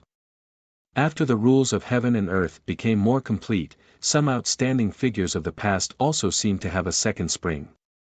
Their cultivation that was originally shackled and limited rose. Those heaven's pridelings of the same generation as Gu Chang'e, such as the heavenly phoenix maiden, 6-crown king Junyao, and others, had already entered the ranks of supreme beings. Some people even began to break through to the quasi-emperor realm and stepped onto the original emperor's road. Gu Chang'e was in the divine palace, watching Gu Xiener leave the Peach Village and set foot on the road. He also saw some of his old acquaintances. For example, the young master of the ancient Yi clan, Yi Langtian, who should now be called the head of the Yi clan, and his sister, Yi Liuli. The ancient Yi clan had already submitted to the divine nation and had a high status in the imperial court. Yi Langtian stepped onto the road this time to seek an opportunity to achieve the Tao. Although the divine nation had a shortcut like the immortal investiture roll, it could help many cultivators to reach the heavens in a single step and directly become immortals worshipped by the divine nation. However, many heavens' pridelings were proud and did not want to be shackled and bound by the shackles. They relied on external objects to achieve their Tao. That was tantamount to rootless duckweed. Once the divine nation collapsed, it also meant that their Tao would disappear overnight. In fact, there were many people like Yi Langtian. There were even self-proclaimed heaven's pridelings who lived in the same era as Gu Chang'e. However, because of his existence, they were once again sealed. Now, they broke through the seal and set foot on the emperor's road. In the divine nation, Gu Chang'e saw many familiar faces walking on the road. Yan Ji, He Yanyu, and others who had followed him before. Even the master of the demon realm, Empress Xiao, who had been conferred the title of demon concubine, was also on the road, trying to seize the opportunity to achieve the Tao. This road was long and extremely dangerous. Some people died halfway, but there were also people who experienced many dangers, and their cultivation improved even further. Gu Chang'e just watched, quietly observing the changes in the fate of the thousands of worlds. He completely refined the source and true blood that he had devoured when he went to the celestial realm. Above the immortal Tao, there were true immortals, immortal kings, and immortal emperors. Above them was the threshold of transcendence. The gap between true immortals and immortal kings was like the gap between an ant and a true dragon. The gap between immortal emperors and immortal kings was even more terrifying. It could not be described with words. The immortal king realm could be accumulated with Tao techniques, time, and talent. However, the immortal emperor realm was unreachable. It was impossible to touch it with these. Even if one was peerlessly talented and looked down on the past and present, they would be stopped by that threshold. One immortal king could be born in 100 epochs. However, among the 100 immortal kings, only 1 in 100 had the qualifications to touch that road. It was clear how dangerous and terrifying it was.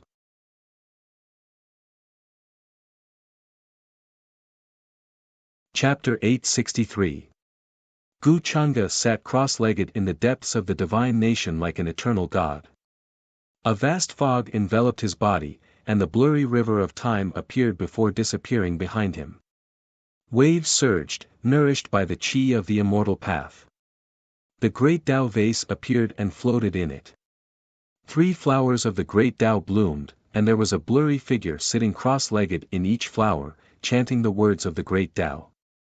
Gu Changa condensed the one true blood left behind by the demon lord at the bottom of the demon burial abyss. It was red, like a flawless blood diamond, and contained the greatest secrets of the world. This was the item left behind by the demon lord and Qin Yi when they destroyed the true mountain and sea world. It contained the demon lord's creation at that time. Besides Gu Changa, no one else knew about this drop of one true blood. It was an extremely important part of his plan. After the Forbidden Era, the demon lord was destroyed by the will of Gu Changa's true body because he angered the master of the origin world. This was also the reason why he was able to reincarnate in the future. With the identity of a transmigrator, he was able to escape from karma.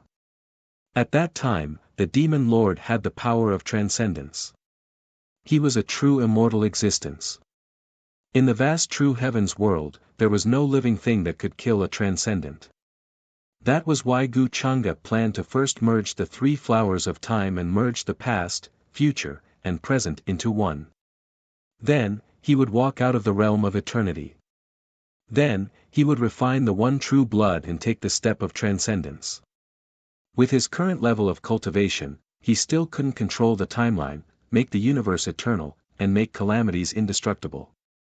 However, in the realm of immortality, even if he met a true immortal emperor, he still had the means to fight back.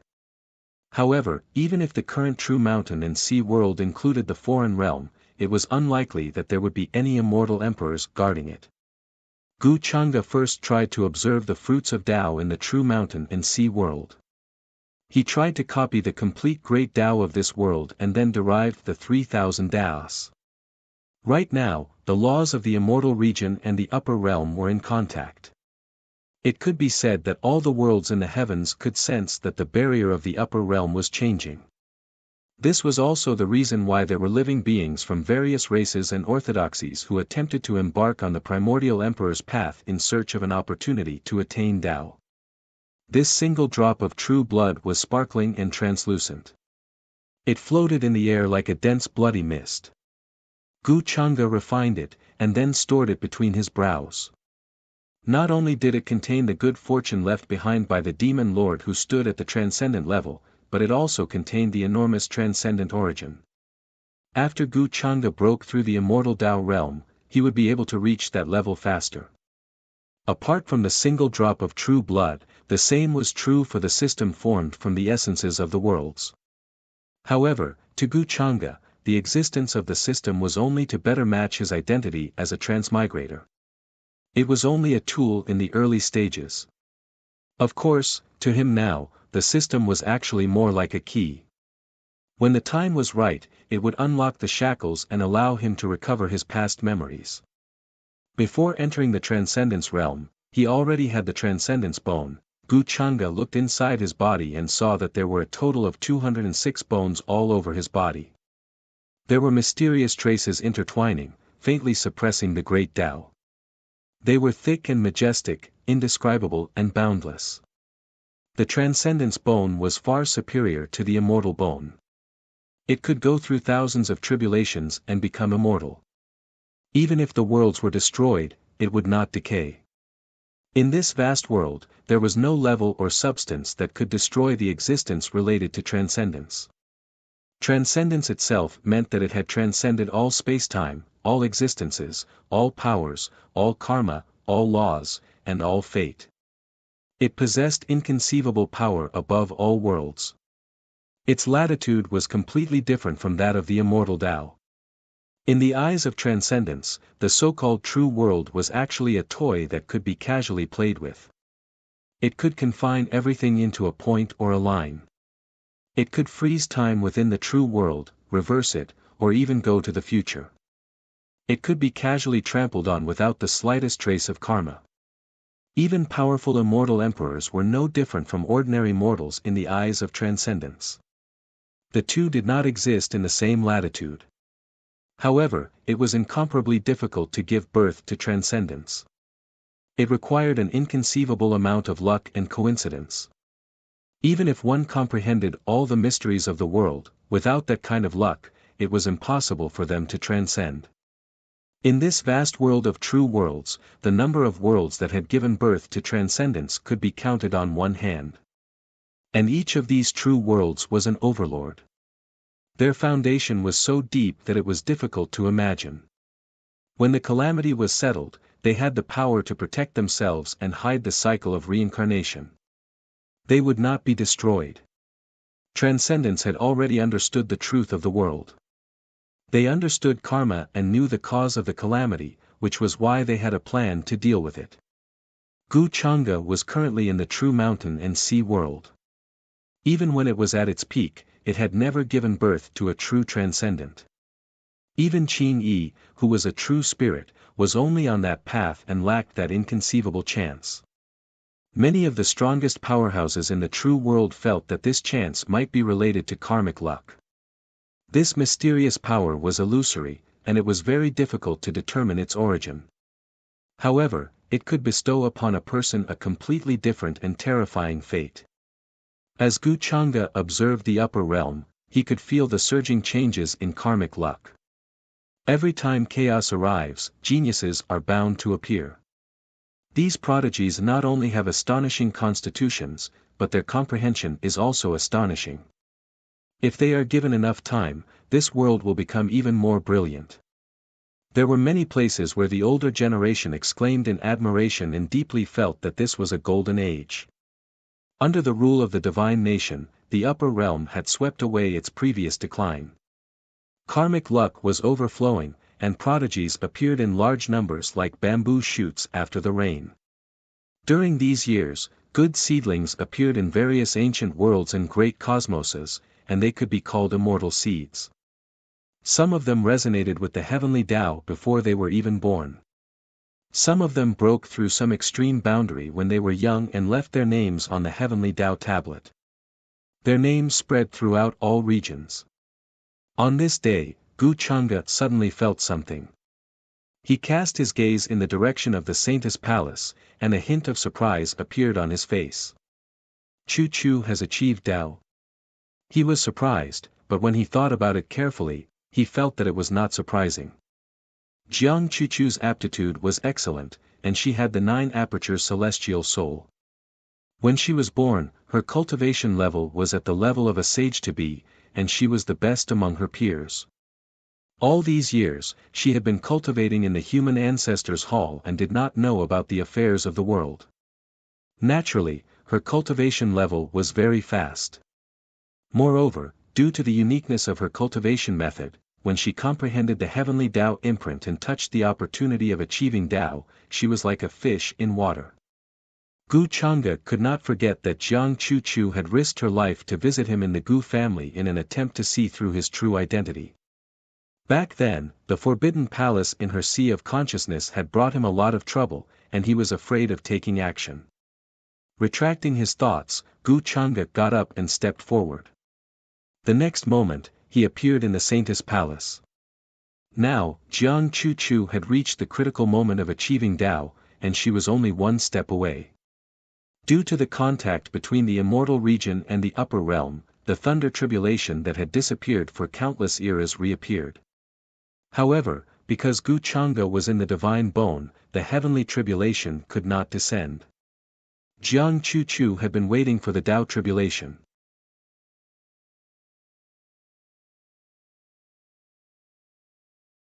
Chapter 864. There was silence in the Saintess Palace. If Gu Changa had not suddenly sensed something, he would not have known that Jiang Chuchu had reached the peak of Quasi-Emperor and was about to break through to the Nirvana Tao gate. Her talent was indeed terrifying. Many of her peers had only embarked on the original emperor's path and sought the opportunity to attain the Tao. However, she had only cultivated quietly in the Saintess Palace and had far surpassed her peers. Even Yumingkong and the Demon Realm Empress Xiao had not progressed as fast as Jiang Chuchu. Of course, it was also because Gu Chang'e had given her the Golden Cauldron of Destiny so that she could gather the destiny of the human ancestor palace for cultivation. Over the years, Gu Chang'e had personally guided her many times and found many precious ancient scriptures for her to help her cultivate. My husband, Jiang Chuchu, who was immersed in comprehending the mark of the heavenly way with the light of the great Tao lingering around her, frowned. She felt that the rules of heaven and earth of this realm seemed to be lacking, causing her to be unable to take that step. However, when she sensed the arrival of Gu Chang'e's aura, she could not help but open her beautiful eyes, revealing gentleness and joy. She restrained the fluctuations in her body and stood up to welcome him. The rules of heaven and earth of this realm are still missing the most important part. Perhaps ordinary people cannot sense it, but you should be able to sense that these differences are indeed a big hindrance to your breakthrough. Gu Chang'e said with a smile. Yes, the cultivators who had broken through before did not have this concern. However, over the years, the environment of heaven and earth has changed dramatically, and many hidden rules have reappeared. I feel that if I want to become a flawless Tao body, I still need to receive the baptism of the heavenly tribulation. But I can't sense the arrival of the heavenly tribulation. A trace of distress appeared on Jiang Chuchu's face. In front of Gu Chang'e, she did not hide her true emotions. My husband, you're here to help me, right? She blinked and stared at him intently. In her heart, as long as she was in trouble, Gu Chang'e would appear, no matter when. It had always been like this. Gu Chang'e shook his head and laughed. He reached out and hugged her. The void in front of him suddenly blurred, and then a boundless passage appeared. The Milky Way was magnificent. In the distance, there was a vast and deep expanse. It was like an azure sea. There was a vast and mighty aura that blew over from a distant land. Husband, what is this place?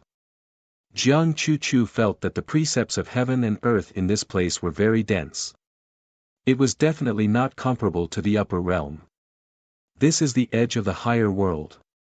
The barriers in the distance are the world barriers of the other true worlds, as well as the ancient, broken universes from the ancient eons. Those who are not at the peak of paramount realm cannot break through, Gu Chang'e casually explained. The other true worlds? Jiang Chuchu was slightly surprised. He did not know much about the secrets of the true mountain and sea world. He only knew that only those who had achieved Tao would have a chance to become immortals and head to the celestial domain. You will know this in the future. Now, focus on your Tao ascension tribulation. Gu Chang'e smiled and did not explain anything.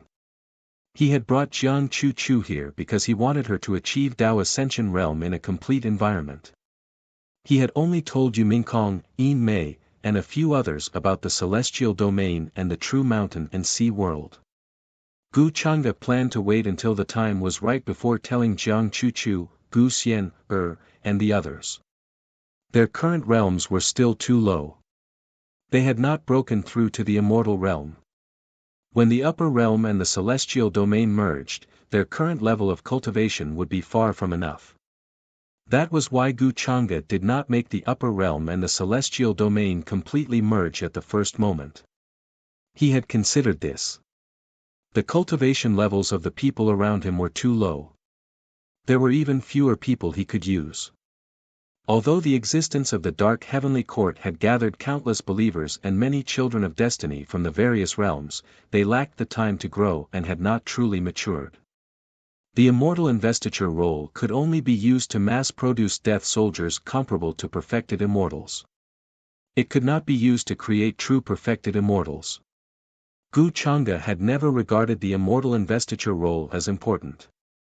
In the next period of time, I still have to gather a group of immortal realm cultivators. Gu Chang'e shook his head. While he was thinking, Jiang Chu had already flown forward and appeared in the vast galaxy in front of him. She sat there cross-legged.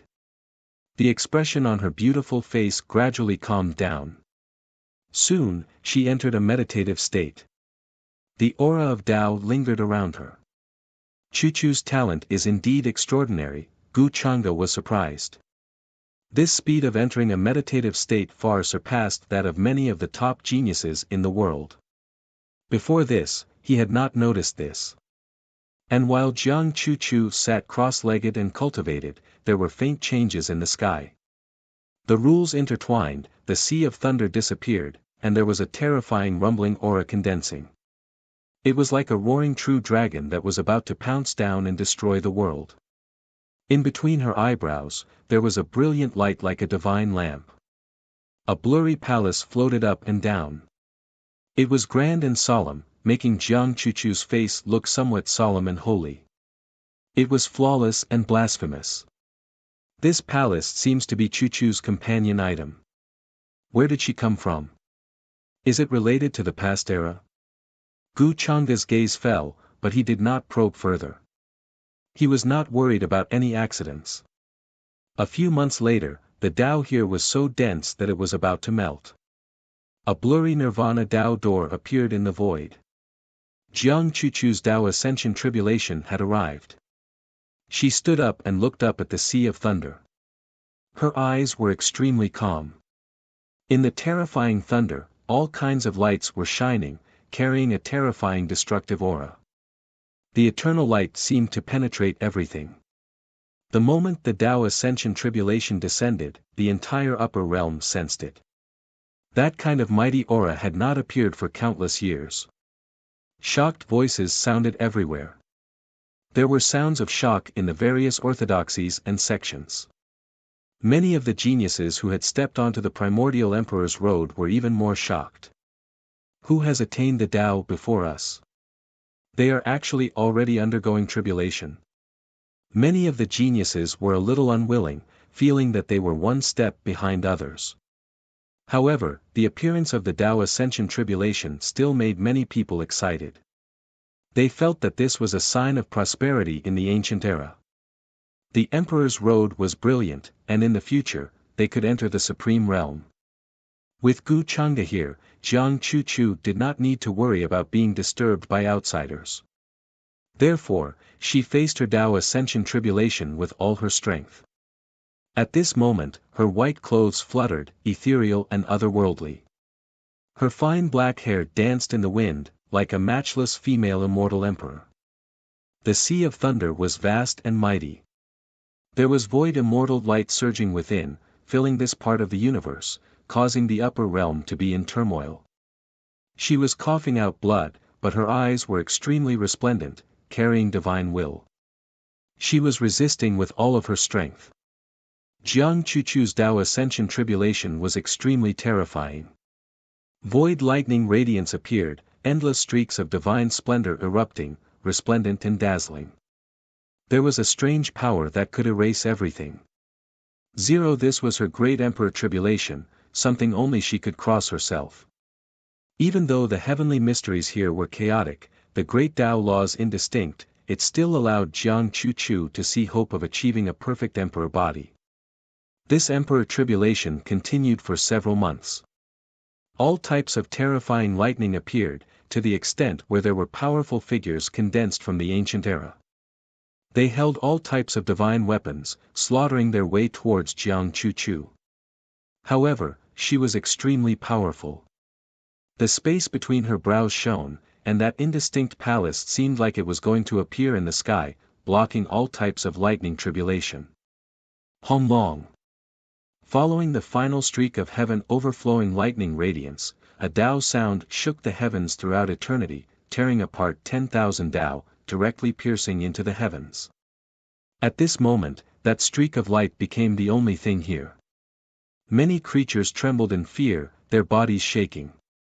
It pierced through the heart of the heavens, as if it was higher than the heavens themselves.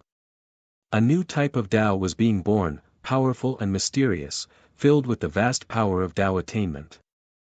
Jiang Chu safely crossed the Tao attainment tribulation, becoming the second person in this era after Gu Chang'e to cross the Tao attainment tribulation and become a monarch. 0 If it wasn't for the boundary of the world, she wouldn't have had such an opportunity to attract the Tao attainment tribulation. Because the upper realm's 10,000 Tao were overshadowed by Gu Chang'e's Tao, no one in the divine nation could attract the Tao attainment tribulation, unless they were powerful enough to break through Gu Chang'e's suppression. Jiang Chuchu's slender figure was dressed in white. She sat there cross-legged, absorbing the divine chains of rules nearby. Silver-white starlight gathered, and the essence of heaven and earth covered the sky and earth, surging and being absorbed by her. Her aura continued to strengthen, and the powerful pressure of a great emperor spread. In the next few years, the upper realm will give birth to many Tao attainments, different from the reactions of the living beings in the upper realm. Gu Chang'e saw the future of the upper realm from the surging luck. A brilliant era had descended, and Tao attainment was no longer a threshold that limited all living beings. Perhaps this was also part of Qin Yi's consideration. Gu Chang'e couldn't help but ponder, deciding on his next plan. The upper realm seemed to be peaceful, but in reality, it wasn't. The surging luck would definitely attract the attention of the other true worlds. If the true mountain and sea world wanted to return to its peak, it would have to wait for many eras. Now, even the number of immortal kings was very small, let alone the immortal emperors who determined the situation of the true worlds. Some true worlds had given birth to transcendent existences, and their foundation was unimaginable. They had already walked a long way on the path of annexing the other true worlds. After bringing Jiang Chuchu back to the divine nation, Gu Chang'e entered seclusion for several years. During this time, he woke up once, because Heavenly Deer City's Heavenly Deer Empyrean Maiden had already reached the threshold of the immortal realm. In the past, her strength had already far surpassed ordinary people, and now, after accumulating strength, she had already touched the threshold of the immortal realm in just a few years, which really surprised Gu Chang'e. It just so happened that he was planning to test the immortal ascension passage, so he brought her along to bathe in the laws of the immortal path. This immortal ascension passage was connected to the western immortal region's sky-penetrating ancient city, but due to Gu Chang'e's existence, this ancient city had already become a forbidden city. There were no signs of life within a radius of several million li, and it was incomparably desolate. The 4 foreign kings had died here, and their blood had spilled everywhere, turning this place into a dangerous land. Even true immortals didn't dare to enter, let alone other living beings.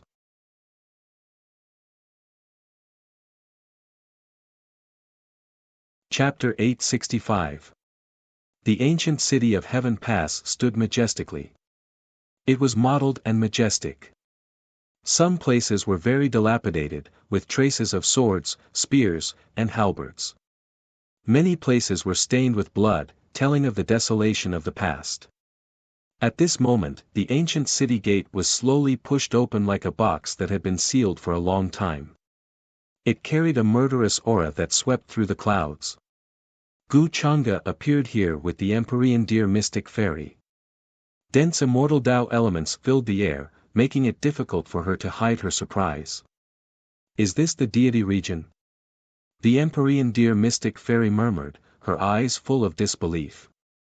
Especially when she sensed the laws of heaven and earth here, it was more suitable for cultivators to comprehend Tao. The shackles of her cultivation level that had been stuck it began to loosen. A large amount of immortal Tao Qi surged in her meridians and lungs, and some kind of transformation was about to happen. However, she couldn't help but be stunned when she swept her gaze across the desolate ravine before her. What happened here? She was very surprised. She thought that what she saw would be a prosperous place with ancient divine mountains, immortal islands, and spirit veins. She didn't expect that it would be so dilapidated and lifeless. Gu Chang'e didn't explain much. He stepped into the deity region again. He didn't want the Empyrean Deer Mystic Fairy to undergo the immortal tribulation. He brought her here just because it was convenient. The deity region today is no longer the transcendent world that everyone envies in the past. The past is gone, and everyone is in danger. The former immortal land has long become a barren land without any signs of life. No one will disturb you if you break through to the immortal realm here. Shaking his head, he told the heavenly dear immortal to stay here and transcend her tribulation. No one would disturb her. Then, he left the city and headed off into the distance. Rumble. Husband, the Empyrean dear mystic fairy watched Gu Changa leave. She had many questions and wanted to say something, but she didn't have time to care about them now. Her cultivation had already reached a bottleneck. When she was in the upper world, she lacked an opportunity. Now that she had come to the immortal realm through the immortal passage that Gu Changa mentioned, she was like a fish on the beach that suddenly fell into the water. Every pore on her body was greedily absorbing the immortal Tao energy. Above the vault of heaven, there were muffled thunders. Terrifying lightning gathered and quickly turned into a sea of lightning. Immortal Tao energy swept through the world, many creatures in the distance sensed it. However, when they sensed that this fluctuation came from Western immortal domain, their expressions all changed. No one dared to investigate, even if they knew that there might be someone who achieved the Tao here, undergoing tribulation to become an immortal. In front of this ancient city, there were many immortal kings who died in carnage. There were Western immortal domains kings, as well as the 4 foreign kings who died here several years ago. The current heaven-penetrating ancient city had already turned into a land of death. It was filled with terrifying dangers, and there were no living beings. Within a range of 10 million li, everything turned into a barren land. Great stars fell from many places, covering all types of terrifying ravines and great rifts. There were previously foreign creatures who offered sacrifices in distant lands, hoping that the foreign king's resentment could be quelled sooner. Back then, the 4 kings descended here, but they were all killed by a taboo figure, turned into nourishment, and devoured. This news shook up the entire foreign realm. Many ancient king clans shivered in fear because of this.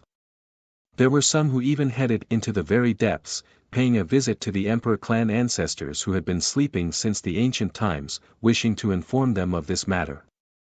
The sole survivor of that time, the foreign realm's Ming king, after fleeing back to the foreign realm, even more so immediately tried to find a way to reconstruct the scene of that time, inform them of the truth. However, he suffered a backlash, continuously coughing out blood, becoming extremely alarmed. Many people learned from his mouth that the taboo existence who walked out from behind heaven-penetrating ancient city was that person. Perhaps it was precisely the one who caused immortal domains collapse countless great eras ago, origin realm's destruction, immortal palaces' destruction. Just how horrifying and terrifying was this type of news? It made the entire foreign realm enter a state of panic. At first, many people felt like that was an ancient figure who walked out from reincarnation, a past supreme being from immortal domain. However, they never expected it to be that taboo existence. After countless years passed, he appeared in this world again.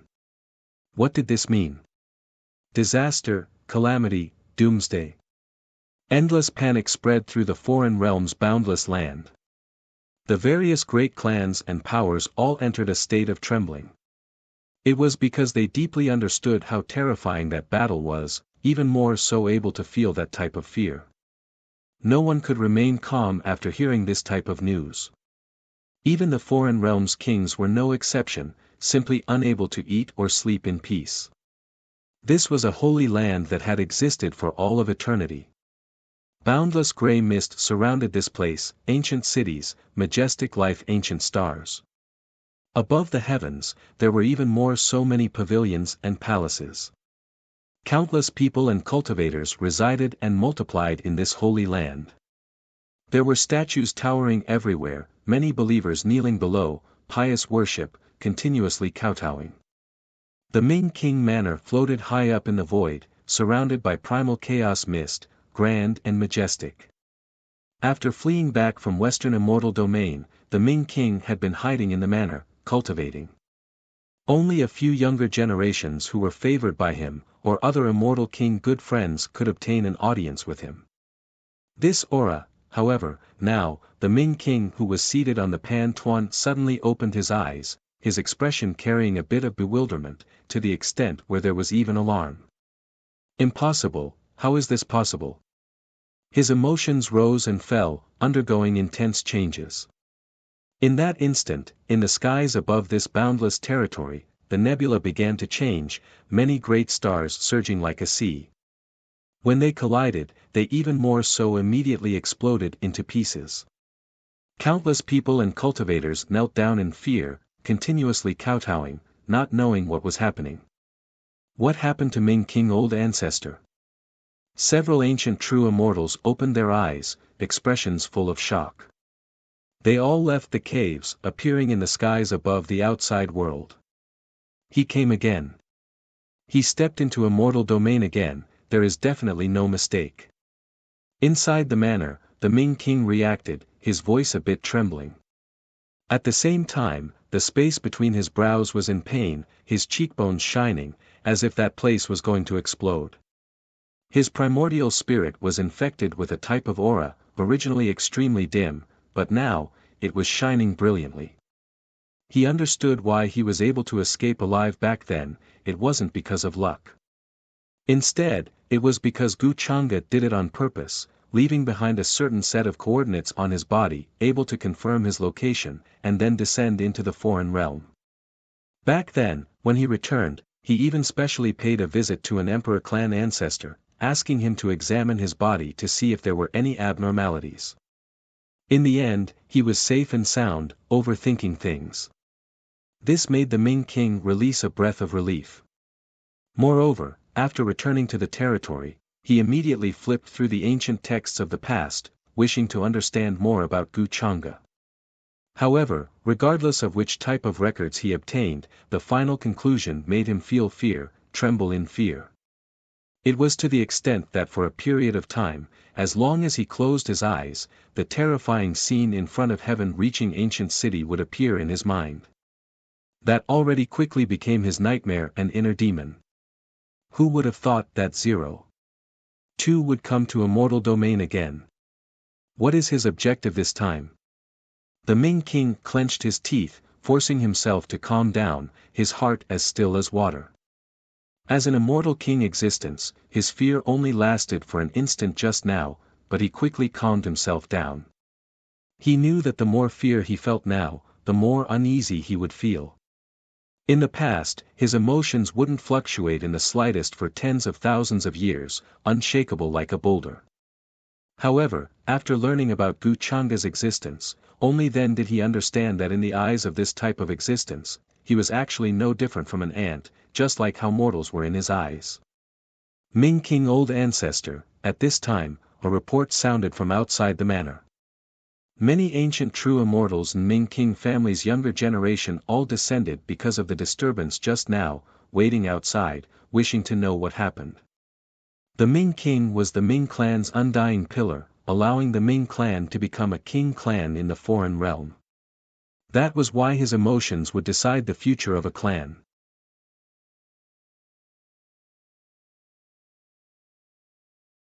Chapter 866.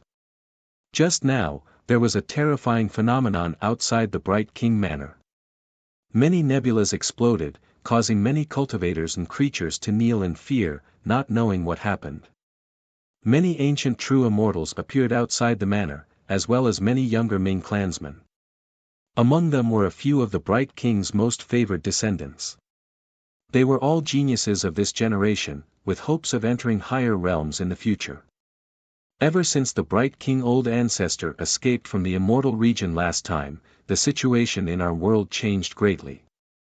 Many clans are paying close attention to our clan, even the Emperor clan ancestor has revived because of this. Now, many things are happening in our world. Many people from the immortal region will return from the immortal region. Soon, there will be a great battle between our two worlds. At that time, it will be difficult for all of the king clans to escape. They will be dispatched. The Bright King Old Ancestor must have been greatly affected because of this. Outside the manor, many true immortals of the Bright King clan were discussing, their expressions serious. They could be considered core figures of the Bright King clan, so they knew what the Bright King had encountered in the immortal region. Even immortal kings would tremble in fear, let alone true immortals like them. Come in.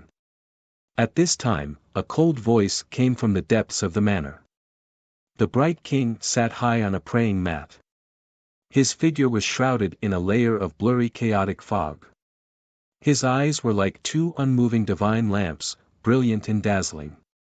In front of outsiders, even if they were clansmen, he was still so high and mighty, not revealing any emotion. The great change in emotion just now was completely because of the trembling and disbelief, as well as the fear in his heart that was left behind by Wuxia as the coordinates to descend to the immortal region. That was why he was like this.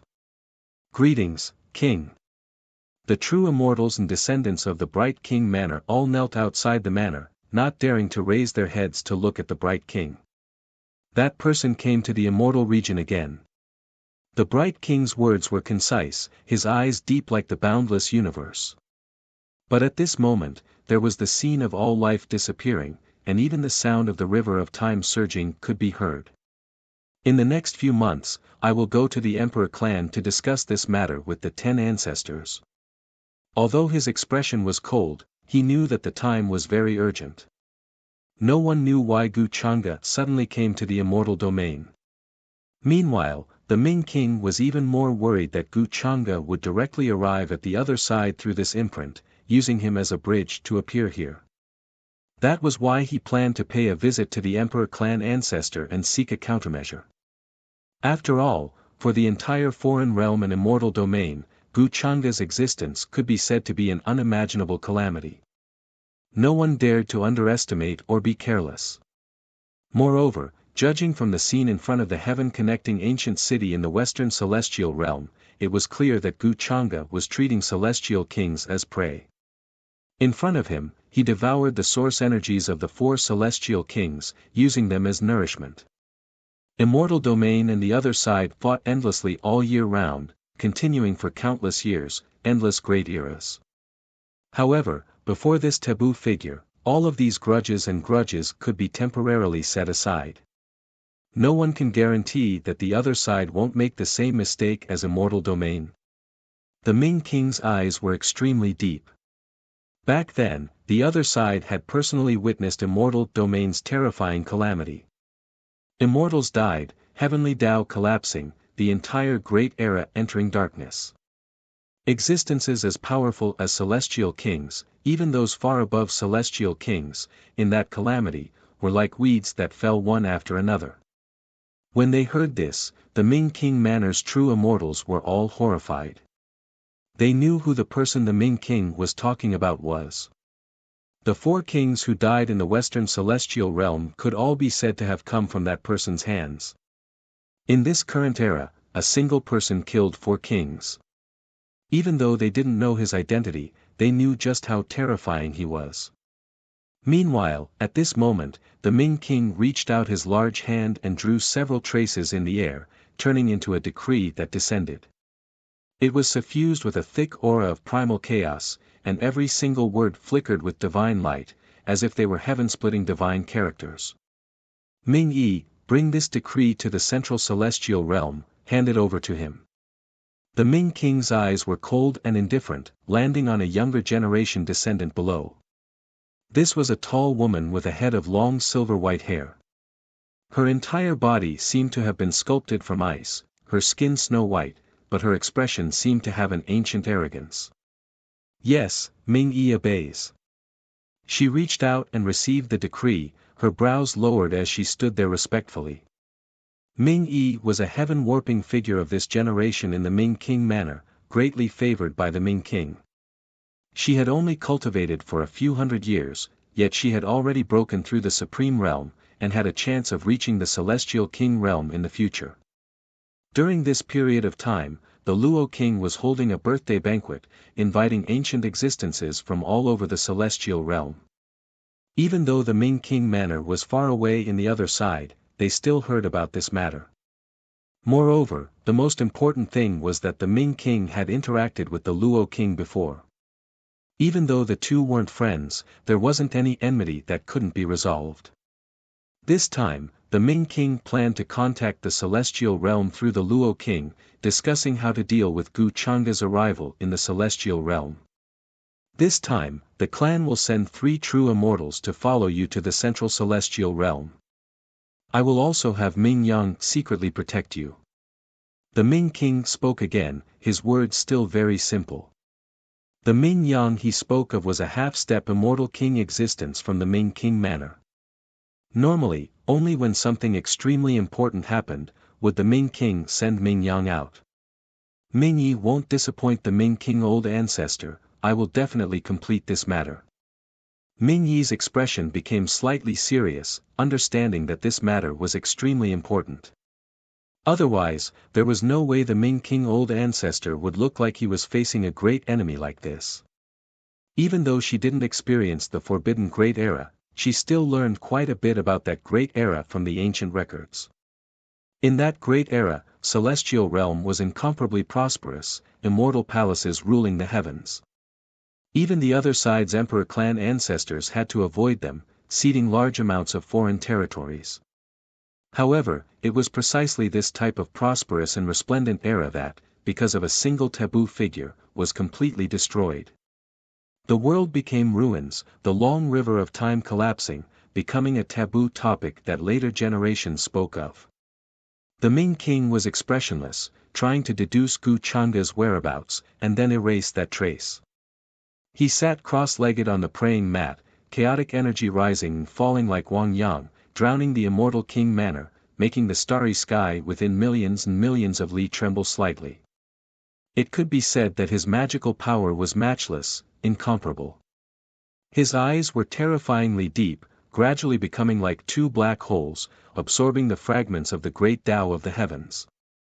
Natural laws descended, wrapping around him. However, his figure that was sitting cross-legged on the praying mat soon trembled, as if it was unstable, about to fall from the sky.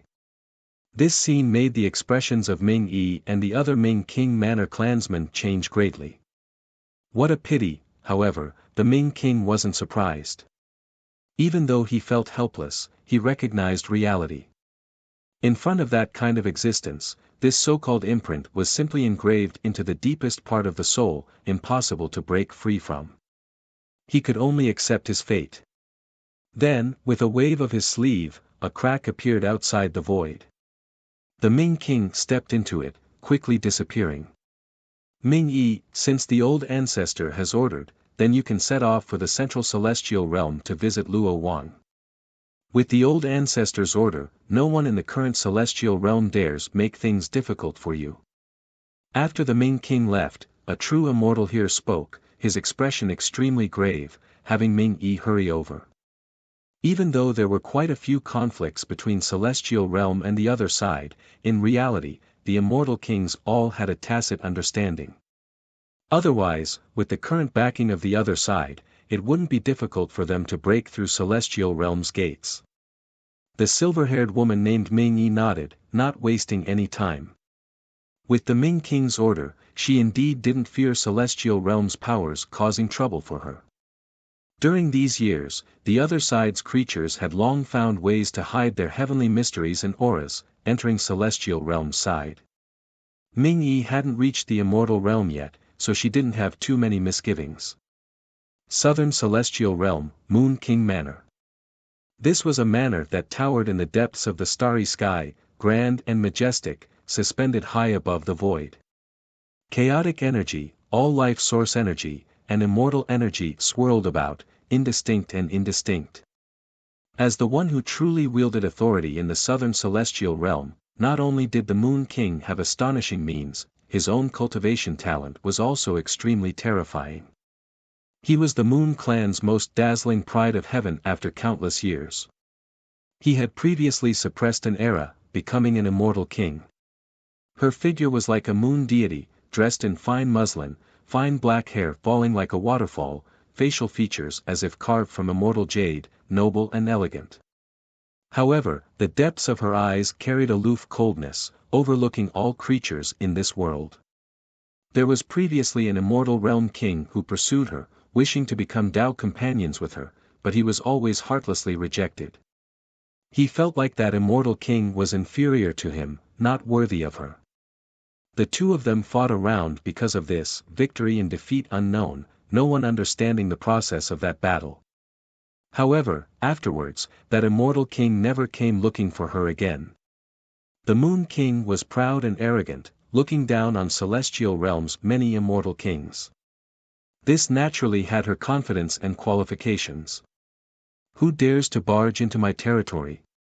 Right now, she was currently sitting on a Tao platform. Her eyes suddenly opened, her surroundings blurry, hazy, impossible to see clearly, as if all of the heavens' moonlight scattered down, surrounding this place. The Moon King immediately stood up, walking out from the Moon King Manor. In the blink of an eye, she appeared millions of li away. Her senses were extremely accurate. Outside her territory, there was currently an aura that made her feel uneasy, descending here. It was neither fast nor slow, nor did it conceal itself, incredibly natural and casual. Could it be that person? The Moon King did not show herself, her beautiful face becoming uncertain. Her heart was beating a bit nervously, recalling what Jin Yuan had said before. That forbidden existence really wanted her to hand over the Southern Celestial Realm.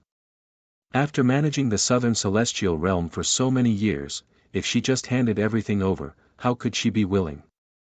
However, the Moon King knew that if it really was that forbidden existence that descended. If she dared to refuse, she felt like only death would await her. There was no other possibility. She still had this bit of self-awareness. Even the 4 foreign kings had died miserably at his hands, so how could she possibly be his match? Why would he set his eyes on me? The Moon King was actually incredibly regretful. Why did she send Jin Yuan to interfere back then? In the end, she was dragged into this mess. However, she had already come here, so even if her heart was pounding, she did not dare take a step back. Thump, thump, thump, at the end of this heaven, clear footsteps rang out, as if reverberating through the universe. The stars in a radius of several million kilometers all trembled slightly. This was not done on purpose, but because the regulations of heaven and earth had come into contact with each other, caused by the aftermath of some terrifying power spreading out. In the distance, the Moon King saw a young man walking over. He was tall and slender, and his clothes were whiter than snow. His divine features were otherworldly, and his expression was very calm. His steps were not fast, but it was as if millions of stars were shifting beneath his feet as he walked. This is that forbidden existence's true appearance. The Moon King's heart trembled. Previously, she had only understood how young he was from Jin Yuan's description. Now, this was the first time she truly saw his true appearance. Ordinary people could not deduce and reconstruct this kind of existence's appearance at all. Even a shadow recording stone would crumble into dust. It was even possible that after seeing it for the first time, they would forget what he looked like with a second glance. Greetings, Lord 310. The Moon King's expression did not reveal the slightest abnormality, waiting here for Gu Changda's arrival. Gu Changda's expression was calm. He glanced at her, and asked, "You're the current ruler of the Southern Celestial Domain?" In terms of seniority, this woman before him could be considered the ancestor of Yu Mingkong's lineage. She was shockingly old, but it was impossible for the two of them to be related by blood. Of course, Gu Changda did not come to the Celestial Domain for the Moon King. He only wanted to send a signal to the current Celestial Domain. He had reappeared in this world. Perhaps he wanted to settle the score in this world, or perhaps he wanted to reshuffle the Celestial Domain. My lord. I'm one of the 2 remaining Celestial Kings in the Southern Celestial Domain. I can't be considered a true ruler. I've already arranged the various territories under the Moon King Manor's jurisdiction according to your previous instructions. I can hand them over to you at any time. The Moon King's expression was very respectful. She did not show any disrespect just because she was an Celestial King. Although she was usually arrogant and looked down on other celestial kings, it did not mean that she was ignorant. Before this person before her, what were celestial kings? They were probably as insignificant as mortal ants. Gu Changa nodded and did not say anything else. After all, they had lived for countless years. These celestial kings were not fools. Their eyelashes were all empty. It was impossible for them to go against him when they knew that there was no hope. At the very least, the Moon King would not dare to do so. Moreover, Gu Changa was not very interested in the so-called Southern Celestial Domain. He only wanted to use it as a temporary foothold so that the higher realm would not be disturbed when it was connected to the Celestial Domain. Although there were realm barriers and chaotic turbulence between the various celestial domains that prevented powerful beings from other worlds from entering, they could not stop him. Am I some kind of scourge? Why do you have to be so afraid of me like the rumors say? Gu Changa glanced at the Moon King. He knew that she was wary and uneasy, so he spoke casually. The Moon King was actually quite uneasy. Although she was the king of the Southern Celestial Domain, she always felt uneasy in front of Gu Changa. It was as if she had become a mortal who had lost her cultivation. She could not help but link him to the many ancient books she had read during this period of time. According to those ancient books, Gu Changa, the supreme demon master, was a ferocious monster with many heads and countless arms. He fed on immortals, and even celestial kings were merely his rations. Although she knew that these ancient books were not accurate, it was still hard for her to imagine that the person who made the heavens tremble in fear was this flawless young man. Half a month later, I want all the celestial kings in the current celestial domain to come and see me here. Can you do that? Gu Changa ignored the Moon King's many emotions and thoughts.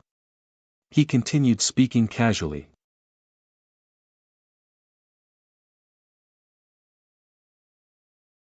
Chapter 867. Gu Changa's words were not heavy. He seemed to be explaining the matter simply, but it made the Moon Queen break out in cold sweat. Get all the immortal kings of the immortal domain to see him half a month later. Did this mean that she had to inform the entire immortal domain that Gu Changa had appeared in the southern immortal domain, and get all the immortal kings to pay their respects? The current immortal domain was no longer the ancient times. The various immortal domains were independent and did not interfere with each other. Even when the western immortal domain was invaded and all its territories fell, no one cared about it. Even if she told the other immortal domains that the southern immortal domain had fallen at this time, no one would care. At this moment, she had already predicted that something incredible would happen half a month later. The Moon Queen felt her scalp go numb. However, she still restrained her emotions and replied respectfully, I'll do my best to spread the news to the current immortal kings of the immortal domain. Gu Changa did not say much. He followed her out of this star region and returned to the Moon Prince Manor. Only the Moon Queen lived in the majestic palace. She usually sat here, comprehending the great Tao. Only when she needed to give orders would she inform the servants of the Moon Prince Manor. However, Gu Changa's arrival had directly occupied the Moon Prince Manor. No living beings or cultivators were left within 100 million miles. Even the Moon Queen's trusted subordinates were ordered to leave the star region around the Moon Prince Manor. The Moon Queen dared not delay. Then, she wrote down many orders according to Gu Changa's instructions. She got her subordinates to send these orders to the other immortal domains. Apart from the Moon Queen, no one in the southern immortal domain knew about Gu Changa's arrival. Although her subordinates did not understand the Moon Queen's actions, they still quickly sent these orders over. Gu Changa appeared in the Moon Prince Manor, but he did not ask for anything. It was as if he was really waiting for something. However, the Moon Queen was in a dilemma. She was not at peace every day. She could not figure out Gu Changa's intentions. She was extremely worried. Who would have thought that the dignified Moon Queen, the absolute ruler of the southern celestial region, would one day be like a mortal woman who trembled in fear, afraid that she would do something wrong and bring the calamity of death upon herself. Don't you have any tea in this huge Moon Prince manor to entertain a guest like me? Gu Changa sat in the courtyard very naturally. Even the outer walls were made from all kinds of immortal jade. The pond was filled with boundless immortal water, planted with all kinds of primordial oddities.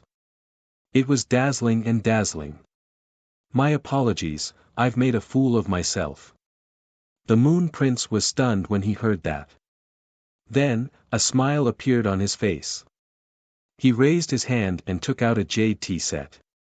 Then, he began to brew tea. Whether it was the tea leaves or the tea water, they were all rare divine items that ordinary cultivators would not be able to see in their lifetime. She was actually not as calm as she appeared to be. Instead, she had been carefully observing Gu Changa's actions and expressions, worried that she would make a mistake and cause trouble. Immortal kings couldn't be humiliated lightly because no one in this world would dare to humiliate an immortal king. Doing so would result in terrifying consequences. However, in front of this person, celestial kings were no different from ordinary people. The tea is a little hot. After receiving the tea from the Moon Prince, Gu Changa blew on it gently and took a sip. However, his brows furrowed slightly. After that, he said slowly, I never thought that as an immortal king, you can't even brew a cup of tea properly. When the Moon Prince heard that, her hand that was about to continue pouring tea for him suddenly stopped. Then, her heart tightened, and some nervousness appeared on her flawless face. She had cultivated for tens of millions of years. Including the years before she became an immortal king, it was even longer.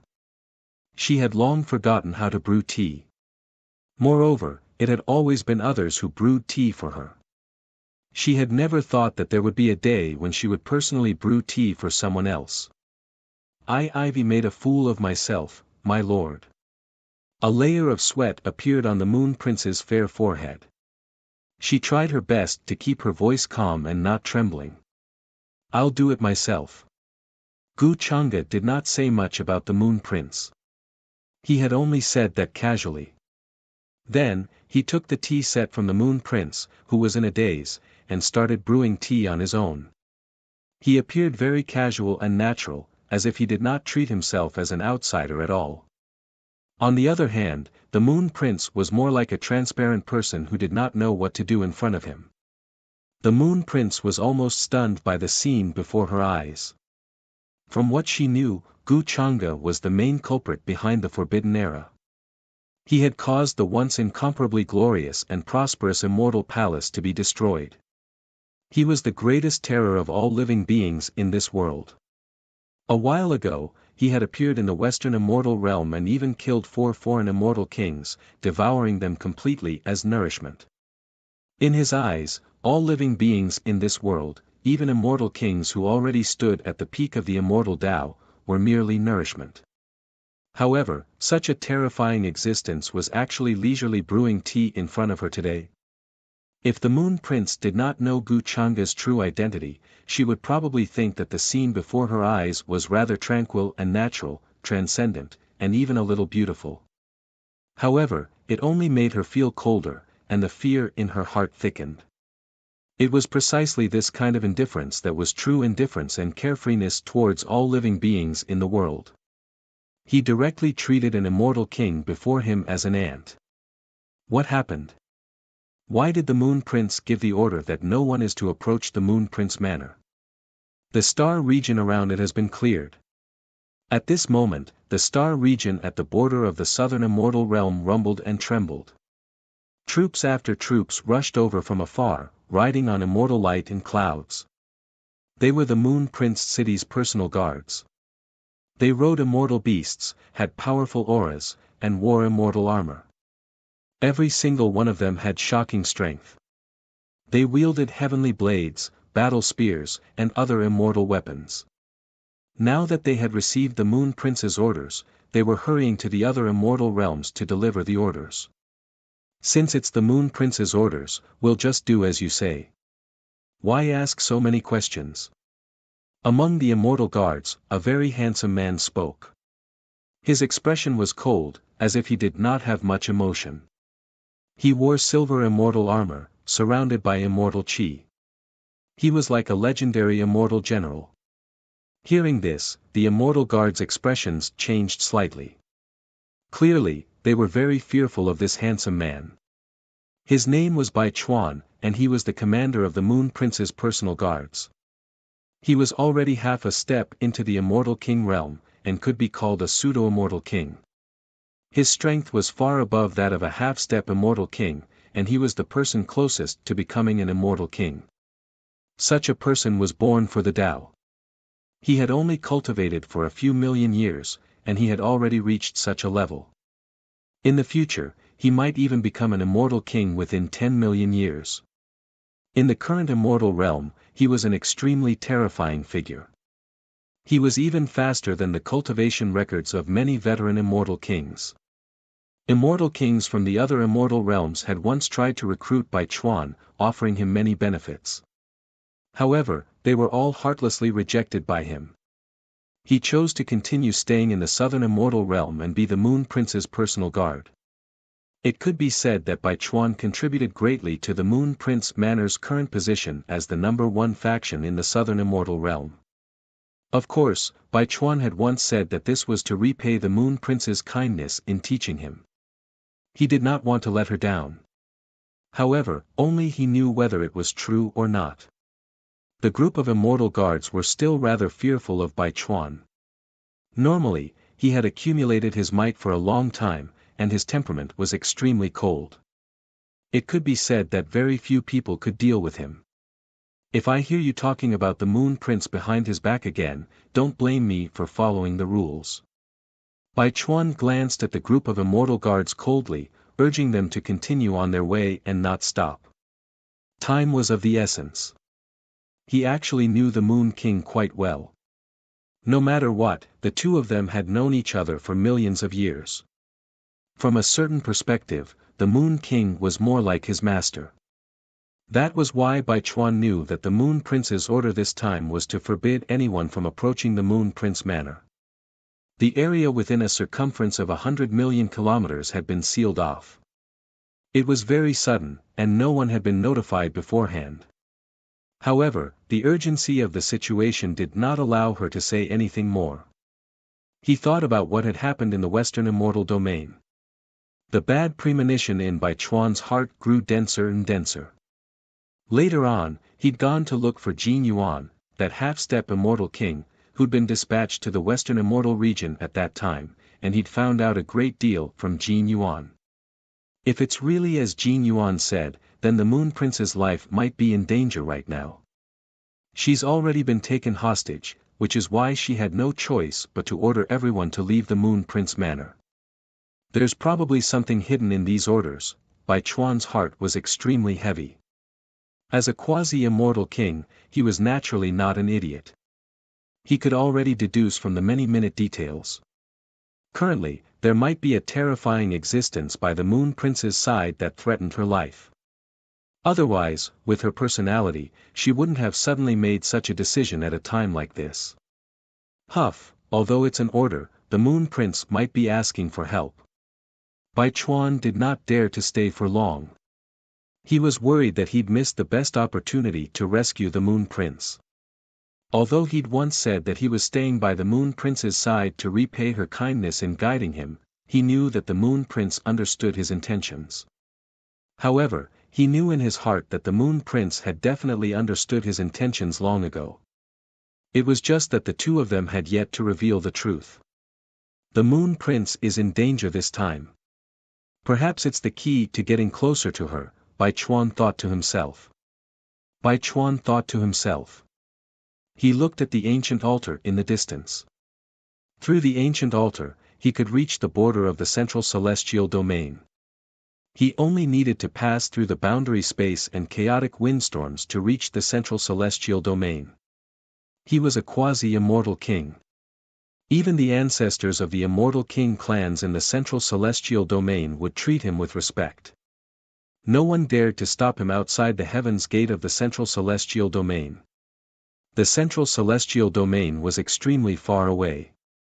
It was originally at the center of the original central celestial domain, but after it was split apart, the various supreme immortal kings worked together to push it to the depths of the distant universe. It was very far away from the other celestial domains. Even true immortals who could traverse large swathes of the celestial domain would need several hundred years or even longer to reach the central celestial domain. Of course, Bai Chuan and the others had directly descended through the ancient altar, crossing countless galaxies. And at this moment, at the boundary space outside the central celestial domain, a majestic ancient city stood. The pale blue walls exuded a desolate atmosphere. Many runes flickered, revealing a terrifying aura. In this ancient city, there were many elites of the central celestial domain standing guard, strictly preventing the elites of the other celestial domains or great worlds from entering the central celestial domain after crossing the boundary space. Celestial chi lingered, various kinds of multicolored light enshrouding the place. In the distance, one could even see divine mist rising, like a paradise. At the top of the tower, several elites surrounded by chaotic chi sat cross-legged. Their chi and blood were astonishing, and all kinds of terrifying phenomena appeared in their eyes. A few million miles away from this ancient city, boundless chaotic storms shrouded, completely isolating the two places. There were many ancient planets that had fallen to the ground between them. At this moment, on an ancient planet, the earth collapsed, and a grand and ancient altar emerged from the ground. At this moment, groups after groups of people were currently disembarking from the altar. There were both men and women in these groups. The leader was a tall woman with silver hair. Her skin was very fair, but her eyes were exceptionally cold. This place is really unbearable. The great Tao is so oppressive that it's suffocating. This damned world. Beside her, an almost devilishly handsome man in black covered his mouth and nose. He was extremely disgusted, and with a look of disgust, he walked down from the altar. The current environment of the celestial domain is like this. It has a suppressive effect on us. Beside the black-clothed man, an old man spoke. Obviously, they were the people of the wise king manor who came to the celestial domain on the orders of the wise king. The woman in the lead was Ming Yi. In front of us is the central celestial domain's ancient city suppressing domain. Only through this city can we enter the central celestial domain, Ming Yi said. Looking at the blurry outline of the chaotic storms in the distance, she could see a majestic ancient city standing there. They continued forward. The chaotic storms here could not stop them, because there were 3 true immortal realm patriarchs who were specially ordered to protect Ming Yi. These chaotic storms in front of them were quickly separated by the use of rare treasures, clearing a path. Meanwhile, while they were moving forward, on the city walls of the ancient city suppressing domain, an expert suddenly opened his eyes. Dazzling light erupted, as if they were sharp swords, wishing to pierce through the distant void. Someone is rushing through the chaotic storms, wishing to cross over. This expert spoke. He stood up from his cross-legged position, his voice cold. His voice woke up many experts in this ancient city. Many people turned into divine rainbows, appearing outside the city, frowning as they gazed into the chaotic storms in the distance that enveloped the entire sky dome. However, from the distance, they saw a voice sound from that place. We came from the other side, under the orders of my clan's wise king. We came to pay the Luo king a visit, have important matters to discuss. An ancient true immortal from the wise king manor appeared at the limits of heaven and earth, crossing the chaotic storms, quickly coming into contact with the ancient city suppressing domain.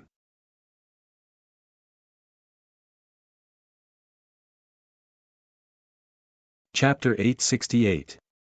The might of a true immortal surged like a sea, carrying an extremely oppressive might, spreading over from the heavens above. Light King Manor's ancient true immortal was dressed in grey clothes, looking extremely great. However, the aura on his body made everyone in front of world-suppressing ancient city feel alarm, not daring to show him any disrespect. Behind him, the others from Light King Manor followed, quickly crossing the chaotic storm, hurrying over.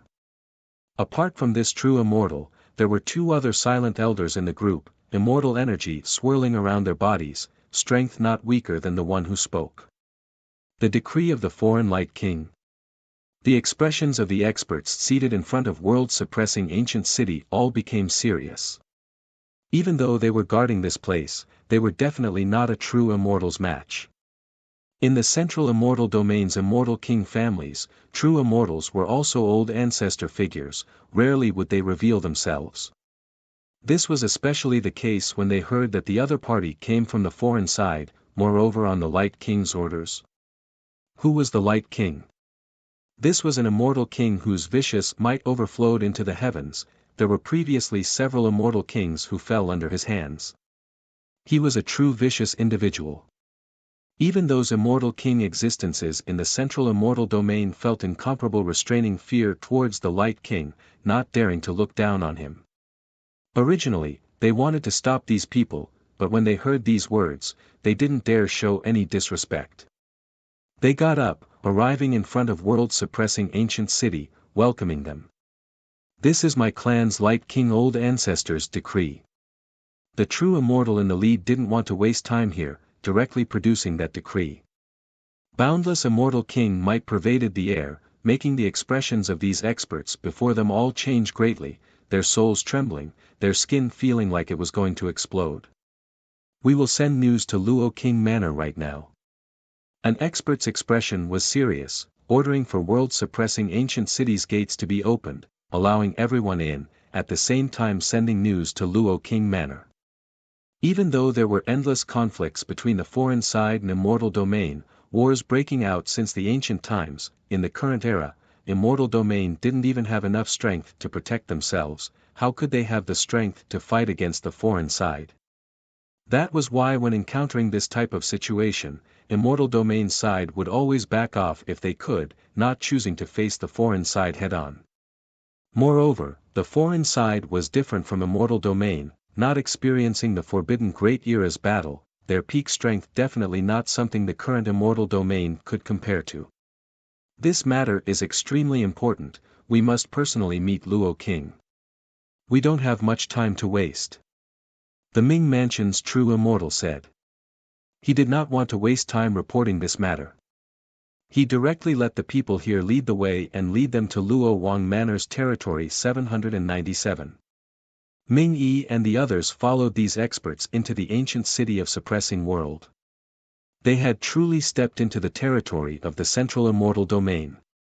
The environment here was indeed different from the outside world. Even when dealing with foreign creatures, there wasn't much pressure. They guessed that this was because there were several immortal kings overseeing the central celestial domain, suppressing the heaven and earth here. I'll have to trouble all of you to bring us to the teleportation altar of this city. We can't waste any time on the way. This time, what we are going to inform Luo King of is related to the fate of immortal domain and the foreign realm. Ming Yi was tall and slender, with long silver hair like moonlight, gorgeous and dazzling. She was stunningly beautiful.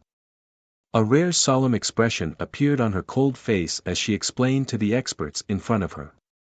She didn't want to waste time because of the tedious process.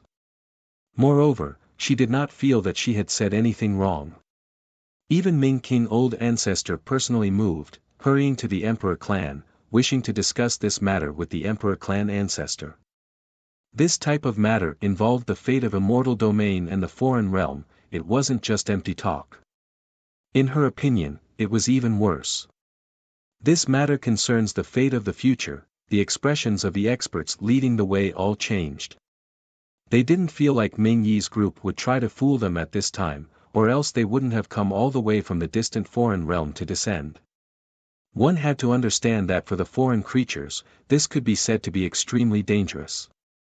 They didn't dare act carelessly, bringing Ming Yi and the others to the ancient city of suppressing world's teleportation altar. It could directly lead to the depths of the central celestial region. Radiance surged, spatial fluctuations spreading from the ancient altar. Ming Yi's group quickly disappeared, soon disappearing from sight. Back then, I heard that in Western Immortal Domain, only Ming King alone escaped, the other four immortal kings all died miserably, encountering that rumored taboo existence. If it really is related to that matter, then regardless of whether it is immortal domain or the foreign realm, it will be an unimaginable disaster. These experts' expressions were extremely grave. From Ming Yi's group's words, they guessed at their intentions. Then, what left them shocked was that not long after Ming Yi's group left, in the distant chaotic storms, fluctuations spread out again. There were many powerful auras that approached this place. Streak after streak of divine light descended, splitting apart the chaotic storms, extending into a heaven-reaching great path, directly extending towards the ancient city of suppressing world. Those are Southern Immortal Domain's people, they were incredibly shocked. They never expected that in just that short of a moment, so many people would rush over, all of them having important matters to discuss with Central Celestial Domain's immortal kings. In the current immortal domain, Western Immortal Domain had already fallen, long broken through by the foreign realm. After the foreign realm's four kings died miserably, it even more so directly became a land of death. The remaining Eastern Immortal Domain and Northern Immortal Domain together were far less powerful than Central Celestial Domain. That was why they could accept that the foreign realm would send people here to discuss with them. However, why would Southern Immortal Domain also send people here at this time? Hurry and move aside, we have important matters to discuss with Immortal Domain's immortal kings. Bai Chuan rode on a silver-white heavenly horse, descending on the heaven-reaching great path, arriving in front of world-suppressing ancient city, saying this. The silver-white heavenly horse beneath his feet all had true immortal realm strength, immortal energy swirling around them, powerful beyond compare, divine and extraordinary. A half-immortal king, the experts guarding world-suppressing ancient city were all shaken up by Bai Chuan's aura, their expressions changing greatly.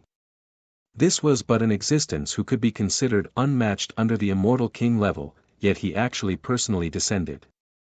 Their minds trembled, not daring to stop him, hurriedly moving aside. I fear that something huge is going to happen. It isn't just the heavens that are changing, the current immortal domain is going to change as well. These experts' voices were trembling. After guarding world-suppressing ancient city for millions of years, their hearts were already ice-cold and hard like boulders. However, now, they were trembling, producing a mysterious fear. If that matter from countless great eras ago really happens again, for the current immortal domain, it will only be a terrifying calamity. Who can stop it? When some people thought of this, a bit of fear and despair appeared on their faces, somewhat understanding why those foreign realm people were in such a rush. Meanwhile, at this time, Luo King City. This city was an extremely well-known ancient immortal city in the depths of Central Immortal Domain. It rested in the cosmos, grand and imposing, chaotic energy swirling about it, floating in the deep sky like a great star. Some stars, before it, were simply as insignificant as sand. Just the city gates alone were like heaven-supporting pillars. Luo King was a rising star from several great eras ago, using only 20 million years to become an immortal king. He ruled over the surrounding territories for several great eras, the creatures of all clans flourishing under his rule. During this period of time, he invited friends from all sides to participate in his birthday celebration. All of Central Heaven region's well-known inheritances and powers were invited over. Some immortal kings even personally descended with their true bodies, discussing the Tao with Luo King City's Luo King.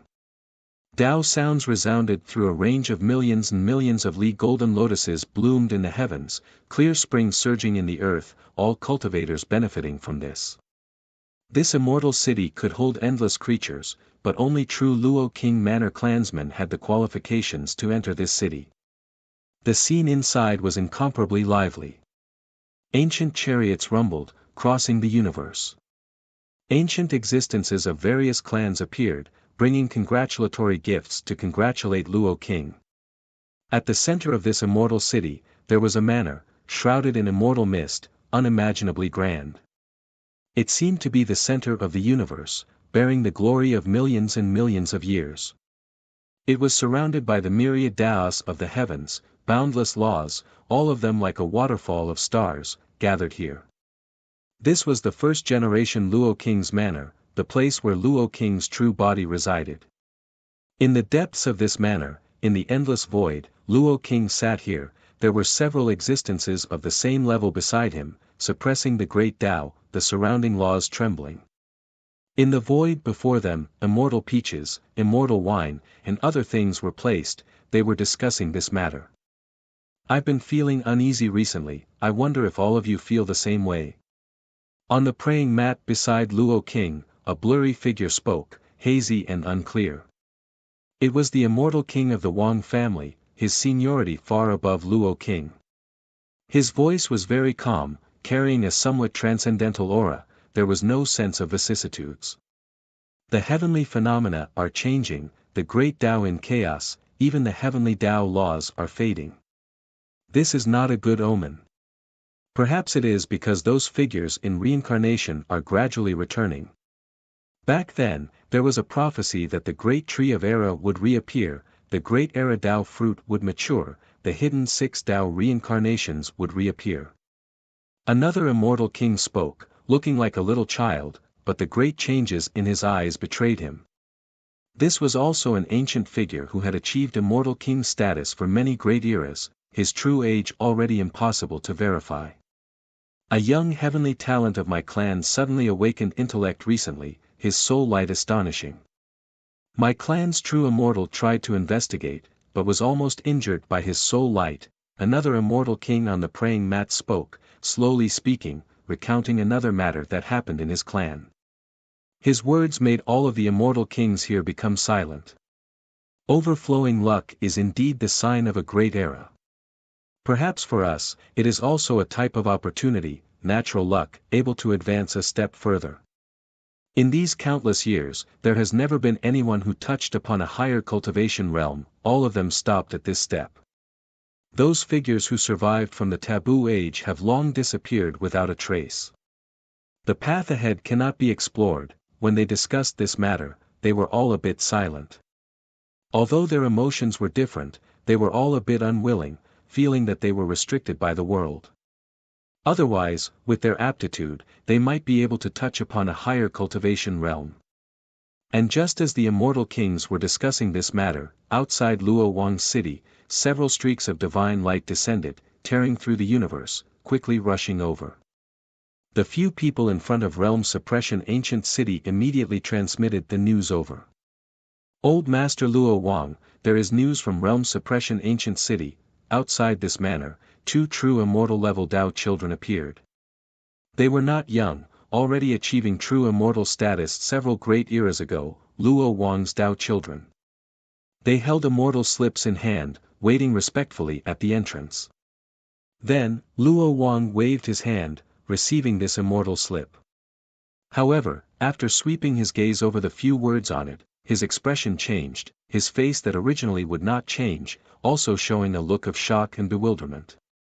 Tao friend, what's wrong? The other immortal kings here were all shocked by Luo Wang's expression. They didn't know what he saw to make his face reveal this type of expression. They were kings who stood at the very peak of immortal domain. Was there anything in this world that could make them reveal this type of expression? Take a look yourselves. Luo Wang's expression changed indeterminately, the depths of his eyes carrying a bit of alarm that even he himself didn't notice. While speaking, he handed this immortal slip to the other immortal kings. What? The expressions of these people who were originally still rather calm and indifferent, after sweeping through the few words on this immortal slip, all of their expressions changed. Some of them even directly stood up with a whoosh, feeling a bit of disbelief. How is this possible? That immortal king who looked like a child even more so muttered, the pupils on his face that was shrouded in primal chaos mist contracted. Didn't Tao friend make a divination last time, saying that within a few hundred years, he wouldn't appear in immortal domain again? The essence of the 4 foreign immortal kings is enough for him to calm down for a period of time. Even though this immortal king was forcing himself to calm down, he still couldn't hide the slight trembling in his voice. Luo Wang immediately got up and left the cave. not caring that this was still his birthday banquet, saying, "The situation is urgent, I am going to see what Ming King's intentions are." At this time, it wasn't just him, the other immortal kings here also panicked, no longer as calm and indifferent as before. When facing a terrifying existence who treated immortal kings as essence nourishment, who wouldn't feel apprehensive? Meanwhile, at this time, the guests in Luo Wang Manor were completely unaware of this, still chatting and laughing as if nothing had happened. The young heavenly talents of various clans were all drinking and chatting freely, appearing rather carefree. A while ago, Wuxian Great One slaughtered all enemies on the boundless battlefield until their expressions changed in fear, displaying the might of my immortal domain. Let me offer a toast to Wuxian Great One. Within the vast purple bamboo forest, mist drifted about. A beautiful and moving woman had a faint smile on her face as she raised her cup towards the young man in front of her. He was dressed in white clothes, his appearance handsome, figure tall and straight, eyes carrying a faint golden color, possessing a type of transcendent temperament. When he smiled, he gave off a sense of gentleness, and immortal chi swirled around him. "Everyone, you flatter me. I have to thank Brother Luo Xian for that battle. If not for his assistance, it would have been very difficult for me to kill that person." He had a modest smile on his face as he waved his hand slightly. The figure beside him was slightly taller and sturdier, with a dignified appearance. Faint golden light suffused his body, and even his hair flowed with golden radiance like that of a deity, flowing with golden radiance. It was Luo Wang Manor's leading figure of this generation, Luo Xian, who was expected to become an immortal king in the future. "Brother Wang, you flatter me." This time, on the boundless battlefield, it was all thanks to Miss Zijin. If not for her delaying that person who had fallen into the Tao, I'm afraid we wouldn't have been able to deal with the enemy so easily. Hearing this, Luo Xian retracted his gaze, a smile on his face. He had been looking at the woman in white who was drinking alone at a white jade table not far away. This woman in white had an otherworldly charm, bright eyes, white teeth, and jade-like skin.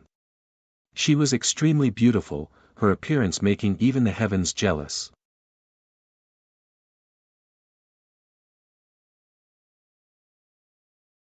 Chapter 869.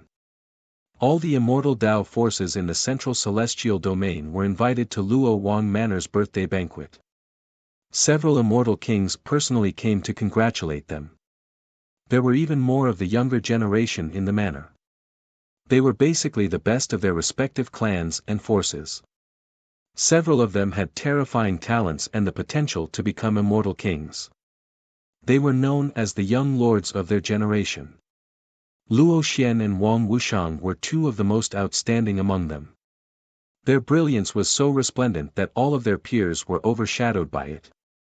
In the boundless battlefield, they had killed many seedlings of their generation from other worlds, pressuring many people until they couldn't breathe. Some time ago, they even worked together to kill a near-immortal stowaway, shocking the central celestial domain. At their age, many of their peers were only quasi-emperors. Facing near-immortals, there was only death.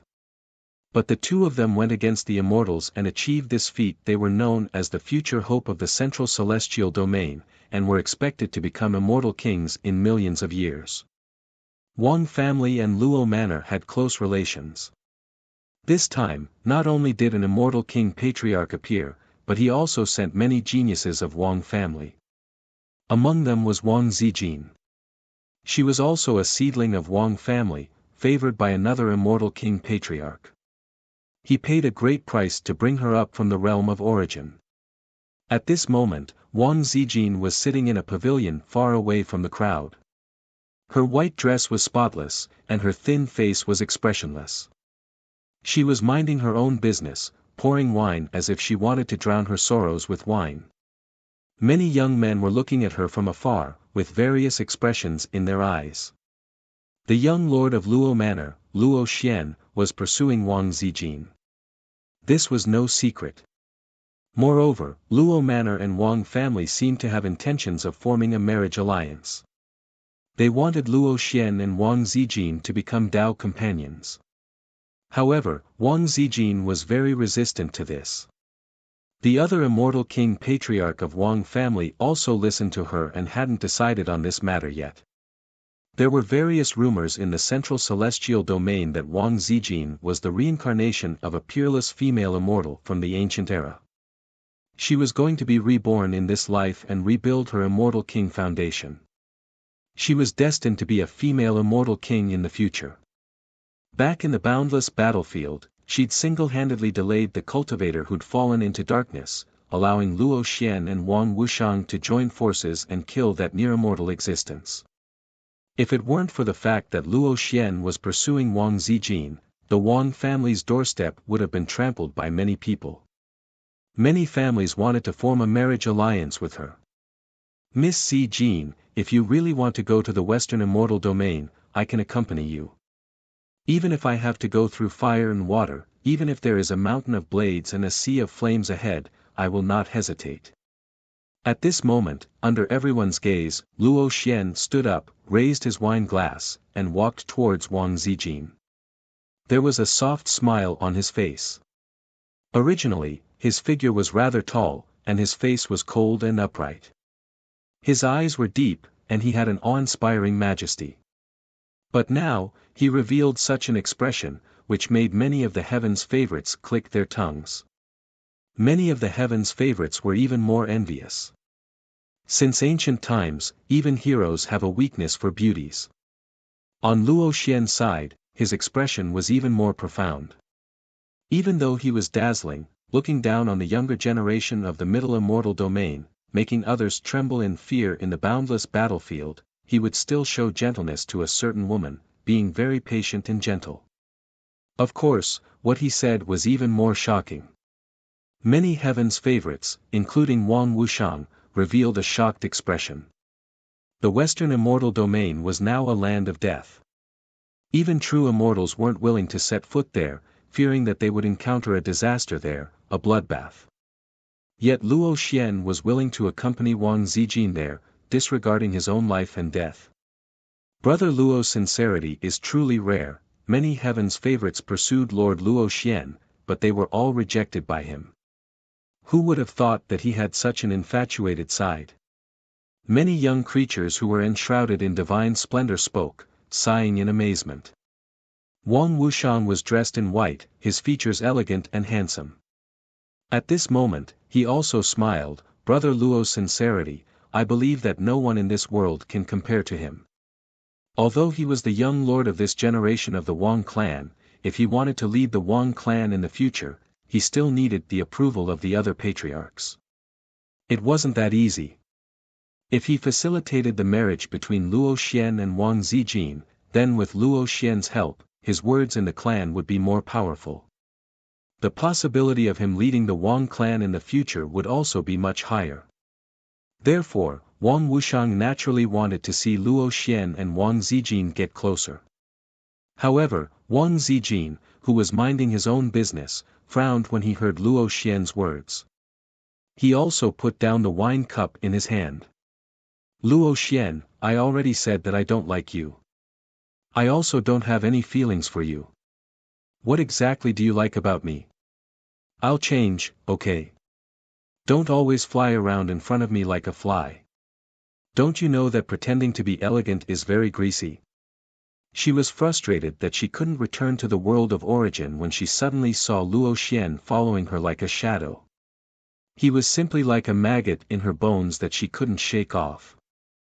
The anger in Wang Zijin's heart immediately surged. He didn't care that the other party was the host of the Luo residence and the young lord of this generation of the immortal region. He directly frowned and scolded him. Before this, Luo Xian suddenly fell in love with her for some unknown reason. Moreover, he proposed the marriage alliance with the Wang clan. He even wanted Luo Wang to personally propose marriage to the Wang clan. If not for Wang Zijin continuously begging the patriarch of the Wang clan to refuse, she would probably have become Luo Xian's fiancée by now. Although Wang Zijin was sometimes careless and seemed to speak without thinking, she was very careful. She also had many thoughts in her mind. In addition, she was born as a saint, and as a transmigrator, she was proud and arrogant. She was actually not interested in these descendants of the immortal region who boasted that they were superior. Moreover, in her opinion, these natives were all the same. For example, Luo Xian, as the young lord of the Luo residence, had the potential to become an immortal king in the future. It sounded very scary, but in Wang Zijin's eyes, he was just a side character. Perhaps one day, he would be stepped on by a guy with a protagonist's halo and trampled on at will. On the contrary, this cheap cousin of hers was a little more complicated in her opinion. He seemed to be easygoing and elegant, but in fact, he was ruthless and not as gentle as he appeared on the surface. This was a little similar to Gu Chang'e, whom she met in the upper realm. However, in Wang Zijin's opinion, Wang Wuxiang was still far inferior to Gu Chang'e. He was far from being as ruthless, cold, and meticulous as him. This was because Wang Wuxiang's little tricks could only fool some idiots. In front of a truly smart person, he would be exposed sooner or later. For example, the immortal king patriarch of the Wang clan had seen many of Wang Wuxiang's actions, but he didn't point it out. She could even see through Wang Zijin, let alone others. Miss Zijin, Luo Xian was only stunned by Wang Zijin's scolding, but his expression was not angry. Instead, he showed a somewhat bitter smile, and said, "Why do you always say that about me? Is there something wrong with what I did? If Miss Zijin hates me in any way, I will definitely change." He had long been used to Wang Zijin's harsh words. In fact, in his opinion, this was very novel, because basically all the favored girls of the middle realm would show a gentle expression when facing him. Even if he had an ordinary relationship with her, she would still smile and act like a virtuous lady. On the contrary, after meeting Wang Zijin, he suddenly realized that there was such a beautiful and refined woman in this world who did not fear him because of his talent and power. Instead, she directly scolded him when she was unhappy with him, and her tone was not at all merciful. Such a strange woman was rare, and even Luo Xian couldn't help but be moved. He originally thought that in this life, he lived for cultivation, and would not be affected by emotions. But everything changed after meeting Wang Zijin. Even when she was scolding him, her appearance was extremely cute. "You really don't have the slightest bit of self-awareness." Wang Zijin's voice was slightly cold. She really couldn't do anything to this Luo Xian. No matter how fiercely she scolded him, he looked like he was enjoying it. Sometimes, even she felt that this was inconceivable. It was like the Mary Sue story she was familiar with in her previous life. Could it be that this Luo Xian had some kind of masochistic tendency and wanted to be scolded like this? The people here had long been used to this scene. They knew that Wang Zijin had always been cold and arrogant, and treated everyone like this. She would not have anything good to say. Even her cousin Wang Wuxiang had been scolded by her for being a hypocrite. Brother Luo is not only handsome, but also talented. He is destined to be an immortal king in the future. Cousin Zijin, why do you have to do this? Brother Luo is infatuated with you. Is your heart made of stone? Wang Wuxiang shook his head slightly and walked over. He was still holding a wine cup, but the other hand was placed on Luo Xian's shoulder, indicating that the two of them were very close. Wang Zijin did not have a good impression of Wang Wuxiang. Hearing this, she said indifferently, "Since cousin Wuxiang has such a good impression of Luo Xian, why don't you marry him? In the big immortal realm, there are all kinds of strange things. It's not like there are no methods to change one's gender. If it really doesn't work, you can ask an immortal king ancestor for help." When she said this, the smile on Wang Wuxiang's face froze. His hand moved away from Luo Xian's shoulder as if he had been electrocuted. What? All the geniuses here, including Luo Xian, were shocked. Many of them widened their eyes, unable to believe their ears. Luo Xian's expression was a little awkward, and then he took a step to the side, as if he was really afraid of being misunderstood. "Miss Zijin." He was about to explain. Wang Zijin waved her hand coldly and said, Cousin Wushang is very concerned about you, Luo Xian. Usually, he says good things about you in front of me. You can consider him. Maybe the two of you are more suitable. She was a transmigrator. In her previous life, she had seen all kinds of storms. When these words were said, the ears of ordinary women would definitely burn and their faces would turn red. However, she looked calm and did not even bother to lift her eyelids. On her beautiful face, there was a cold and arrogant expression. Cough cough, Cousin Zijin, what nonsense are you talking about? How can you joke with your cousin like this? Although Wang Wushang was angry and felt that he had lost face in front of everyone, he still maintained his usual gentle expression and said helplessly. Seeing that Wang Wushang was still so calm despite his words, Wang Wushang snorted in his heart. He turned to Luo Xian and said, Luo Xian, just give up. I don't have any good feelings for you. Moreover, I already have a sweetheart. In front of him, you are not even a dog's fart. After saying this, she did not care about the reaction of the people here. Her tall and slender figure took light steps and walked straight to the backyard, leaving behind a stunned and incredulous Luo Xian. You have a sweetheart? Luo Xian's head was buzzing. He could not believe his ears. When he came back to his senses, his expression turned ashen and his eyes darkened. At this moment, he felt as if someone had taken away something that belonged to him. Wang Wushang also frowned. He did not believe Wang Zijin's words. Is Zijin deliberately angering you? He looked at Luo Xian and asked. Luo Xian's expression was a little gloomy. He shook his head and said, I don't care if it's true or not. The person who has been in contact with Miss Zijin recently is the young man she accidentally saved in the boundless battlefield. I've always found that guy to be an eyesore. His voice was very cold.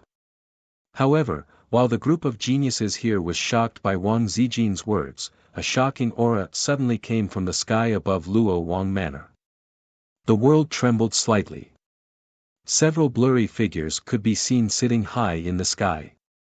They suppressed the Tao of heaven and earth, and the surrounding space and time were distorted.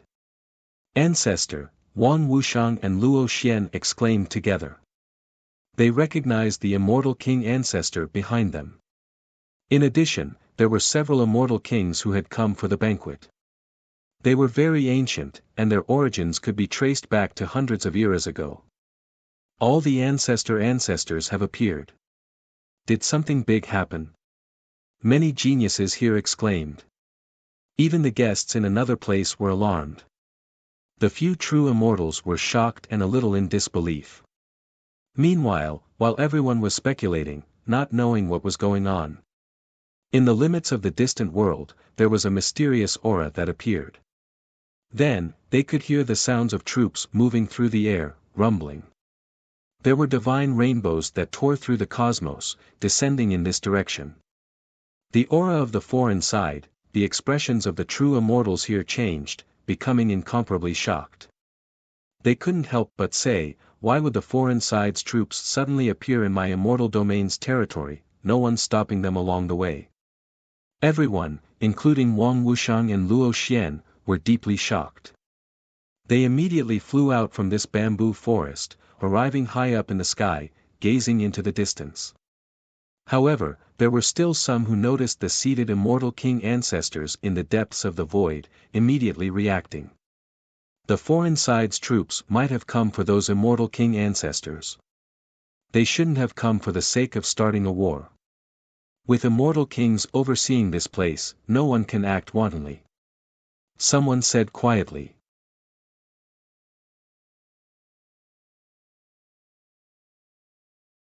Chapter 870.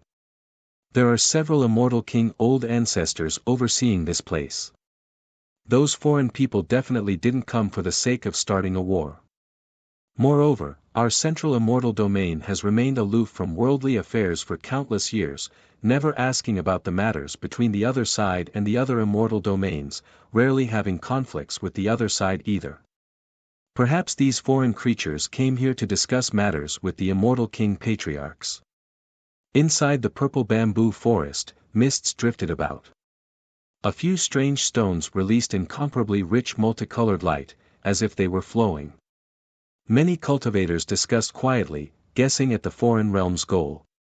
Quite a few figures entered the skies, also gazing into the limits of the cosmos. Heaven and earth rumbled with noise, a mysterious aura spreading from that place, triggering all types of disturbances. Many cultivators found this hard to understand, inwardly becoming vigilant. The current immortal domain was no longer the immortal domain ruled by Immortal Palace. It was split into several pieces, its overall strength far inferior to the foreign realm. Otherwise, they wouldn't have watched as Western immortal domain was occupied by the foreign realm, falling into enemy hands for millions of years. Now, the various immortal domains all carried the intention of protecting themselves, not stirring up trouble, only wishing to stay out of this, not willing to get involved in other matters. Moreover, compared to the other immortal domains, the current central immortal domain's overall strength was much greater. There were many clans that were born in the ancient Great Era overseeing this place, quite a few immortal kings still alive, currently at the peak. This is the emissary the foreign king sent over, there is no need to worry. Just as all the cultivators and living beings in Luo Wang Manor were worried about the motives of those foreign beings, a voice suddenly rang out. An immortal king in the depths of the void spoke, his voice transmitting over, extremely cold, as if he had never shown any emotions since the ancient times. The other immortal kings all sat there, as if they were sitting above the 9 heavens, coldly gazing into the distant limits of the cosmos, waiting for the foreign king's emissary to arrive. Foreign king. When they heard this, everyone in the purple bamboo forest was shocked. Quite a few ancient true immortals' expressions changed, all of them hearing this immortal king's vicious reputation. There were previously several immortal kings that fell under his hands. This proved that this king was different from normal immortal kings. His strength might not be the most powerful, but he was the one that left others the most fearful. They were both immortal kings, so it was too difficult to determine victory or defeat between them. It would easily take thousands or even tens of thousands of years before victory or defeat could be determined. It was an extremely long period of time. However, ever since the Ming king became a celestial king, he had killed several celestial kings, and it didn't take too long for him to do so. He had an illustrious reputation, and his battle accomplishments were astonishing. Even if they were also celestial kings, they would still feel apprehension towards him. Why would the otherworldly light king send an emissary here at this time? Wang Wuxiang, Luo Xian, and the rest of the younger generation frowned in shock. However, at this time, they didn't dare to ask any questions. All they could do was follow behind the true immortal patriarch and wait quietly. A while ago, in Western immortal domain, apart from the foreign 4 kings who died, the Ming king actually also descended, but later on, he was scared off. That's not right. He wasn't scared away. He was actually running away in a hurry. Maybe it's because of this. In that case, doesn't it involve that legendary taboo existence? Wang Wuxiang's eyes flickered with all kinds of divine lights as all kinds of thoughts surged in his mind. He suddenly guessed this possibility and was extremely shocked. In reality, apart from him, many of the ancient true immortals here also thought of this. They had no choice but to think like this. After all, there were some things that were too horrifying, but this was a reality that they had to face. Wang Zijin's figure appeared in the distance from purple bamboo forest, not truly leaving. When the immortal king patriarchs appeared, she looked over in shock. Taboo existence, she muttered these 4 words. The exceptionally intelligent her had long predicted that it was related to this matter. In reality, during this period of time, she had also been using all types of methods to inquire about the realm of origin, in other words, the higher realms, wishing to understand what happened there. However, she only obtained a reply, saying that the higher realms had long entered chaos, the heavenly mysteries in chaos. Not even immortal kings dared to rashly probe. Regardless, the realm of origin was the true source of immortal domain. Many ancient figures were about to awaken, some existences from past reincarnations were also about to return.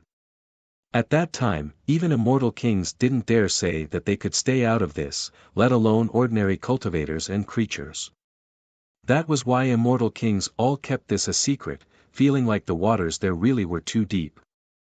Even if they knew that heaven-connecting ancient city appeared in Western immortal domain, connected to the higher realms behind it, they still didn't dare take half a step inside.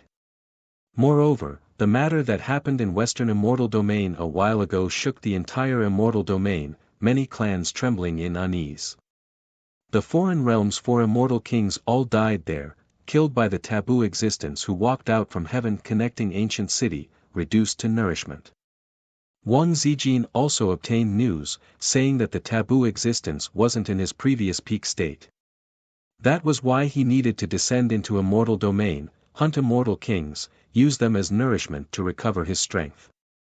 The central immortal domain had an immortal king Tsingdao who was skilled in divination and deduction.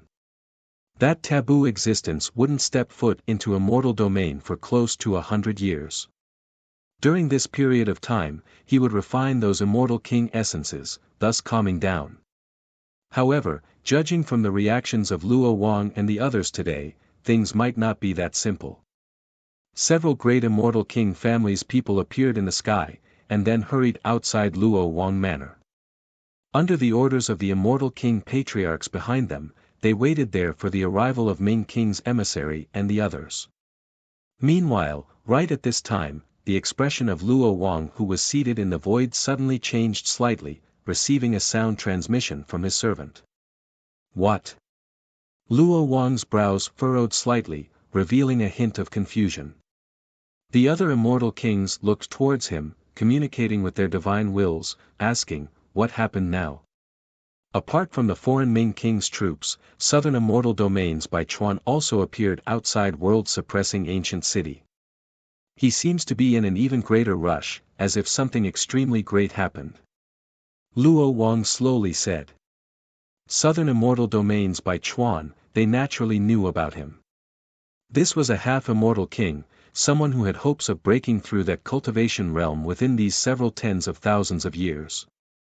Previously, there were immortal kings who tried to recruit him, but they were all rejected by him. Bai Chuan actually hurried over as well. The expressions of the immortal kings here changed slightly, but their faces were all surrounded by primal chaos mist, so no one could see clearly. They were indeed shocked inwardly, to the extent where they didn't dare believe this. Bai Chuan insisted on staying in southern immortal domain, staying at Moon King's side, serving her. What kind of intentions were these? Could it be that they still didn't understand? If it wasn't because something extremely urgent and important happened, Bai Chuan most likely wouldn't take half a step out of southern immortal domain. It seems like something unexpected also happened in southern immortal domain. Wang family's immortal king old ancestor's expression was incomparably heavy. The distant cosmos rumbled with noise. The foreign Ming Yi and the others arrived on an ancient war chariot, quickly descending outside Luo Wang's city. We finally arrived. Ming Yi's figure was tall and slender, silver hair falling like a waterfall. She stood on the ancient war chariot, releasing a sigh of relief, worried that something unexpected might happen along the way. Fortunately, they finally arrived at Luo Wang's city. Soon after, the various great immortal king families' people walked up. They had long received orders, welcoming Ming Yi and the others into the manor. Several immortal king old ancestors sat in the depths of the void, quietly watching this scene. Then, Luo Wang nodded slightly, a strand of green smoke wafting out from his body, turning into the indistinct appearance of a middle-aged man, walking into the manor. This was an incarnation of his, not his true self. However, in his territory, there wasn't much difference between his true self and incarnation. This is the decree my clan's Ming King old ancestor personally wrote, for this younger generation to hand over to immortal domain senior Luo Wang. Even though Ming Yi's nature was cold and arrogant, towards an immortal king like Luo Wang, she was still extremely respectful. She handed over the decree written by the Ming king, handing it to the two Dao children in the manner. Today is precisely Luo Wang's birthday celebration. Apart from Luo Wang, there are other immortal kings here. An ancient true immortal from Ming Manor spoke, his eyes brilliant like divine lamps, sensing the terrifying pressure in the depths of the void, suppressing this heaven and earth. Honorable guests, please wait here for a moment, we will hand the decree over to the old ancestor right now. The two true immortal level Dao children received this decree, not daring to show any contempt, quickly bringing it into the depths of the manor, handing it over to Luo Wang's incarnation. Inside the purple bamboo forest, the guests all had a premonition that something incredible might happen in immortal domain. Their expressions were all extremely grave. The smiles on the faces of the many heavenly talents who were still chatting and laughing before all disappeared, all of their expressions becoming extremely heavy, no longer as relaxed as before. If the nest is overturned, how can there be an unbroken egg? If immortal domain encounters another disaster, what should we do? Many people asked themselves this. Meanwhile, right when everyone was waiting for the immortal king old ancestor's words, wishing to know what was going on. In the distant depths of the cosmos, a commotion sounded again. A silver-white heavenly horse hurried over, on top of it a figure dressed in silver battle armor, the surrounding stars all trembling because of his aura. Southern immortal domain's half-immortal king Bai Chuan, at this time, he also hurried outside Luo Wang's city. Compared to the foreign side's people, Bai Chuan's identity could be said to be no small matter, calling him Southern Immortal Domain's number 2 wouldn't be excessive at all. Moreover, he was a true half-immortal king, even immortal kings would treat him with respect. This was an existence who towered at the peak of immortal domain. Even half-immortal king Bai Chuan personally came, many creatures who were still hesitating before now widened their eyes, full of disbelief. Wang Wuxiang, Luo Xian and the others of the younger generation also suddenly realized that things were definitely not normal. Otherwise, there was no way the foreign side's Ming king, as well as southern immortal domains Bai Chuan half-immortal king would be alarmed one after another. At this time, the few immortal kings seated in the void couldn't sit still anymore. One of them personally revealed a clone, heading over to welcome Bai Chuan. Bai Chuan's appearance was extremely handsome and young, dressed in silver-white battle armor. His entire body seemed to be shining, making it hard to look at him directly. The heavenly horse beneath his feet was a true immortal-level strange beast, its speed extremely fast. In the blink of an eye, it hurried over from the other side of the cosmos, arriving in the cosmos Luo Wang ruled. It is fine as long as everyone is here. I only came here to pass on the decree. Bai Chuan's arrival shocked all of the creatures in Luo Wang's city. This immortal city that contained close to 10 billion people was shaken because of him. His expression was grave and stern, standing outside Luo Wang's city, not directly entering. The immortal king who originally came to welcome him also frowned slightly because of Bai Chuan's words. He stood there, seeing that he wanted to say something. However, Bai Chuan did not waste his breath. He shook his robes, and a decree filled with dense immortal king might flew out like a mountain. Then, it unfurled in the starry sky. The words on it were as bright as the sun, incomparably dazzling. Apart from immortal kings, no one could look directly at it. Even true immortals hurriedly shifted their gazes away, afraid that they would be injured by the pressure. The Moon Monarch's aura. This is the Moon Monarch's decree? Asked an immortal king with a frown. He had no idea what this meant. What was Bai Chuan's intention for descending with the Moon Monarch's decree at this time? Half a month later, she wants us to go to the Moon Monarch Manor. Another immortal king stared at the decree, disbelief appearing on his face. He said, "This is a decree for all the immortal kings in the immortal region.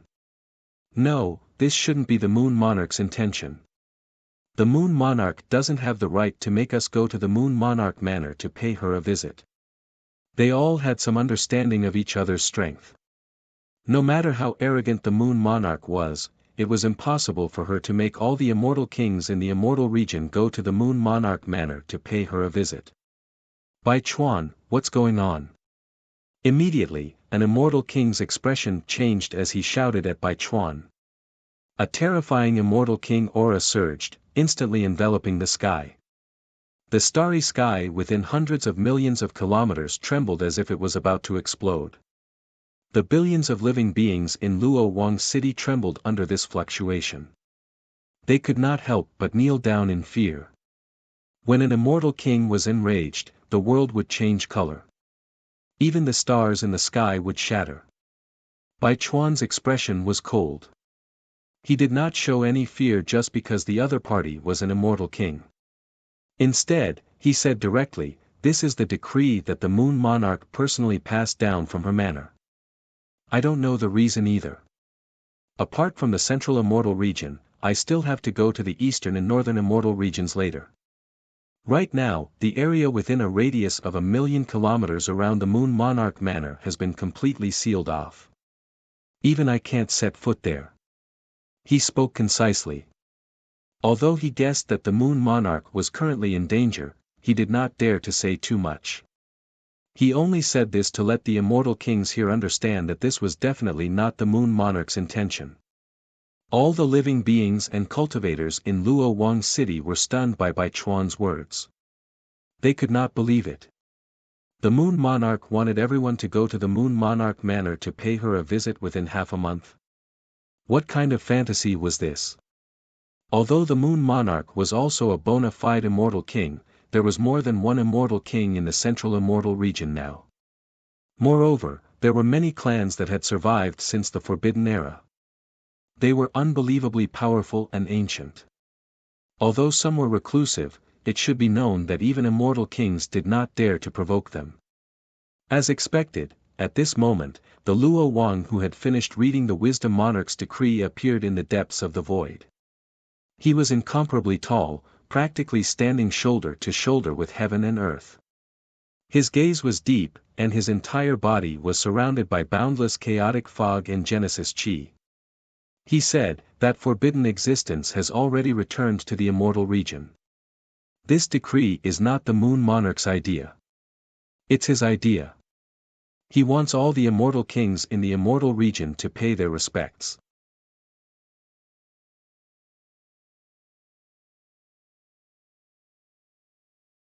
Chapter 871. The true mountain and sea world has indeed changed. I can sense that fate has become chaotic. A lot of karma is returning, and many terrifying things are about to happen in this world. It's a pity. We only have a few pieces of our bodies and a few fragmented souls left. Even if we want to help you, it will be incredibly difficult. At most, we can help you withstand a few attacks from immortal kings. But compared to the other true worlds, the true mountain and sea world is indeed the most suitable place. The true spirit of this true world is scattered. Countless eons ago, it was scattered by that peerless ruthless person. No one knows where it went, and the laws of the world are broken. Besides, there are no more peak existences in this true world. It is impossible for normal immortal kings to notice these abnormalities. The other true worlds are full of incense, and if they are discovered, the consequences will be unimaginable. The plan we have planned for so long will also fail. The fate of our race is now entrusted to you. You must not be careless and underestimate this. Once you successfully possess this true world, you will become the true master of this true world. With the innate divine ability of the Abyss Defiance, you will stand shoulder to shoulder with the true spirit. With one thought, you can make the mountains and seas rise. With another thought, you can make the mountains and seas fall. At that time, your level of cultivation will leap to an unimaginably terrifying level, and you will even have a chance to touch transcendence. In the depths of the universe was a withered and broken galaxy. There were plenty of barren planets scattered around the borders of the celestial region, and there were basically no signs of cultivators. If there were any, they were just ancient astral beasts that hunted for the cores of planets in the distance. And at this moment, in this broken star domain, an azure-clothed youth was sitting cross-legged. Strands of azure-clothed light curled around him, blurring his appearance. There was an indescribable majesty exuding from him. If one were to judge his age, he would be around 15 or 16 years old, but there would occasionally be a hint of age in the depths of his eyes. There were several soul fires with extremely dim light jumping around before the teenager in green robes. They flickered as they floated in space. Each soul fire had intelligence and a voice. They were the ones who had been communicating with the teenager just now. It's very difficult to fuse with the heaven's core mark in this world. I need to use another method, or else it will be very difficult for me to take that step, much less possess the true mountain and sea world. The green-robed youth's expression was calm, but there was a deep look in his eyes. He shook his head and said, "I used the life-sculpting technique to rebuild my foundation. That was how I was able to break free from the underworld-defying body and recover my youth. Unfortunately, this world isn't suitable for my clan's underworld-defying cultivation. If I can find a suitable broken ancient world and fuse with a random heaven's core imprint, it will be able to help me become an immortal." His name was Ni Chen, and he was a surviving member of the Abyss-Defiant tribe from the Abyss-Defiant True World. He was once the young tribe leader of the Abyss-Defiant tribe. The True Mountain and Sea Realm was the common name of the immortal region, the alien realm, and the higher realm. Even in the vast true worlds of heavens, they were ranked high. Of course, that was something that happened a long, long time ago. The living beings in the immortal region were used to calling themselves the descendants of the immortals. Only a few ancient races would mention the true mountain and sea world. In their eyes, it did not matter whether it was the immortal region or the other world, they were all part of the true mountain and sea world. Sooner or later, they would fuse together. Even if the living beings in this world did not take action, once the powerful warriors from the other true worlds found the coordinates of this world and descended, they would think of a way to annex the true mountain and sea world. A true world that had lost the protection of its true spirit was as tempting as a piece of fatty meat in the eyes of the peerless warriors. It was a serendipity that defied the heavens. However, unless they had an incredibly great serendipity, normal cultivators, even immortal emperors, would not dare to say that they could truly annex and refine a true world. Hey, there are Abyss Defiants. They can use unique methods and divine abilities to possess a true world and replace the true spirit of a true world. To Ni Chen, possessing the true mountain and sea world before him was his destiny. At that time, his state of being and level of cultivation would undergo an inconceivable leap, and the true mountain and sea world would turn into the true underworld-defying world, restoring his homeland. At that time, I can resurrect my parents, my lover, and all my people. Right now, the secrets of heaven in the true mountain and sea world are in chaos. This is my chance. Ni Chen sat cross-legged on the dried-up ancient planet, capturing the power of laws in the world to refine his body. When he thought of this, he could not hide the longing and madness in the depths of his eyes. He had spent a great deal of effort to sneak into the true mountain and sea world from the broken land in the vast expanse for this plan that he had been planning for a long time. Time waits for no one. The soul flames before Ni Chen swayed, and an ancient voice spoke from one of them. Even if I can't find a suitable mark of the heart of heaven, I will still begin my immortal transformation. I have a feeling that the powerful warriors from the other true worlds are using all sorts of methods to cross the vast expanse ocean and will eventually find this place. Hearing this, Ni Chen's expression remained unchanged as he spoke calmly. It's fine. Even if I fail in my immortal transformation, I will still have time to change my body. The younger generation of the immortal king family will be a suitable shell. I can come into contact with the scion of the Wang family called Wang Wuxiang through Miss Zijin. His affinity is pretty good. If I fail in my immortal transformation, then I will take over his body. Then, I will bring all of you into the Wang family. There might be a chance for me to take over the many progenitors of the Wang family and replace them. At that time, I will have the ability to bring all the people hiding in the small worlds here. The soul fire in front of him flickered as it spoke. Although the divine ability of our dark defiant lineage can seize the fortune of the world, the Wang clan's immortal king patriarch cannot be underestimated. The current us might not necessarily be his match. Besides, you have to consider the big picture. You can use Wang Zijin, but don't fall in love with her. Besides, I can see that she is just someone you met by chance. When Ni Chen heard this, he fell silent for a moment before he said slowly, I understand. You don't have to worry about it. Next, I will search for a broken ancient world and cross that threshold. As he spoke, the green light on his body became even more intense. His soul light flashed out from between his eyebrows, and then it suddenly spread out like a vast fog that engulfed the surrounding star domain. Those star beasts with profound cultivation and long lifespans were engulfed the moment they came into contact with this soul fog. They turned into wisps of green smoke and dissipated, leaving nothing behind. Rumble. At this moment, in another unknown and boundlessly vast world sea, shocking waves suddenly surged into appearance. These waves slammed into the layers of ancient worlds in front of them, and they all collapsed and broke apart, turning into fine powder that filled the sky. In this boundless world sea, there was a blurry ship traversing the sea. However, the storm of the great path here was incomparably terrifying. Even the true thunder that struck down had terrifying destructive power. The world was vast, and the fog was heavy. Wisps after wisps of fog lingered everywhere. One could see ancient worlds and great universes rising and falling. And at the place where the sky and earth touched, a layer of blurry mirror appeared. Outside the mirror, there were ancient worlds and great universes rising and falling.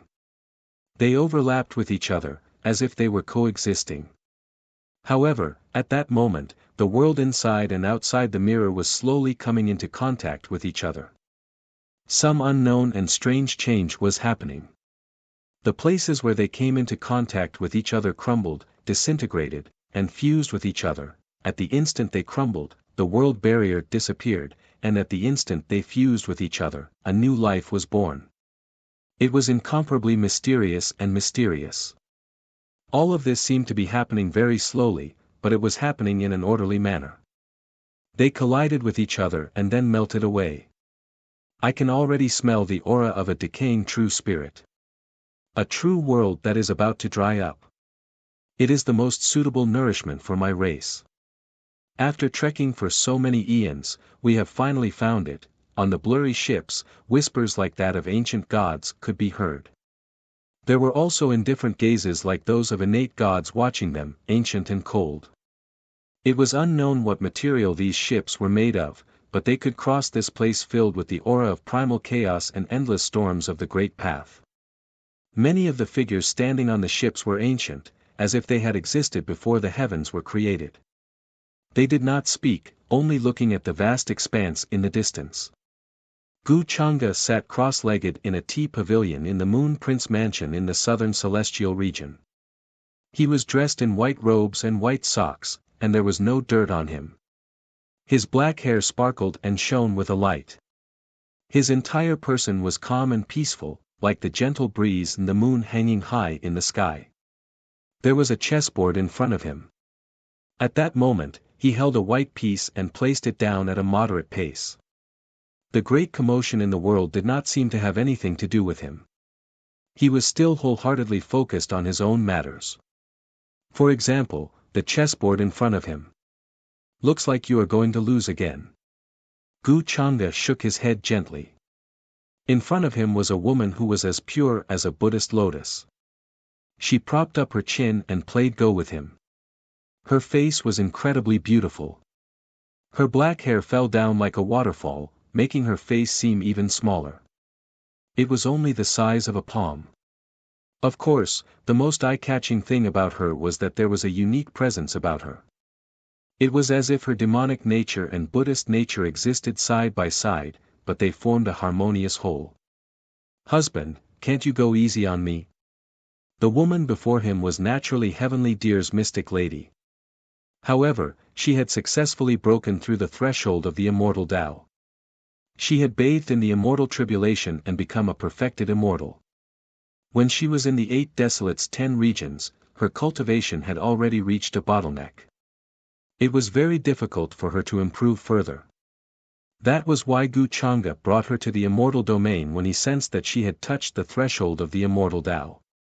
Through that so-called immortal passage, she came into contact with the immortal domain's rules and attracted the immortal tribulation. He had left an imprint on the Empyrean fairy, so when she successfully broke through to the immortal realm, he sensed it from the ancient Tongtian city and brought her over. After all, he was the one who brought the Empyrean fairy to the immortal domain. He could not just leave her be and let her wander around the immortal domain by herself. Although the two of them were not husband and wife, in terms of status, the Empyrean fairy was still his concubine. Back when they were in the 8 desolates 10 regions, she used this identity. Now, she had really become his concubine. Sometimes, when Gu Chang'e thought about this, he felt that fate was making fun of him. I've already given you 3 chess pieces.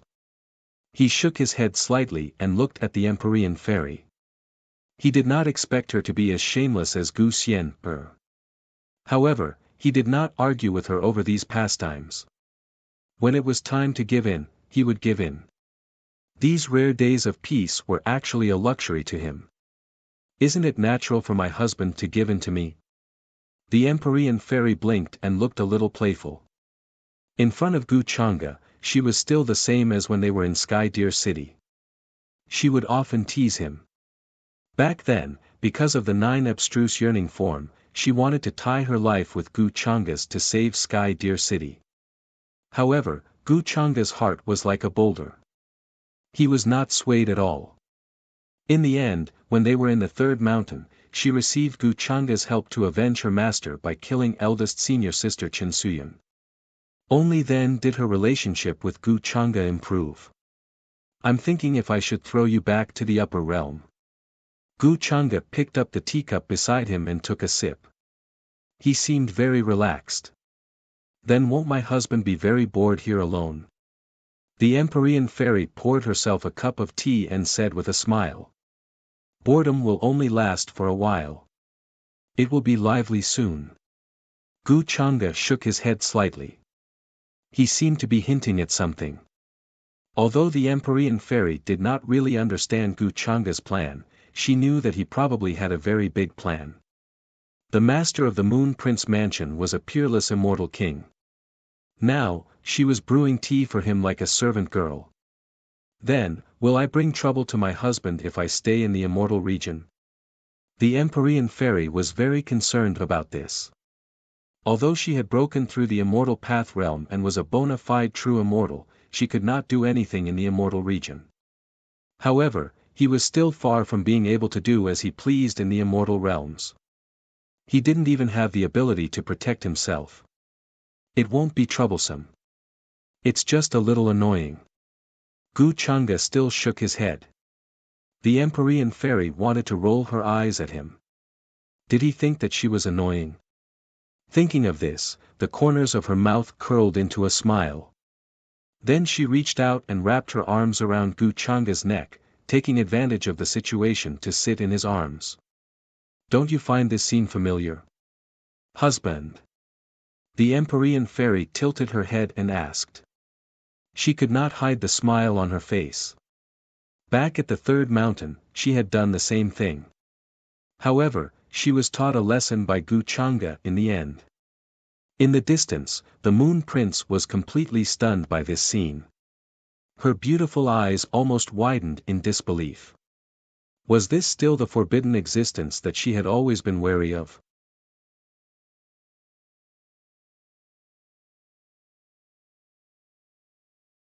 Chapter 872. If she didn't see it with her own eyes, the Moon Prince definitely wouldn't dare believe all of this. Was this still that person who everyone feared, who made the immortal region and the foreign realm fall into panic? She really found it hard to link that taboo existence that made one's expression change with this easygoing and handsome young man in front of her. Especially now that he had a beauty in his arms, he looked no different from those noble young masters who chatted casually. Even though Gu Chang'e didn't make things difficult for her these few days, nor did he say anything about using her as food or nourishment to devour as he pleased, the Moon Prince's fear towards him was deep. However, the Moon Prince's fear of him was deeply rooted in his soul. He dared not say anything or do anything that crossed the line. She only dared to carefully stand in the surroundings, boiling tea and other things from time to time. She was a peerless immortal king, yet now, she couldn't even compare to a female true immortal who had just broken through to the immortal Tao level.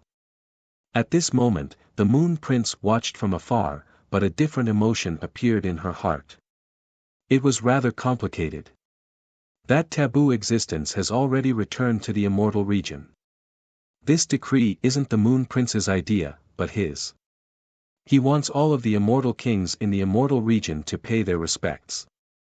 At the same time, in Luo Wang's city, as Luo Wang's voice fell, the entire immortal city suddenly fell silent. Almost all of the cultivators were stunned, simply not daring to believe their own ears. Luo Xian, Wang Wushang, and the others who had long since guessed this sucked in a breath of cold air, their eyes filled with shock. They actually still held a trace of hope in their hearts, feeling that this kind of thing wasn't too likely to happen.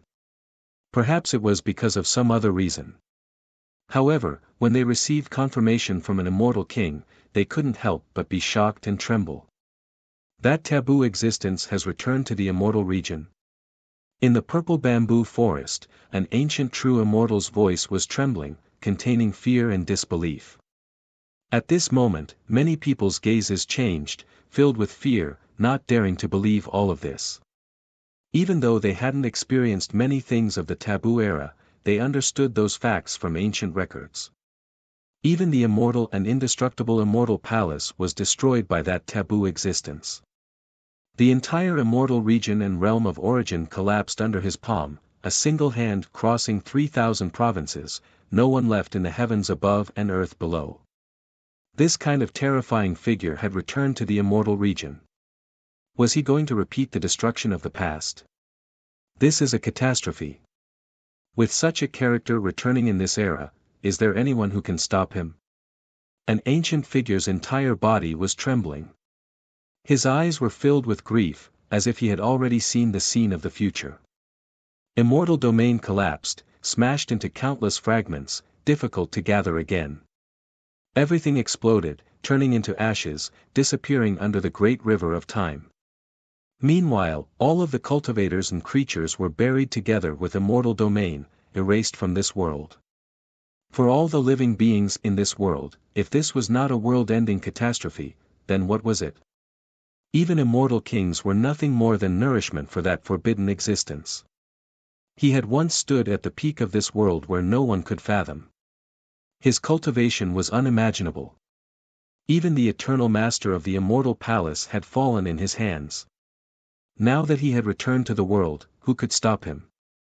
The immortal kings in the depths of the void all fell silent. No one spoke at this moment, their hearts were all in turmoil. The immortal king who had shouted at Bai Chuan did not speak again. Chaotic mist spread from his blurry face, making his expression unclear. However, one could tell that his heart was definitely fluctuating intensely. Everyone sensed the hellish might of the immortal king.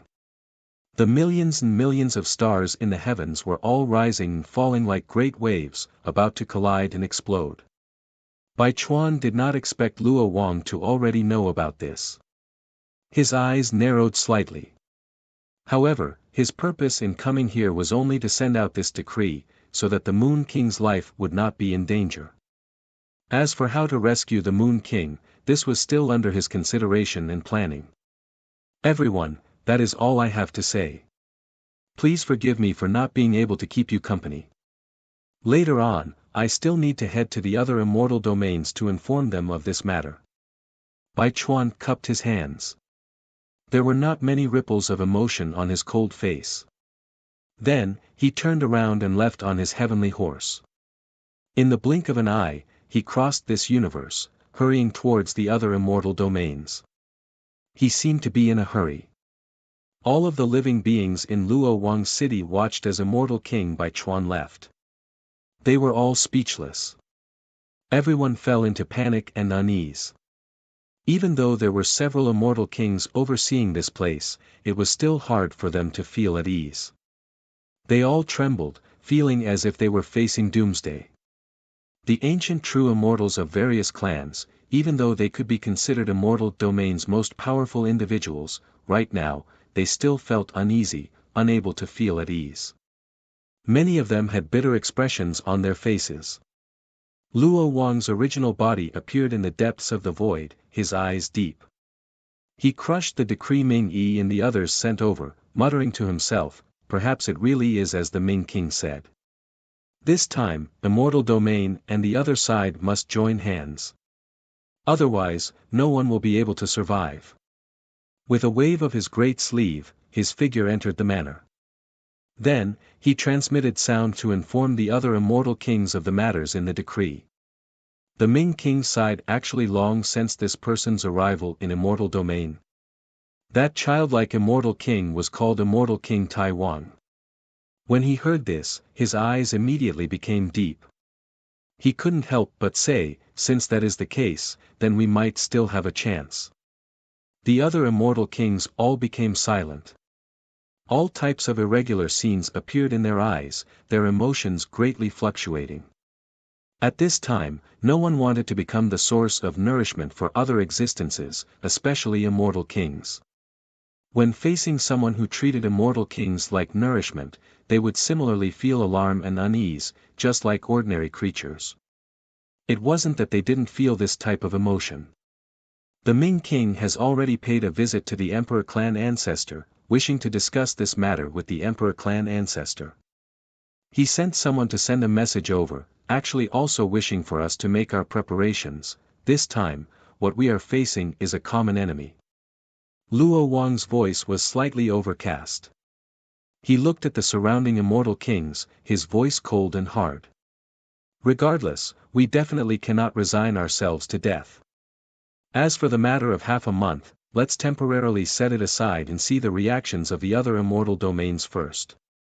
Regardless, my central immortal domain's territory is the most vast, the universe it covers the most. We also have the most immortal kings on the surface. Apart from this, my central immortal domain still has many remains and caves left behind from the earlier Forbidden Great Era. We might be able to find some innate objects there, as well as those hidden families. According to what I know, the Gu clan has always lived in seclusion in the Nine Heavens.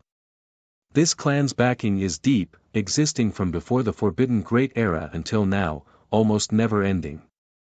This clan might have Emperor Realm existences. The Emperor Realm existences he spoke of were definitely not ordinary immortal kings, but rather immortal emperors above this level. Even if they weren't true immortal emperors, they could still be called half-immortal emperors. They could compare to the foreign emperor clan ancestors, their cultivation unfathomable. In their eyes, immortal kings might not be no different from ants, but they weren't that far off. Brother Luo's words are correct. After the Forbidden Great Era, even though there was a period of darkness, a gap in history, there were still some powers who tried to find ways to hide in the restricted regions, difficult for outsiders to find. Moreover, those ancient existences who survived the Forbidden Great Era have now disappeared without a trace. This might be a way to draw them out. Wang family's immortal king's eyes were also filled with terrifying immortal light. He slowly spoke, starting to think of many countermeasures. No one was willing to become a fish on the chopping block and become the food of others. In truth, what I'm most worried about is that the other true worlds will learn about this. During this period of time, the vast expanse battlefield hasn't been peaceful. The abyss-defying true world that was once destroyed is showing signs of resurgence and making a comeback. Some time ago, my descendant Luo Xian reported that he met a boy named Chen who seemed to have executed the abyss-defying divine ability of the abyss-defying true world. Luo Wang's gaze was profound, and his tone was calm. At that moment, there was a hint of coldness in his voice. He swept his gaze past Wang family's immortal king progenitor and said, "Brother Wang, I once made a deduction about that boy named Chen, but I only obtained a vague answer. He was saved by your descendant, Wang Zijin, in the vast expanse battlefield. If he is related to the abyss-defying true world, then this karma is definitely related to your Wang family. When he heard this, Wang family's immortal king frowned. He seemed to have learned about this from Wang family's descendant, Wang Wuxiang. However, he did not pay much attention to it. No matter what, that descendant named Chen was just a young man. As an immortal king, it was impossible for him to be so narrow-minded as to attack a young man. However, Luo Wang's words had alerted him. If the abyss-defying true world was truly involved, then he had to be careful to avoid getting involved in the karma. In ancient times, the abyss-defying true world was a powerful true world that was ranked at the top of the true worlds. It had once seized the title of the strongest true world. Besides, the true mountain and sea world was behind the destruction of the abyss-defying true world. They had more or less obtained the legacy of the abyss-defying true world in order to reach their current level. The abyss-defying true world's abyss-defying true world was very heaven-defying. It was said that the abyss-defying divine ability of the abyss-defying divine ability could reverse reincarnation and reconstruct the netherworld. They could recreate people or things that had manifested in the past. If that's the case, then I'll have Wuxiang pay more attention to that boy. We can't be certain that the abyss-defying race still has some tricks up their sleeves and are waiting for their return. If that day comes, we will all be dealt with, Wang family's immortal king said slowly. The immortal king of the Wang family said slowly, his tone cold. In the purple bamboo forest, Wang Wuxiang received the message from the immortal king ancestor of the Wang family. At first, he was astonished, but then his expression turned grave.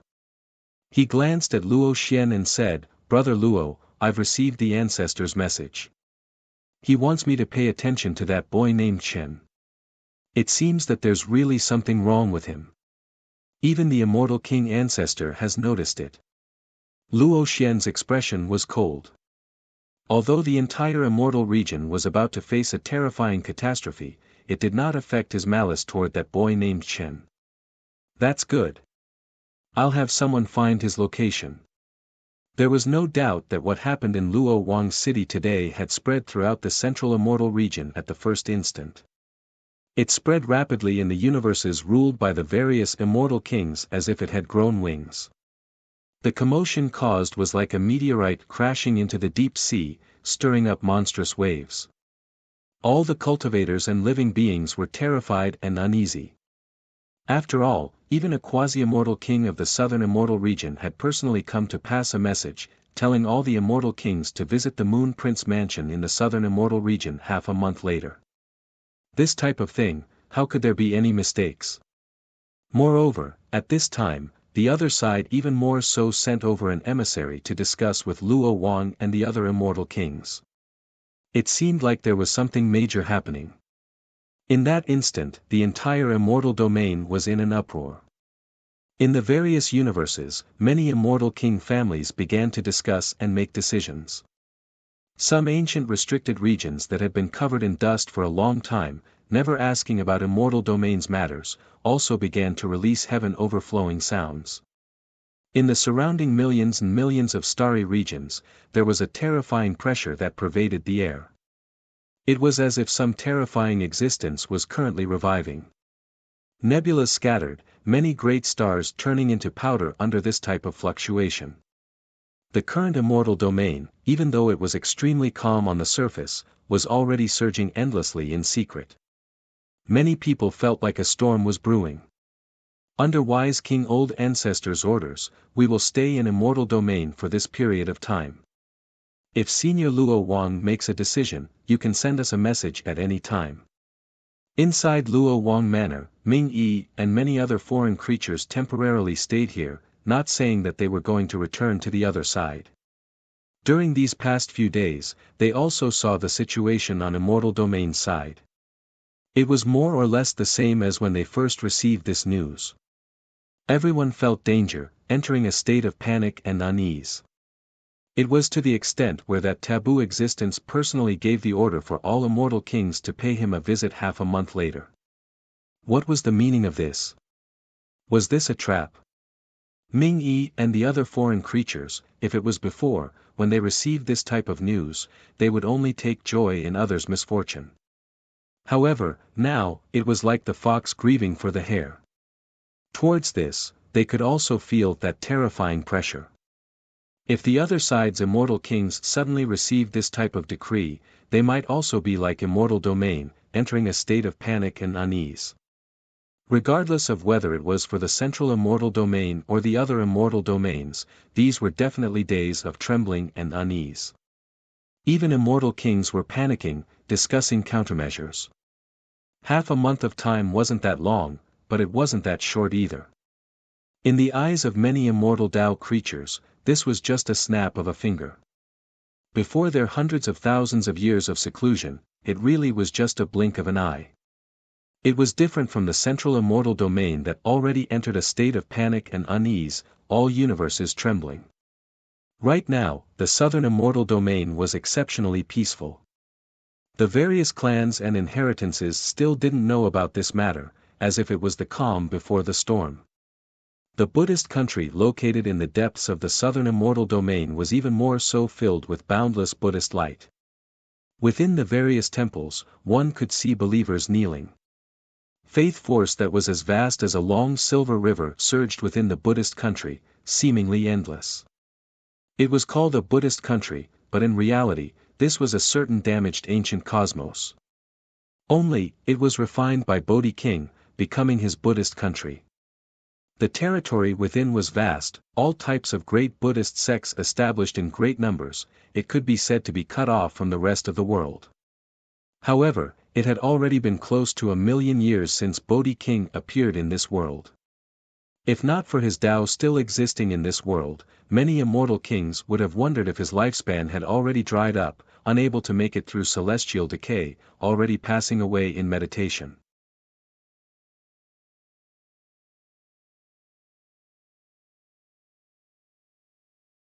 Chapter 873. Brilliant Buddhist light illuminated the entire sky. This place was filled with a vast aura. The mountains and rivers were majestic, and the sun and moon hung high in the sky. On every life star, there were pagodas and temples. Many monks were cultivating diligently in various places, comprehending Zen techniques and chanting scriptures. This was a country that belonged to Buddhists. The vast power of faith filled every corner. Even some ferocious-looking demonic cultivators were solemn and dignified in this place.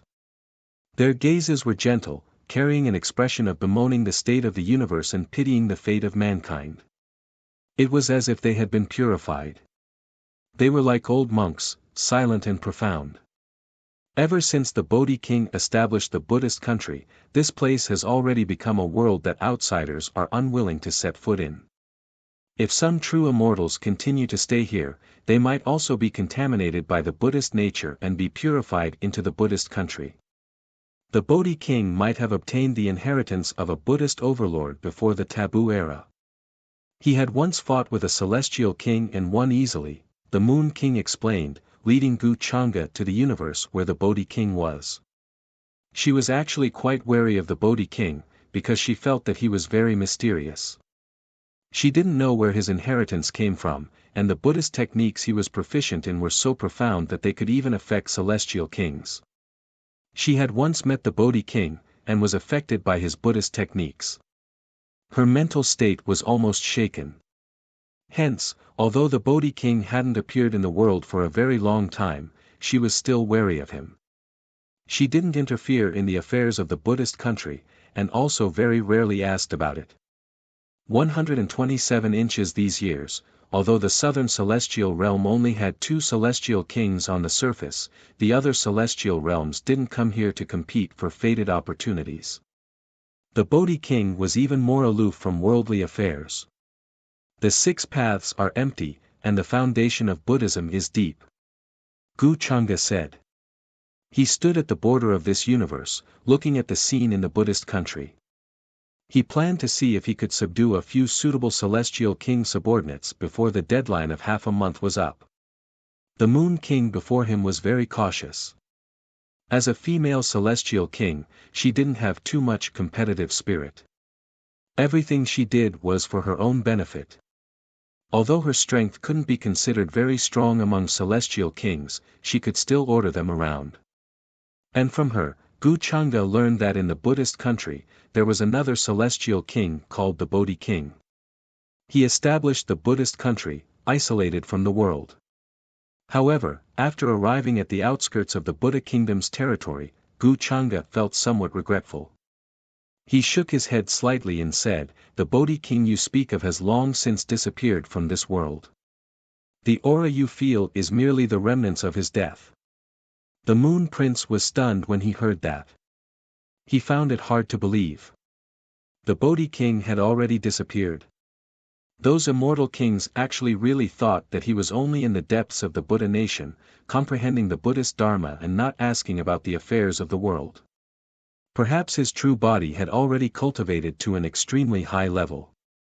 Since Gu Changde had already said so, she naturally did not dare to doubt anything.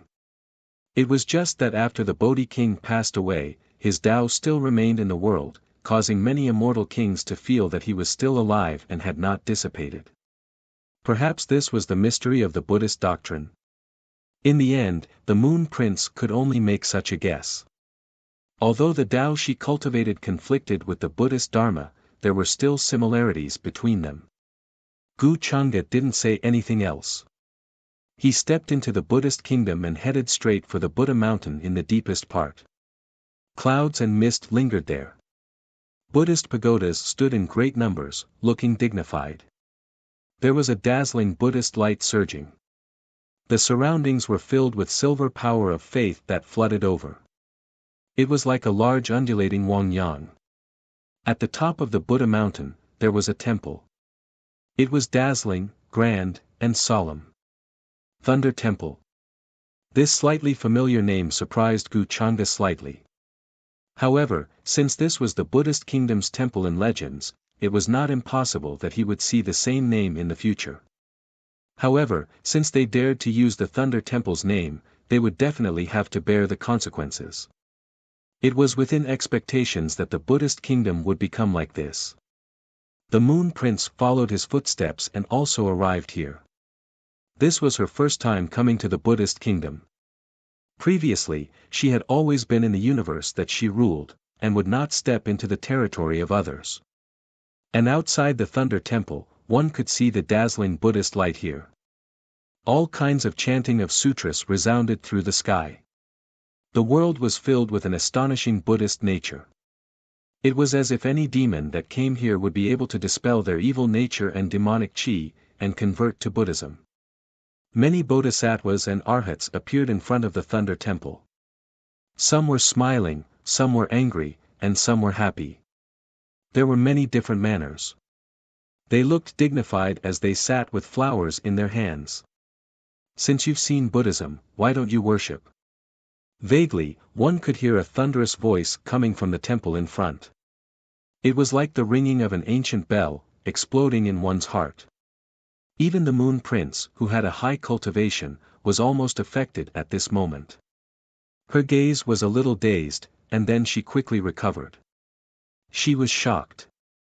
Is this a trick left behind by King Bodhi? She was a little shocked. One should know that King Bodhi had already passed away. This was only a place of enlightenment that he had left behind.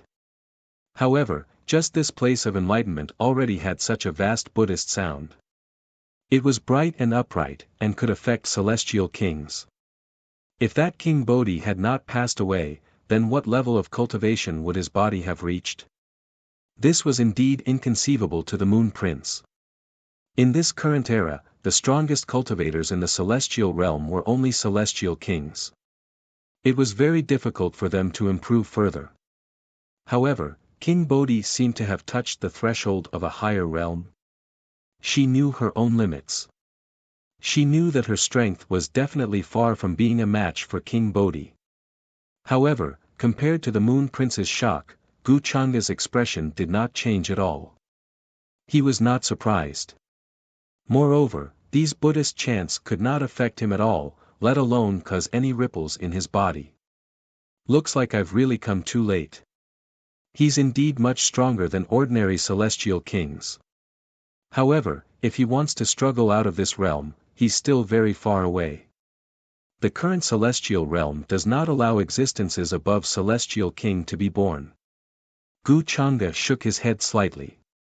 His gaze was very calm as he stood on the peak of Buddha Mountain.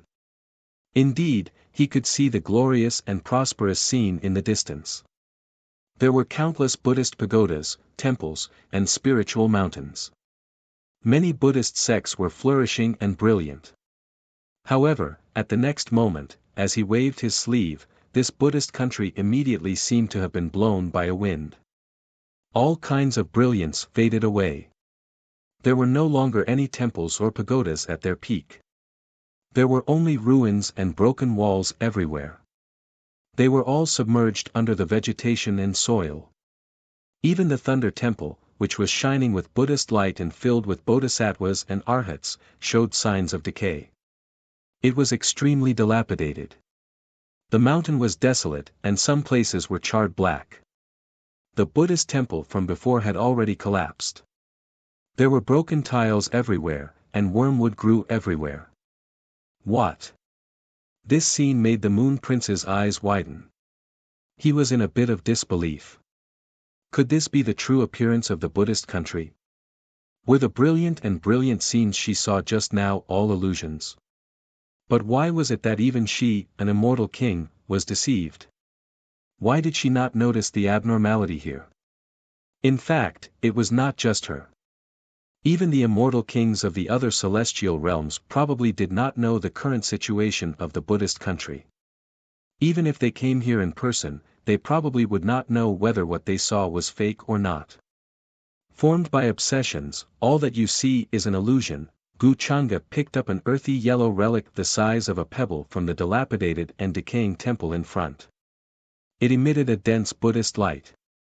There was a hint of dullness mixed in the clarity. As Gu Changa picked up this earthy yellow relic, the surging power of faith that had filled the sky earlier all gathered here. At this moment, the boundless power of faith that the Bodhi King had gathered before he passed away was devoured in an instant. It was more like the power of faith that had filled this part of the universe earlier had all diffused out from this relic. Although he did not find King Bodhi, picking up the relic that he left behind after he passed away was not a complete loss to Gu Changa. After leaving the Buddhist country, this part of the universe decayed at a speed visible to the physical body. Then, it became dilapidated and damaged, continuously collapsing and collapsing. It was as if it had aged countless years in an instant. All of its life force had disappeared. Boundless chaotic chi flooded over, crushing many stars. The experts in the surrounding universe noticed the abnormality at the first instant. They, who did not know the truth, instantly became incomparably terrified. The Buddhist country has been destroyed. It has become a dead country. There is no longer any Buddhist sound or life force. Someone said in a trembling voice.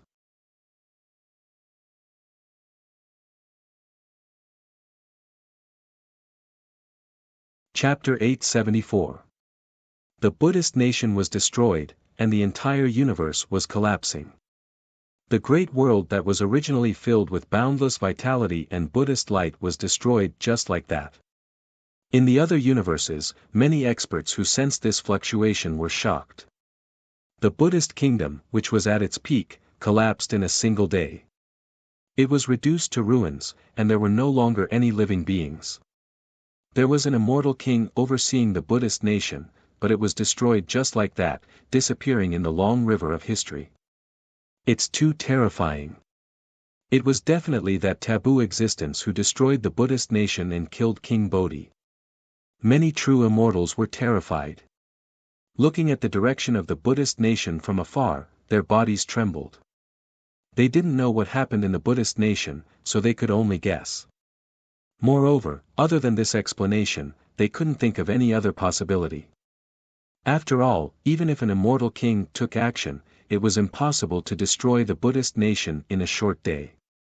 There was still King Bodhi overseeing it. This is too terrifying. An eternal Buddhist nation was wiped out from this world in less than a day, without any trace left behind. Did King Bodhi offend that taboo existence? Many living beings said with trembling voices, extremely terrified.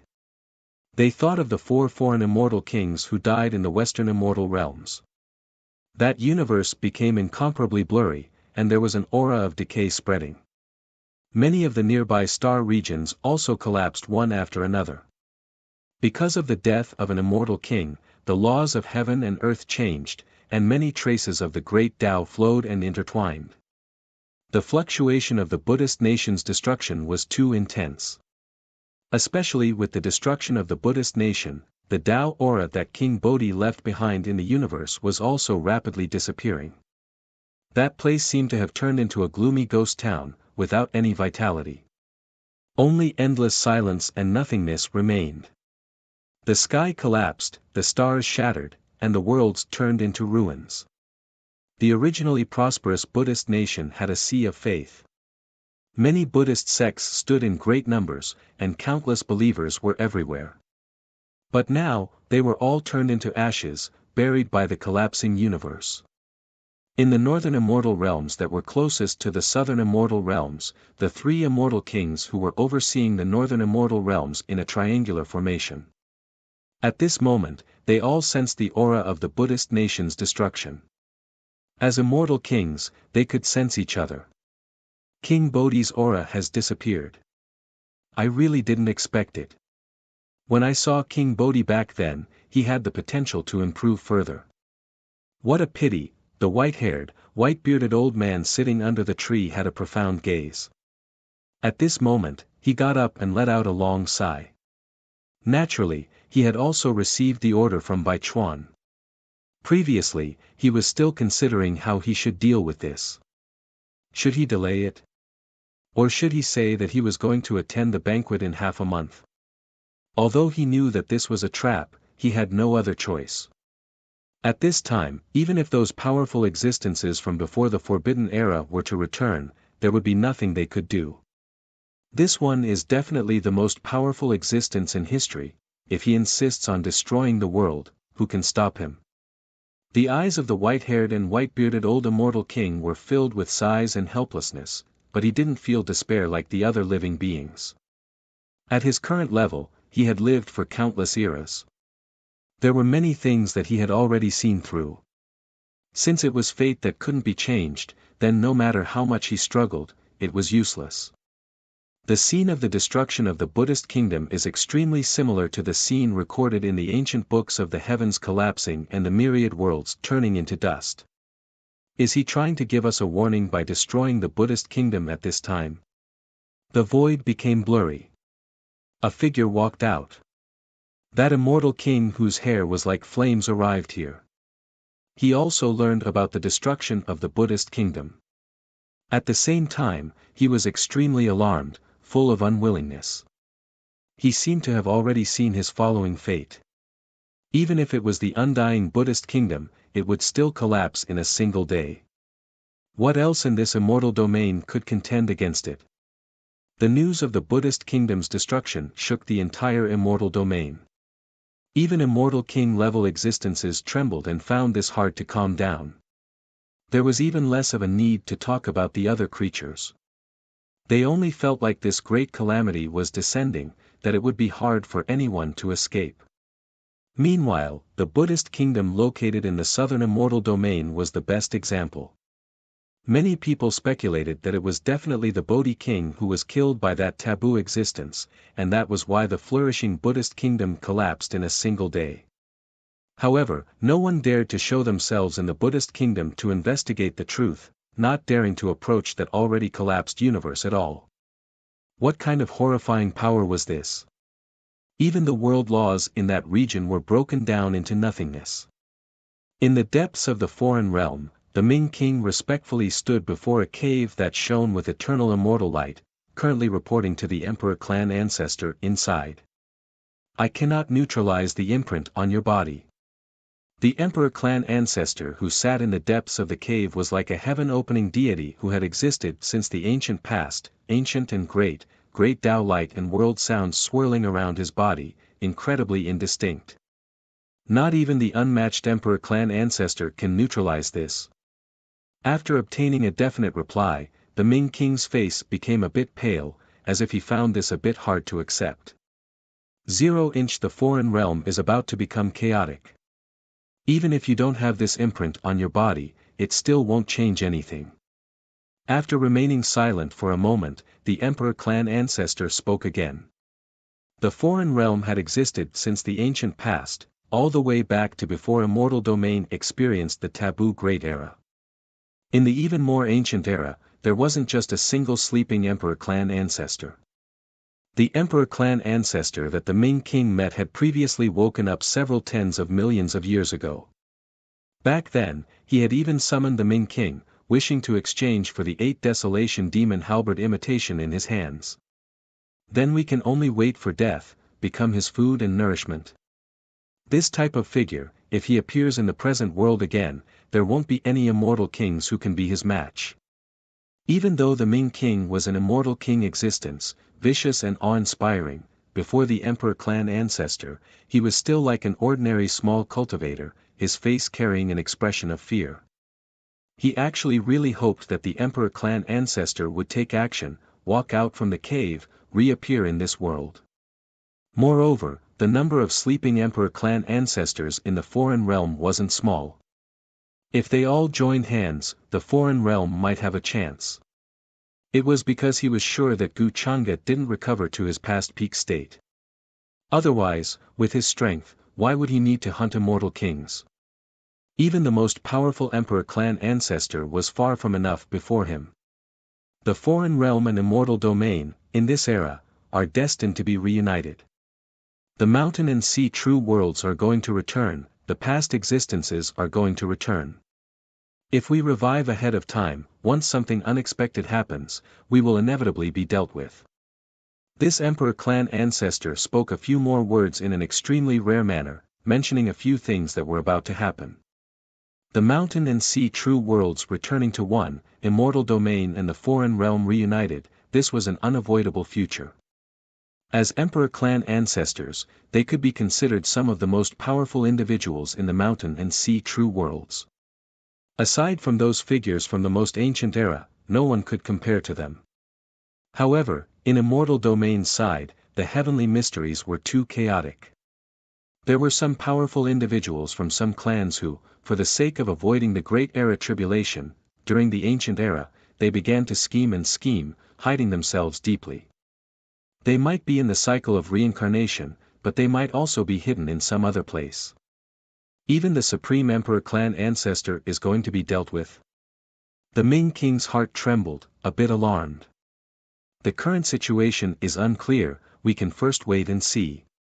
This is inevitably a chance to test things out. Perhaps some people won't be able to hold themselves back and run out.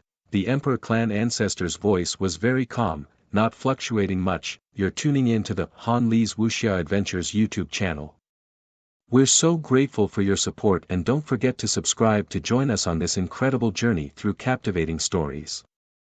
Your generosity through donations truly makes a world of difference, as it's the primary source of revenue that allows me to expand and enhance this channel for you. Thank you from the bottom of my heart for being a part of this adventure.